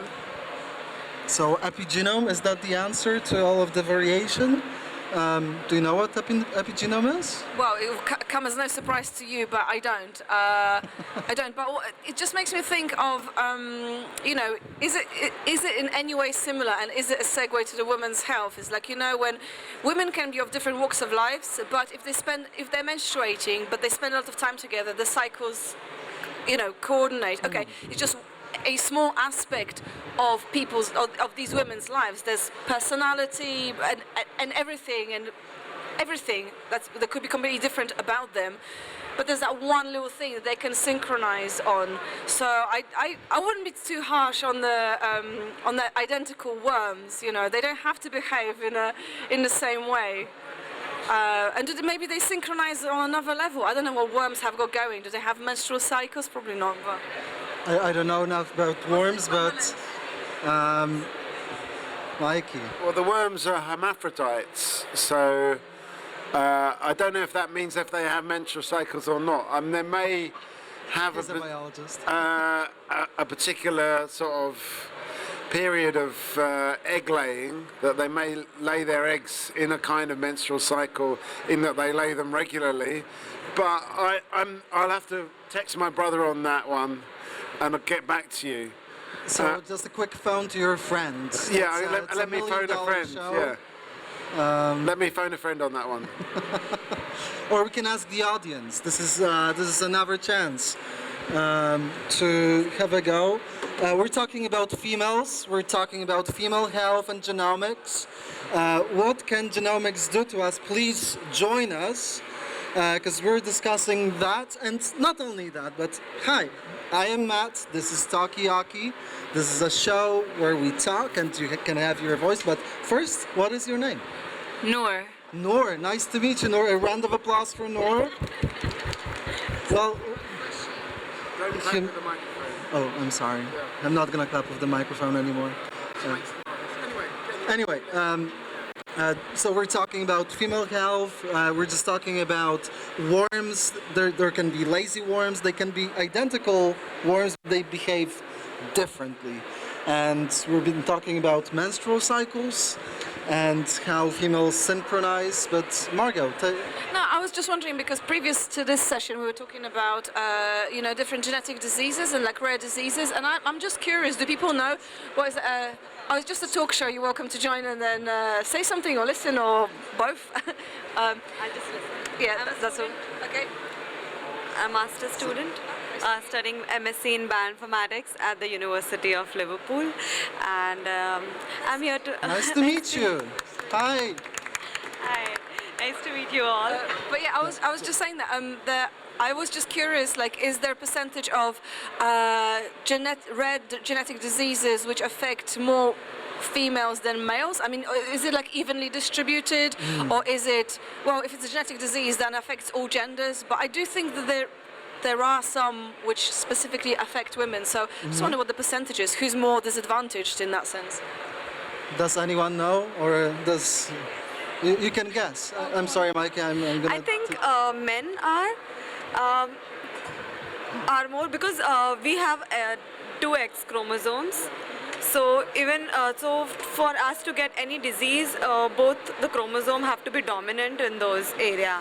For men, if they have only one X and one Y. If any of the gene is there, any of the bad or faulty gene is part of their chromosome, it will be expressed. So yeah, that's what I think. So Mike, what is your? It could be said that men actually have a genetic abnormality because. Whereas women have 46 chromosomes, men only really have 45 and a bit because there's barely 6 genes on the Y chromosome.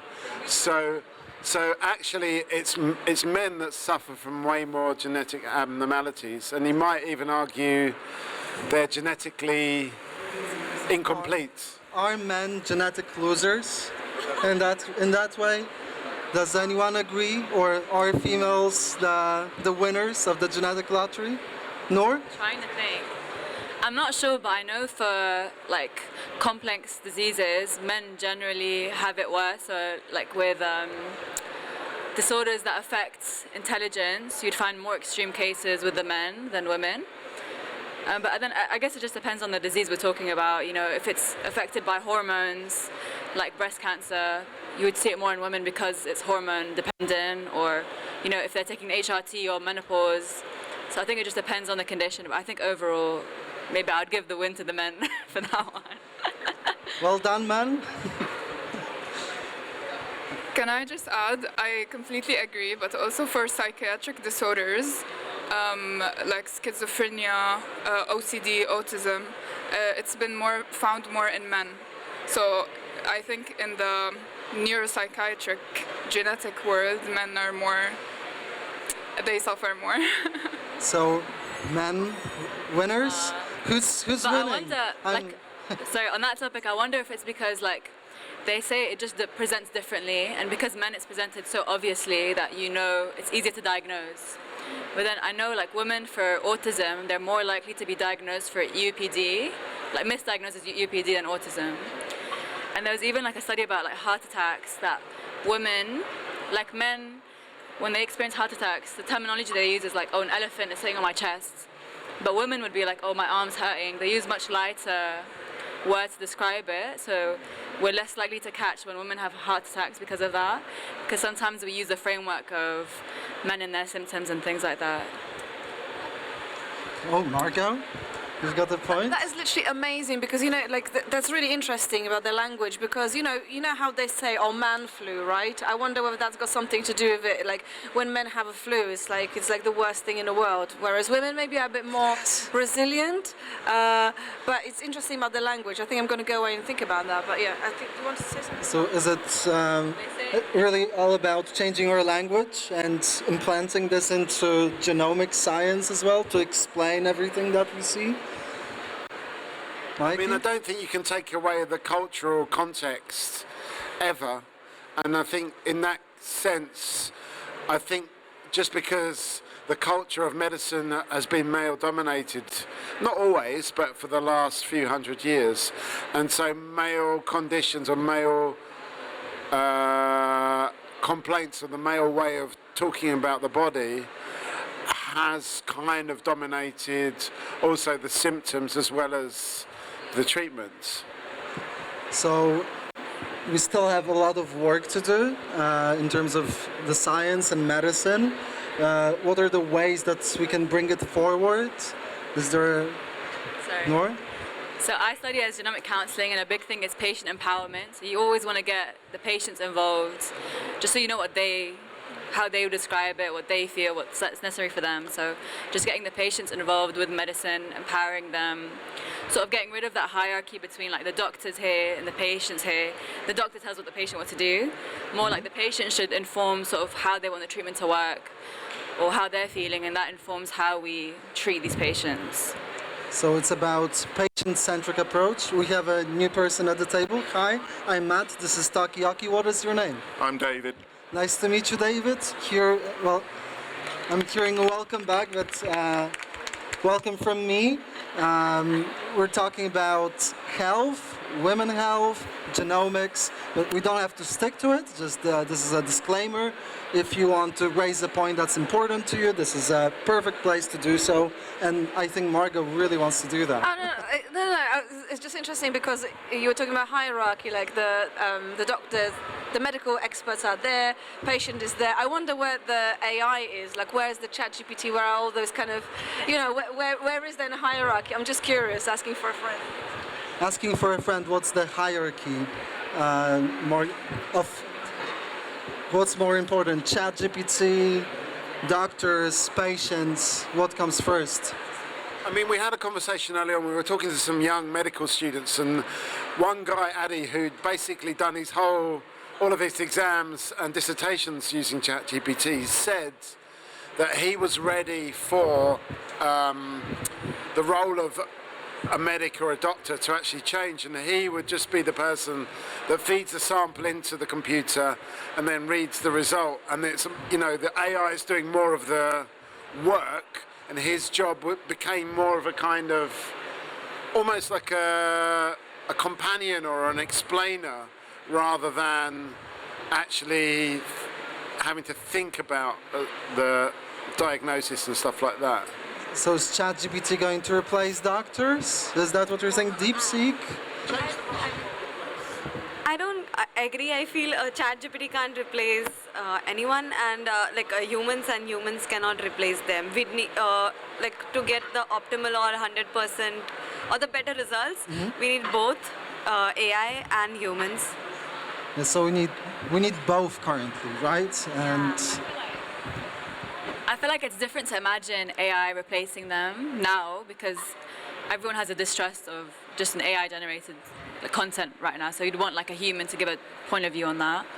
But I can imagine in the future it replacing it, like really far in the future, because even now you've got, I mean, it's a bit weird, but you've got like these AI girlfriends and stuff, like it's replacing human contact at some point. But it just shows that people actually get comfort or connection from these AIs, which might suggest that the more normal it becomes, maybe in the future, the idea of like an AI doctor might not be that different. But obviously, I don't think it's... So is AI girlfriend the same as real girlfriend? Is AI doctor the same as real doctor? Mikey, you seem to know. I would rather have an AI doctor than an AI girlfriend, I think.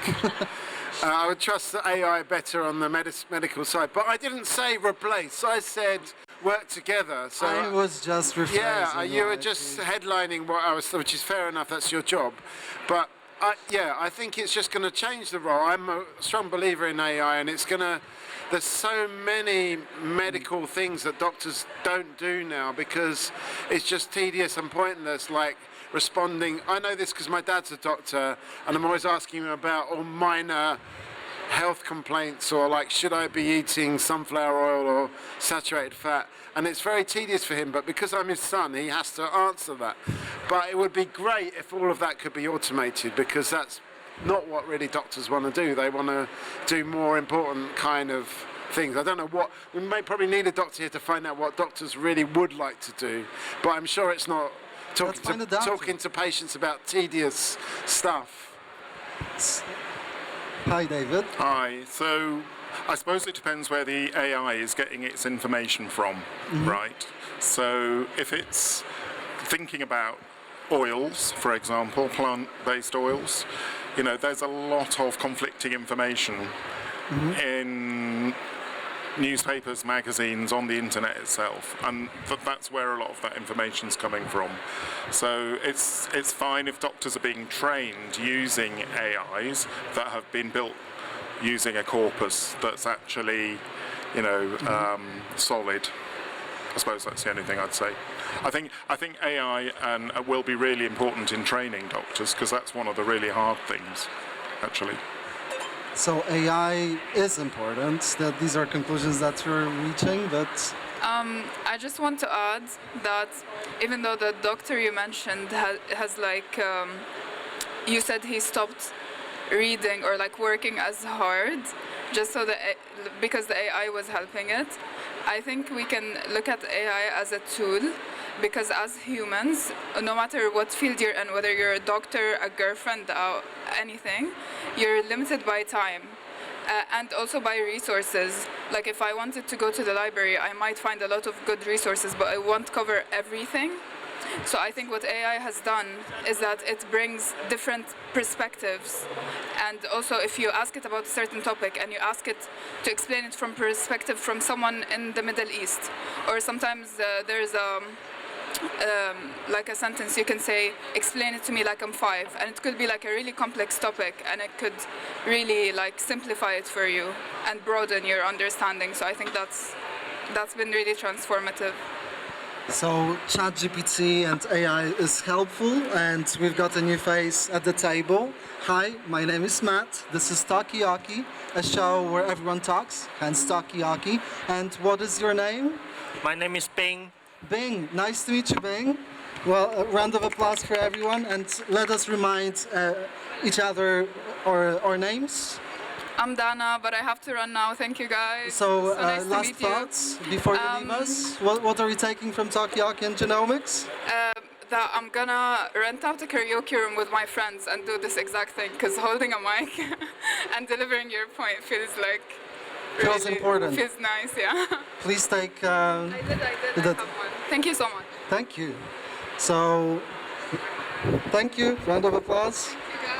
Nice to meet you. So my name is Matt. Your name? Hi, I'm Nikita. I am studying MSc in Bioinformatics at the University of Liverpool. Great, nice to meet you. And I'm Pavel, a bioinformatics PhD student at Queen Mary. Yay, well done. Round of applause. I'm Mikey, substitute talk show host. I'm David. I work for the Sanger Institute. Woo. Hi, I'm Noor. I'm a genetic counselling student in Cardiff. Yay. Woo. So we were talking about women's health. We're talking about AI. AI medicine. Is AI girlfriend the same as a real girlfriend? Is AI doctor the same as real doctor? You guys only put me down. I'm so angry. Everything else, unless the only thing that gets clipped. This is what Noor's used to, AI girlfriend. Is genomics the answer to women's health? And we've got new faces at the table. Hello, my name is Matt. Your name? Hi Matt, I'm Peter Dixon, Research Fellow at Imperial, and I do genomics of women's health. Oh wow, we've got an expert in the house. Mic drop. No, you. Hello, I'm Caroline Navadia, and I also don't do so much genomics, but I do a lot more biodata in women's health. So we've worked together for quite a long time, and I'm talking tomorrow on the genomics medicine stage, almost the graveyard shift before Brian Cox. So we're going to learn a little bit more about the condition that we both really study called cholestatic pregnancy. cholestatic pregnancy. So What is that? well, that means that your liver doesn't work so well when you're pregnant, and you get more bile acids that build up in your blood. Bile acids normally we use them as a detergent, and it helps us break down our fat, so we absorb it. But they also signal to other tissues. The problem in pregnancy is that they're toxic for the baby. We think they probably cause the baby's heart not to work so well. So women with severe disease can have stillbirths. So what we really want to understand from a genomics and biodata perspective is which women are at risk and what we can do about that. Wow, thank you. Round of applause, because this was an amazing explanation. So let us remind each other, this is a round table, so I'm going to have to switch quite a lot. So don't mind me. But Nora, you were saying... I was just interested, like, are there any interventions, or so what are the interventions? What interventions are there? A very scientific point and discussion. Yeah, so I mean the simplest thing for a baby is to deliver the baby. So in the past, the only thing we really could do was deliver the woman, so the baby would be born preterm, and then the babies have the consequences of preterm birth, which is sort of short term, they might need extra breathing support. Longer term, they might have long-term impacts on their neurodevelopment. There are also medications that we have some evidence for. So one of the medications probably reduces the risk of stillbirth, but it definitely reduces the risk of going into an early labour. That one's called ursodeoxycholic acid, which is a bile acid itself produced in bears, but it's a healthy bile acid. It almost replaces the toxic one, so it's a bear bile acid. Urso is the Latin for bear, there you go. So there is that, but then we're also looking for other medications. In terms of the important thing with genomics is actually saying, well, what makes these women at risk of having cholestasis? Is there that they have a genetic susceptibility, and that then may impact their long-term health. So I think when we're talking about women's health in pregnancy, one of the things I'm going to talk about tomorrow is that it's a window on your future health. And actually, if you can understand why is it that this woman has got cholestasis or preeclampsia or a pregnancy complication, is it that that's why she is at risk for her longer-term health? Yeah, that's amazing. Thank you so much, Mikey. You've. I mean, in the previous section, we were talking about newborn screening, and there were different people that had different opinions on that. Some future parents said, "No, I'm not ready for that," and it's a bit pointless when most of the things that come up won't be treatable. Other people were like, "Yeah, I really want to know." But I would like to ask you, if you were in that discussion. Would that be helpful to have a much wider sample size from birth? Or, I mean, it might take 20 years for that information to be useful for you, but is that something that would actually help that kind of research? And what kind of, in a way, spin-offs might you get from that as well? I can maybe answer that question a little bit in more detail than Caroline, because I'm involved in several projects where we are interested in the maternal health and what's happening during pregnancy, but then there are some very specific diseases where we know that the fetal genotype, so the baby's DNA, is also contributing to the risk of getting the disease. And the two big diseases that everybody's heard of are preterm birth, where there are at least 4 different genes that the fetus is contributing to generate the risk of getting the disease, and preeclampsia, where the severe preeclampsia and eclampsia, the hypertensive disease that threatens the woman, there are genes that the baby is contributing to the risk that are not the mother. They're coming from the father, but probably working certainly in the case of preeclampsia, through the placenta, because a lot of people forget that the placenta belongs to the baby, not to the mother. So the genes in the placenta are contributing to risk in that factor. So to answer your question, yes, the offspring genotype is really important, not just for the baby but for the mother as well. So for programs like Generations, where you're screening the baby, that data should be linked to the mother so that we can get information about her future health as well as the baby. Thank you. So it's about combining all of the approaches. We've got a new face at the table. Hi, I'm Matt. This is Talkaoke. We talk about today women health, but we can talk about anything. And what is your name? I'm Roisin. Roisin, nice to meet you. Round of applause for Roisin.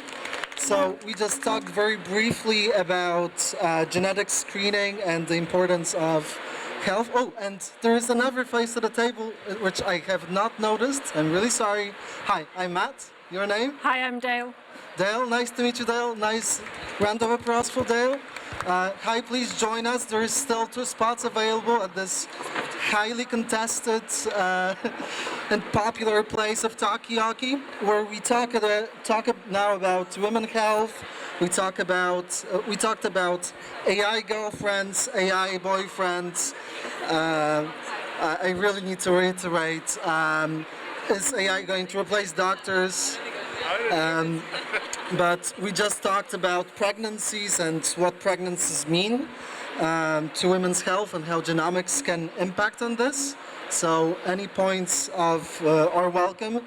Are women okay with pregnancy? Are women scared of pregnancy? Is genomics helping at any point? Well, I just want to say a quite obvious thing that needs to be said is it's quite. I've got a friend who's pregnant at the moment, and she's suddenly like, "Oh, this is quite a tough thing to do. It's not an easy thing to go through at all." And I think it's something probably as men as well. We forget what evolutionary kind of bizarre thing it is, and it's very, very challenging thing to go through. So it's a challenging thing to go through a pregnancy overall. Hello. So I'm going to flip this women's health thing on its head and say, well, we're talking about pregnancy, and that most women, even when we become pregnant, we don't really know what's going to happen to us or what's going to happen or anything like that on the genetic side, firstly. And then secondly, at the other end of the spectrum is like women's health and going into our menopause and things like that. And there's not really that much like support or what people are looking into for that. And you know what? Me working in the genetics field my entire working career, I'm not even supported when I go through the menopause. Do you know what I mean? So it's quite ironic that what I do, I'm not being supported in the workforce. Yeah, I'm gonna come back to you. Like, I'd be curious, when you say supported, what does that mean for you? Like, what support would you want from the workforce? What support are we looking for? So when you go through menopause, there are certain things that start to happen. You become very, very tired. Sometimes your mental health can deteriorate, so you can become depressed all of a sudden. You're going through a major biological change in terms of like losing your periods and things like that. And if you actually have a look at what women go through in menopause, there's over 100 different symptoms, and every woman is different. So that's what I think, everybody needs to know about this stuff. So it's all about education. Yes, Ben? So my name is Ben. I'm currently working at Guy's St. Thomas NHS Foundation Trust. I'm configured the electronic patient record, and then previously I worked at Great Ormond Street Hospital. So my question to you is, do you think it's because the organization, because I've been moving quite a few different NHS organizations, and then each time I move to a different NHS organization, I got cultural shock, because like different trusts, the way it's working, and then like the support mechanism is totally different.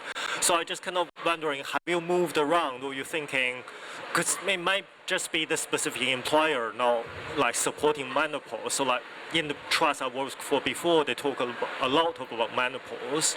So it's like, I think it's dependent on which organization you work for. Like the support mechanism are totally different. Sorry, I'm gonna come this way and then.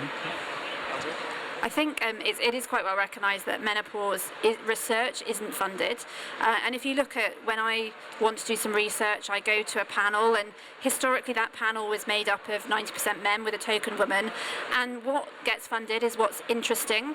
It's very dramatic if I talk about preterm birth and stillbirth, and I know that those are buzzwords that I can make a difference. But if I talk about quality of life, that's not great. I think the thing that I'm really aware of, I've come back from a liver conference about fatty liver disease, not in pregnancy but outside, but that is a condition that is very different between sexes. So women have lower rates until they go through the menopause, when they get much higher rates again. And there's definitely a way that your hormones are interacting with your genome to get different diseases. And physically, mentally, there is a huge amount. There are some definitely kind of different bigger employers are having understanding of menopause, but we haven't really talked about the male menopause at all here, because the evidence about that is much smaller, but there is some evidence that men go through the menopause, and maybe we need to slightly work on policymakers, talking to people who are actually choosing what research to fund, and say this makes a difference to the productivity of our workforce. If you want to make our entire workforce more productive, if new government wants to fund that, actually maybe we need to be funding research which will make our workers more efficient. So it's about the first tiny point. That being said, there has been some research onto genetic determinants of the age of onset of menopause. So it is worth digging around. There are some genome-wide association studies on that. So there is a little bit of research in the area. And thank you. And leaving thoughts, because we've got one face leaving us. What will you take from Talkaoke and Genomics? Thank you guys, it was really fun. And I guess like the ending point was just get patients involved in their care. Yeah. Get patients involved. Baker, round of applause for Nora, thank you. And let us introduce ourselves once again, because we've got new faces at the table. And let's get a quick reminder. I'm Matt, this is Talkaoke, a show where we talk about everything that matters to us. Now we're talking about women's health, but we can take it wherever we want with the conversation. So what's your name? Hello, I'm Margot. Alia. Alia, nice to meet you. David. Nice to meet you, David. Noha. Nahal, nice to meet you. Bing. Bing, nice to meet you. Roisin. Roisin. Hi, I'm Nikita, and I'm sorry I have to go, but it was very interesting to know about your studies. So one final thought from you? I liked it, and I was not having that good time, but that after coming here, I just feel more nice. Thanks. Thank you so much. Ooh. Thank you, and... I'm Pete. Pete. Caroline. Caroline. Pavel. Pavel, and... Dale. Dale. Round of applause for everyone. Thank you so much for coming. Is the microphone fine? So, David, you had a point? Yeah, so it was just coming back to your point about being supported in the workforce. I think that is very important for women, also for men, so that men understand more about the menopause. It's interesting that about 5 years ago at the Sanger Institute we started something with the menopause exchange. I don't know whether you know anything about that. I think there were 2 men and 1 woman went to the initial talk about that, which I thought was very interesting. Subsequently, I think about a year ago, we started a new program supporting women with the menopause, and that's gone a lot wider and is more widely taken up. But I think men's attitude to the menopause needs an awful lot of bringing into the 21st century. Yeah. Did you want to? So. Hello. Yes, thank you very much. It's nice that you acknowledge that.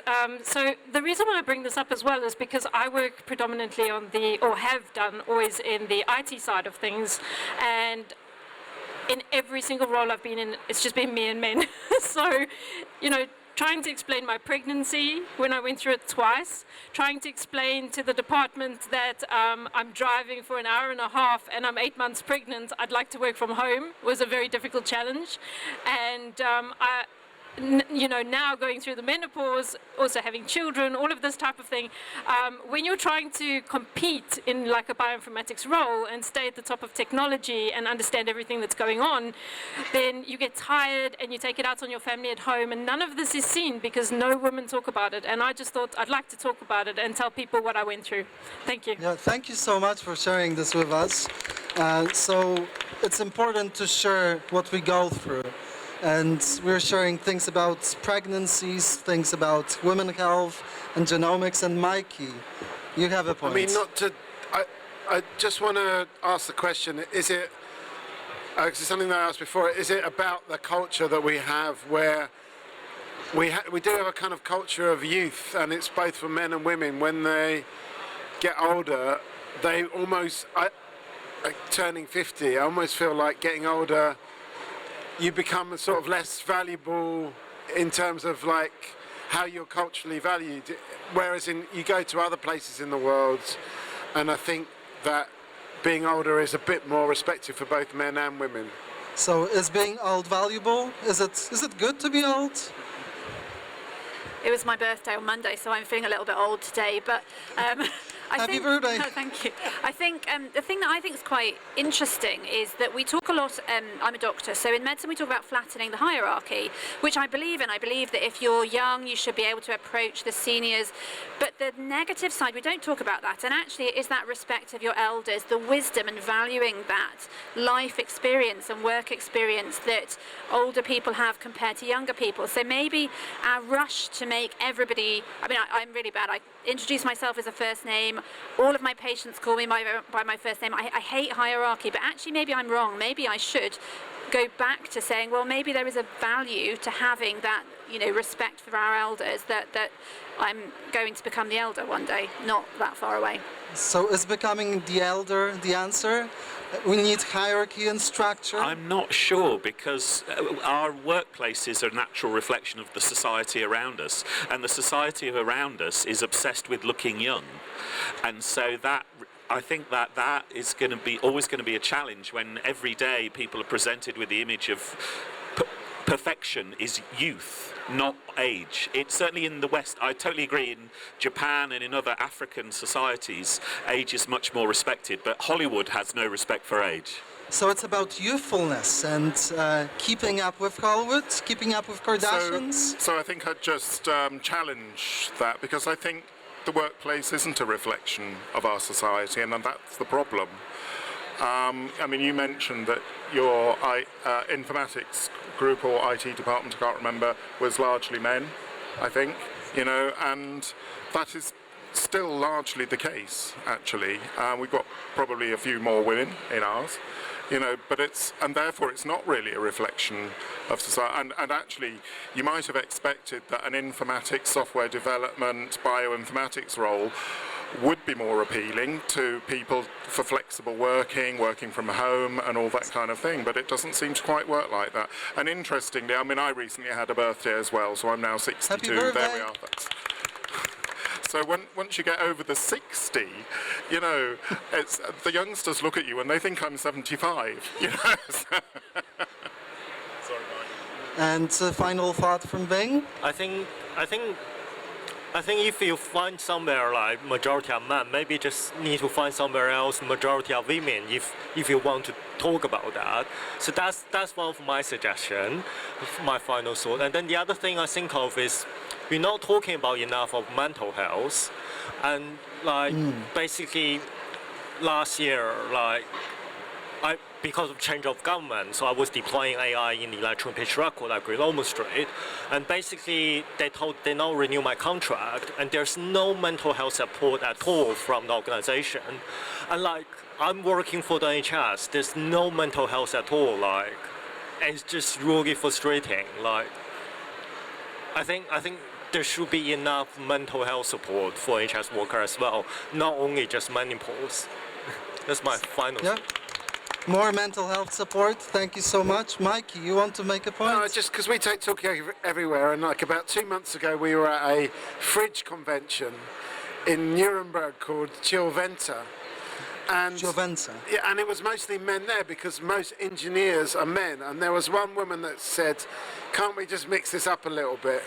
And then a lot of the engineers were saying, all right, they had no genetic or biological knowledge, but their feeling was that men are hardwired for engineering in this case, whereas women are not. And it was a big, obviously not everyone agreed on that, but that was the kind of dominant idea in the fridge world. And yeah, so, but obviously it's a different world to here, but I just think it's interesting how you kind of, you know, you kind of got, in a way, it's a kind of biological myth, I suppose, that exists in the engineering world that probably wouldn't exist here at Genomics Festival. So differences between engineers and scientists, they exist. So I landed up in engineering by working for an insurance company, and the men would literally sit on my desk and fart. I had to go through all of that type of thing. Every single time I have gone into engineering, as a bioinformatician, as a DevOps consultant, I've had to prove myself before they would give me the keys to the infrastructure.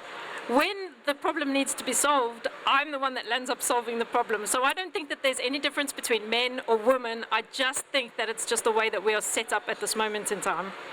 Wow. Thank you. That powerful message. So I'm the sort of flip side because I've always been a scientist who's worked in women's health. So my colleagues have always been 90% female. So I come from totally the other angle. The majority of my colleagues, all of the majority of the scientists, even the unusually professors and lecturers, have all been female. So I have a slightly different angle on this to being 90% male. It's very much a 90% female environment, and that's always been the case from doing a degree in biology at university and then all the way through. It's always been a female-dominated environment for me.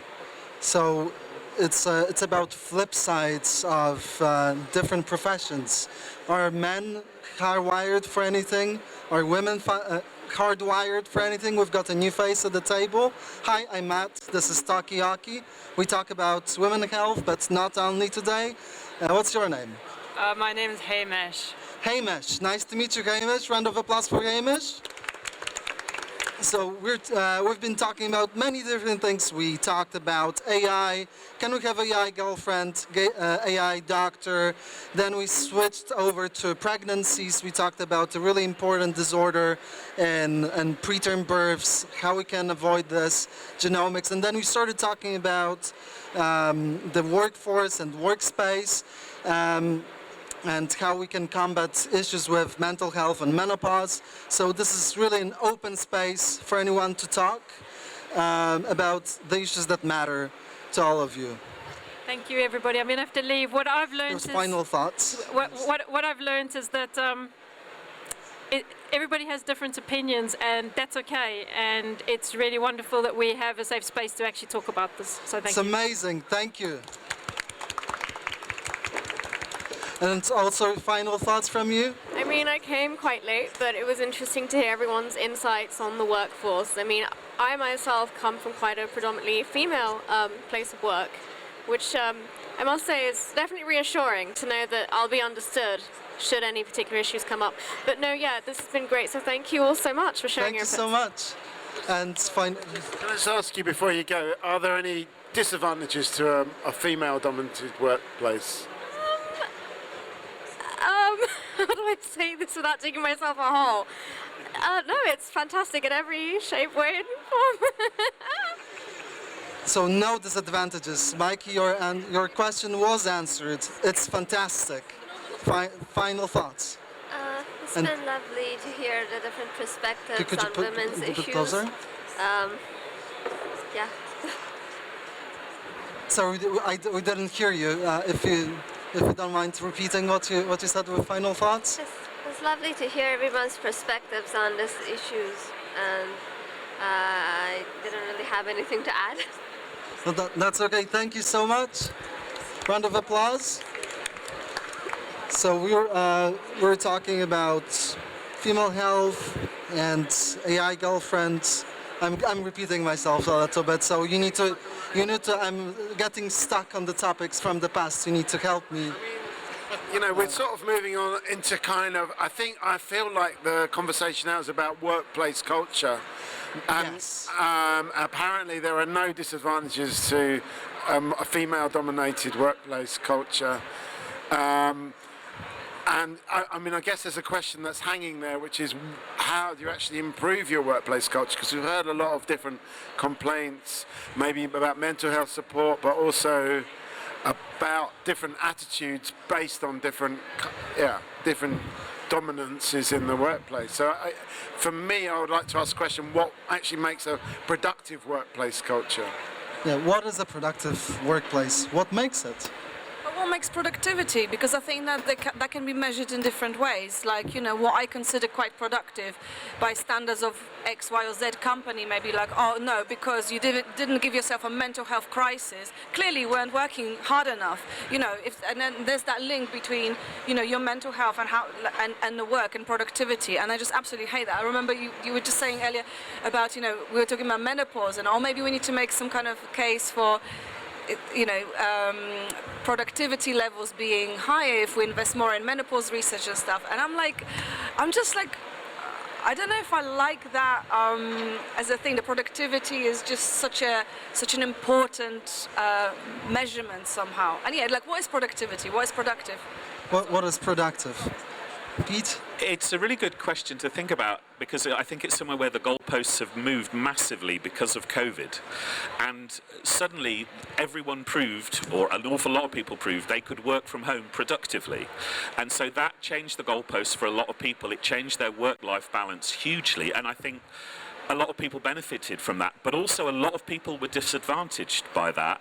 And now we've got the situation where my brother-in-law is a classic example. His company are insisting that he goes back to work 5 days a week. He works from home 4 days a week. He's got 2 children from a divorce he's trying to look after, and it's totally unproductive for him to go to the office 4 days a week, but they're demanding he does. So again, it comes back to a measure of productivity, and I think that in the eyes of a CEO is very different to what it is in the eyes of the people on the ground. So it's about equalizing, and Hamish? I think productivity a lot of the time, as you were saying here, is often sort of measured on like how much output a CEO can see from your activity, as opposed to you being a human yourself. I think over lockdown, with a lot of people thinking about themselves more than just a thing in the workplace, is now their workplace is like intrinsically connected with their home. It's become like, oh, I don't have to just like be on like the grind set to just like see how much I can give and work my way up the ladder, because you should be able to work your way up the ladder for the pure joy of doing so. I talk a lot with people about the fact that there's always the idea of like, oh, if like the point of moving up the ladder is you get paid more and things like that. But if I got paid nothing and all of my needs were taken care of to a reasonable standard, I'd still like to do what I'm doing. I'd like to move up the ladder because there's more things that I'd like to explore, as opposed to the fact that I could be more productive and like contribute more to somebody who's never gonna even know my name. Yeah, so being productive is something for ourselves. So, I mean, I think the question of what is productivity is very important, and I think as a from the political point of view, I think we spend too much time worrying about productivity and comparing ourselves with other countries who probably have different comparators for productivity. So certainly, you know, at a research institute like the one I'm with, the Sanger, productivity is how many papers do you get in first-class journals, because anything else doesn't really matter, because that's the way funding works. And until we look at other outputs, like contribution of tools that everybody uses, data, making data available, and all of those kinds of things, then I think it makes the workplace a difficult one to assess, I suppose. I was going to recommend to you, have you ever read Understanding Organizations by Charles Handy? I think it's a book that's it's a little bit dated, but it's well worth actually just having a flick through, actually. Hi. I would like to challenge the point that productivity is papers and just papers. I am also based at the Sanger, and a bit, you know, early on in my career, I don't have a first author paper as of yet, but I do feel that my day-to-day productivity is judged by a sort of overall attitude to work. I definitely feel that sort of my PI and my team, it's not, are you here at 9 a.m. and do you go home at 6 p.m. It's, does work get done? And can you, I definitely feel like I'm seen as a whole person, so I'm not just a person who goes in and does some data analysis and then doesn't exist outside of that time. And I think that the only way that we can get funding bodies to move past this papers are the way forward is to have it from that sort of group upwards approach of certainly you know, I want to run my own group, and my own group would be in the aspect of like, this is how we judge success, and success is a metric that you define for yourself, not for other people. And I know that's hard when it comes to getting money, but I think people aren't going to change their minds until we refuse to play in the system that they're giving us. So it's about bottoms-up approach? Is it about defining metrics? Pavel did you want to say something, Pavel? I just want to say, I mean, not coming from a science background, but I think there's a question about personal fulfillment as well that I think is possibly missing from the science side, but it should be just as important. But in arts, productivity is just as much about what you get out of the job and how you are personally developing as the organisation or, you know, whoever you're working for. So are scientists artists? Should scientists be artists? Well, I mean, I think there's a great deal of creativity in research science, and certainly in software development for research science, absolutely. I think I would agree with what you say about personal satisfaction, job satisfaction, and those things are really good to hear. However, I think at the end of the day, when the board looks at what the Sanger Institute has done, I think it's probably on the basis of what major publication they've got. Now, we're all contributing to those, okay, but there's such a plethora of journals now where everything gets published. It's, you know, I think we just have to look at what we mean by productivity. That's all. So it's still about metrics, but also is science art? Yeah, especially biological science, because I always think biology is the science of exceptions. So we're always looking at the things that are a bit different. Physics and maths, it's all equations and regulations. We're all looking at the things that don't follow the rules, which is why I love biology. So definitely, especially biological science, is at the artier end of science. To sadly add a slightly cynical note to this discussion, which it's always good to have the discussion, but the discussion has been going on since I started my PhD in 1993. Why are we still measuring people by journal metrics? And every few years, the MRC or Wellcome or NIHR will say, we're not going to judge you by your journal output. And they still do every single year. So you're absolutely right. It's not right. And we need another measure. But at the moment, all people do is reinvent citations and try and come up with a slightly different number based on something slightly different, and that's not the solution to the questions that you're raising. Caroline? I guess with the kind of way that we're moving is now not just publications, but now we're talking about impact. And I suppose that's the other thing to think about, is not just, you know, how many papers have I done, but what impact did that paper have? And that is quite good. That's within REF. So when they're kind of measuring university outputs and they're looking at the success of a university, impact is part of that. And that impact can actually be quite rewarding. So you might find that you publish one paper that actually is going to make quite a difference. I'm quite lucky because I am a clinician and I can get impact quite easily. I think it's quite difficult for basic science. It's much more difficult if your science journey starts off at a sample that is in a test tube, and it's 20-30 years before you get the output that's classed in impact. But that doesn't make it wrong. That makes it a lot harder to get money, permanent contract. And I think that's another challenge in terms of how, you know, the science sphere employs people as well. So it's about how we move the machinations of the governments and science and funding. In the end, is REF the best point of reference? Is our metrics, citations, H-index? We're discussing all of this, and we're talking about the workspace and women in biology and in genomics, and I need some help because I think you're doing a great job. I mean, I don't know. Maybe it's time just to get some final thoughts for this session. We've been going for nearly an hour. We could just get some final thoughts, because I know you've been in there for a long time. Sadly, it won't probably add to your kind of your your valuation as a scientist, but it may do, I don't know. There might be some way to incorporate this engagement work into your CV. But anyway, let's just get some final thoughts, and maybe we'll just take a break and then go from there. Yeah, so please, final thoughts for you, Hamish?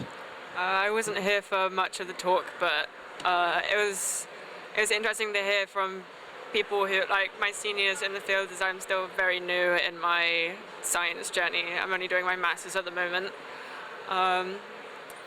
And although it's obviously disheartening that we seem to have the same conversations over and over again about putting the people back in a people business, but I suppose a nice thing from it is that the passion is still there after all of this time, and even though nothing is coming from it, and that although things might not be changing on a big level just now, that there will still always be a community of people who are understanding and wanting to make differences, however small. Final thoughts from you? I also wasn't here for a lot of the discussion. It's been great. I think it's a really great forum to talk to people and definitely hear different things. It does make me really sad that this is a conversation that that keeps happening, and nothing seems to have majorly changed. I think that the frustration with that is needs to go some way to energizing a movement forward, but I really hope that we don't have this conversation in another when I'm more senior in my career. I hope that it moves with me. Next Talkaoke, next year, Festival of Genomics, we're doing a check-in. We're doing a check-in. So I'm going to completely change the subject because I enjoy doing that. And I just want to say there will come a time when you will be asked to do what you ask everybody else to do. In other words, there'll come a time when, as a scientific researcher, you go to hospital, you get an email about our future health, you get into an MRI scanner and they say, oh, we want to do another scan for a research program. So my point is, if you're involved in research, you should be volunteering yourself for research all the time. Whenever you have a hospital appointment, a test, anything, there are researchers out there who need your blood, they need your stool, they need your microbiome, they need everything from you. So don't be scared of asking people to donate, to be involved in research, because you will get asked all the time, and we are desperate, especially for normal controls. It is impossible if you work in a tertiary research referral centre to get anyone normal into your programs, because everybody who comes to see you has got a disease. So joking aside, if ever you're asked to take part in research, please take part, because all the studies I'm involved in are desperate for volunteers. Please, healthy people, come forward, talk to the people, speak. Caroline. I think my final thoughts are what a pleasure it is to have the kind of networking chat that isn't work, it's just relaxing, because it's the opportunity that we don't have. We sit and if I'm listening to a science talk, I'll be looking at the slides, I'll be going, even if I don't know what it's about, I'll be like, I really like the way they presented that graph. But actually we don't talk about life, and life outside of the science is takes up most of my brain space. And actually, isn't it what a joy to be able to talk about, productivity and government and all sorts of random things that come up. So thank you.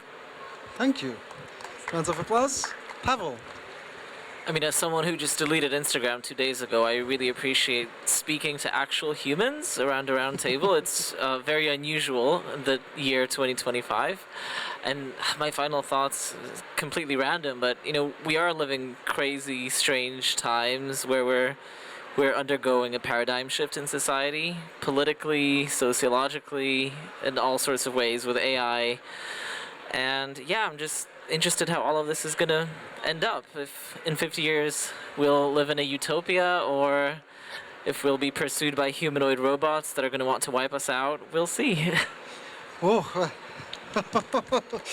Margot. I don't know, I try not to watch news, but there's more and more news coming from America that I'm slightly disturbed by. But I'm hoping this is not going to affect us too much, but I'm sure it will. So I'm trying to focus on the positive side. Eat chocolate, everyone. Eat chocolate, everyone. Thank you, Margot. David, your final thought. Yeah, well, I think it's been really good to just talk to people, as you say, from out different places. Well, not always different places, sometimes the same place, but it is quite a big place, isn't it? Yeah, so it's been good also to talk about, I think we were talking about preeclampsia at one point, and I learned something new. I don't know anything about it, so I had no idea that the placenta belonged to the baby, and therefore that the genes came from the man as well as a woman. So that was fantastic. So yeah, it's great. Thank you. And Mikey. When we had the AI chat earlier on, we worked out that the AI dystopia of the future is not robots going around trying to kill us. It's AI bots writing complaint letters about trivial things, and then other AI bots responding to the complaint letters in a permanent vicious cycle of overweighing bureaucracy, and that's going to be the AI dystopia of the future. Just bots complaining about trivial things. For example, I don't know,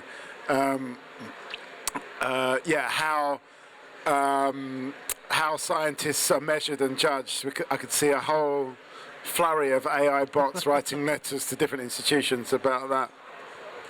So thank you, and thank you for this session, everyone. Give each other a round of applause for an awesome discussion. My name is Matt.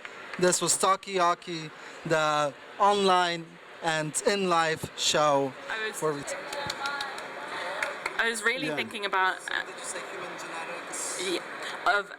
severe bacterial infection. Are you talking about multiple resistant infections, that kind of thing? Yeah, so I work on Staph aureus. Right. So 1 in 3 people, or 30% of people, will carry it in their nose, and it doesn't harm them, doesn't make them sick, but it can cause some really, really severe infections.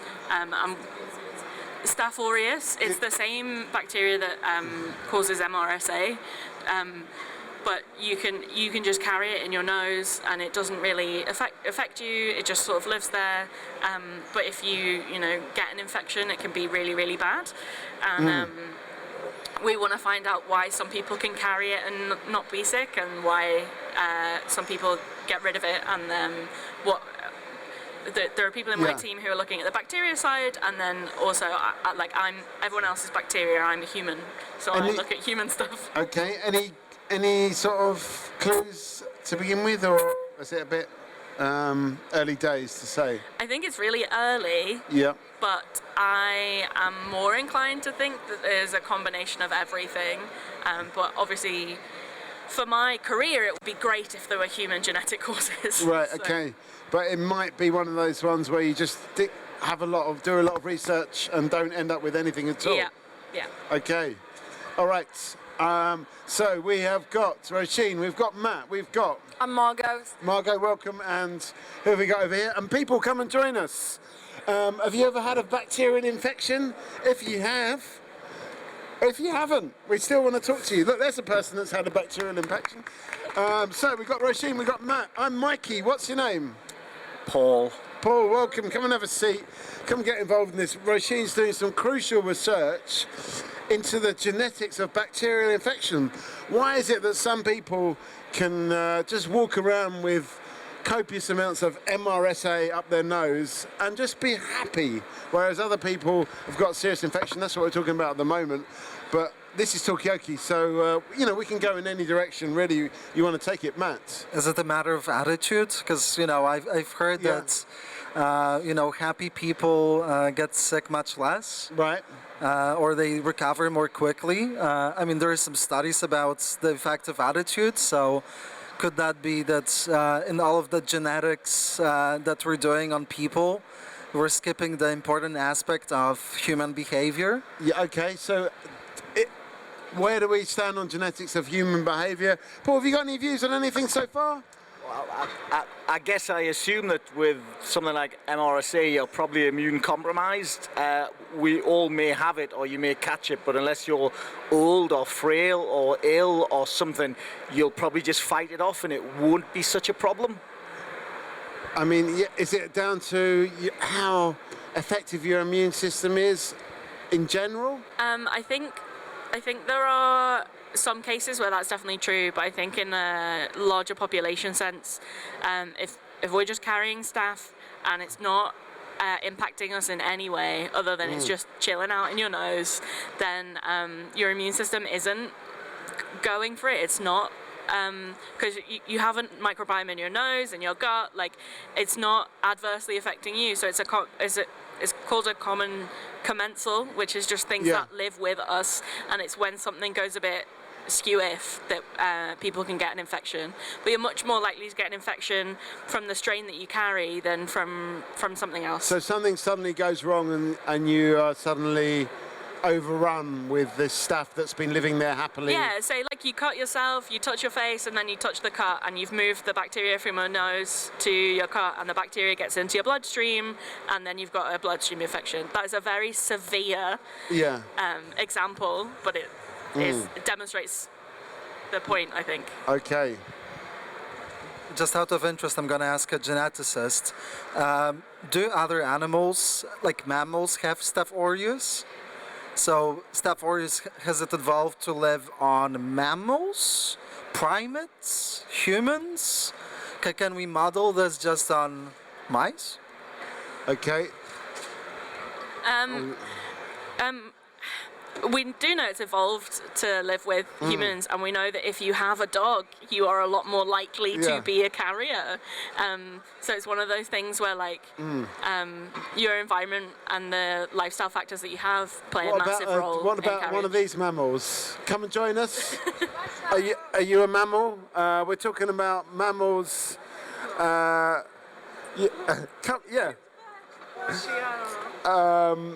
Yeah, I mean, so dogs are a bit of a. I've got my dog. Look, there's a dog sound effect here. Yeah. So thank you for proving finally that cats are better than dogs. Thank you. Oh no, that's the wrong one. That's the real discussion. Yeah. I mean, when it comes to your pets, I mean, I think we just wouldn't want to just focus on one infection. Are cats better or worse carriers of infective agents than dogs? Maybe I'm going to come. Sorry, Margot, but I've got a feeling that Roisin's going to know more about this answer to this question. But I will come to you shortly. I'm not sure I do. Don't cats do that thing where they give people like a brain? Yeah. So that like. Yeah. Here you go. Okay, toxoplasmosis. Tell us about toxoplasmosis. Yeah, I agree with her. It's true. Yeah. That's all I wanted to say. Okay. But I mean, toxoplasmosis is from cat feces, though, isn't it? So consequently, it's a parasite in the gut, and then it'll pass it out, and then someone handling the litter or the other things will catch it. However, again, I think. Don't quote me, that's not on, I hope. But yes, I think it's only for pregnant women that it causes severe problems. For most people, again, it's not going to be a particular issue. So I assume it probably crosses the placental barrier, maybe? And that's why it's a problem, I guess. Can I just ask about antimicrobial resistance? Are you of the kind of scientific thought that because of our poor use of antibiotics, at some point there will be organisms which are so resistant we will not be able to fight them, and then we'll go back to a kind of a Victorian age of medicine again? Likely to happen or not? Okay, I'm going to hold that question there. It's a big question because we've got a new face. We've got Roisin, we've got Paul, we've got Margot, we've got Matt. Can you tell us your name? Fiona. Fiona, welcome. At the moment we're talking about, Roisin's doing some interesting work into Staphylococcus aureus and different genetic propensities to get infected by it. And we found out that having a dog is probably worse than having a cat. Although cats apparently give out toxoplasmosis. So we're talking about that kind of thing. But Paul's just dropped the question, are we just going to end up with having lots of bacteria around us that are multiply resistant to antibiotics, and what's that world going to look like? That's what we're talking about at the moment. Although this is Talkaoke, we can go in any direction. But I'm just going to come to Roisin because it was directed at Roisin. But I'll come back to you in a second, Margot. Yeah. I feel like I've been given undeserved status in this debate. You're a scientist. I'm a scientist, but I'm a human geneticist. Yeah, but we don't very worry much about that. focused on the humans. Yeah. Don't really care about the bacteria. So I very recently moved into my role in a bacteria team. Before I was a rare disease person, so I'm still learning about antimicrobial resistance. So I feel like I need to preface my answer with that. But as I do feel like it could happen, but I do think that everybody in the bacteria world is very aware that it is. I think they've been sort of waving the flag for a long time that this was bad. Certainly the people I have spoken to, and I think the idea is there of how do we combat this in other ways, because the discovery of new antibiotics it just doesn't really happen ever. So I think, the stuff that I've read, it could happen, but it's someone else's problem. It's not mine. Okay, so probably yes is the answer, but you're not researching it, so it's not that important, Fiona. Well, I think definitely yes, we'll have multi-resistant bacteria. And one of the things that surprised me when I came to the UK compared to Denmark, where I was born, is that in Denmark, if you go to the doctor and you say you have a sore throat, they do a swab of your throat to find out what bacteria you have before they prescribe you any antibiotics. Whereas in the UK, you say you have a sore throat, they throw some antibiotics at you, and then if it doesn't work, we try something else. Right, okay, yeah. That seems to be the process in the UK, is like a trial and error kind of process rather than... So in the past, you were able to kind of give placebo. So you could go to your doctor in the UK and say you've got a sore throat, and the doctor could give you placebo that you didn't know about, salt water, something like that. Say it's medicine, you could take it away. It wouldn't hurt you, it wouldn't get you better, but you got the answer.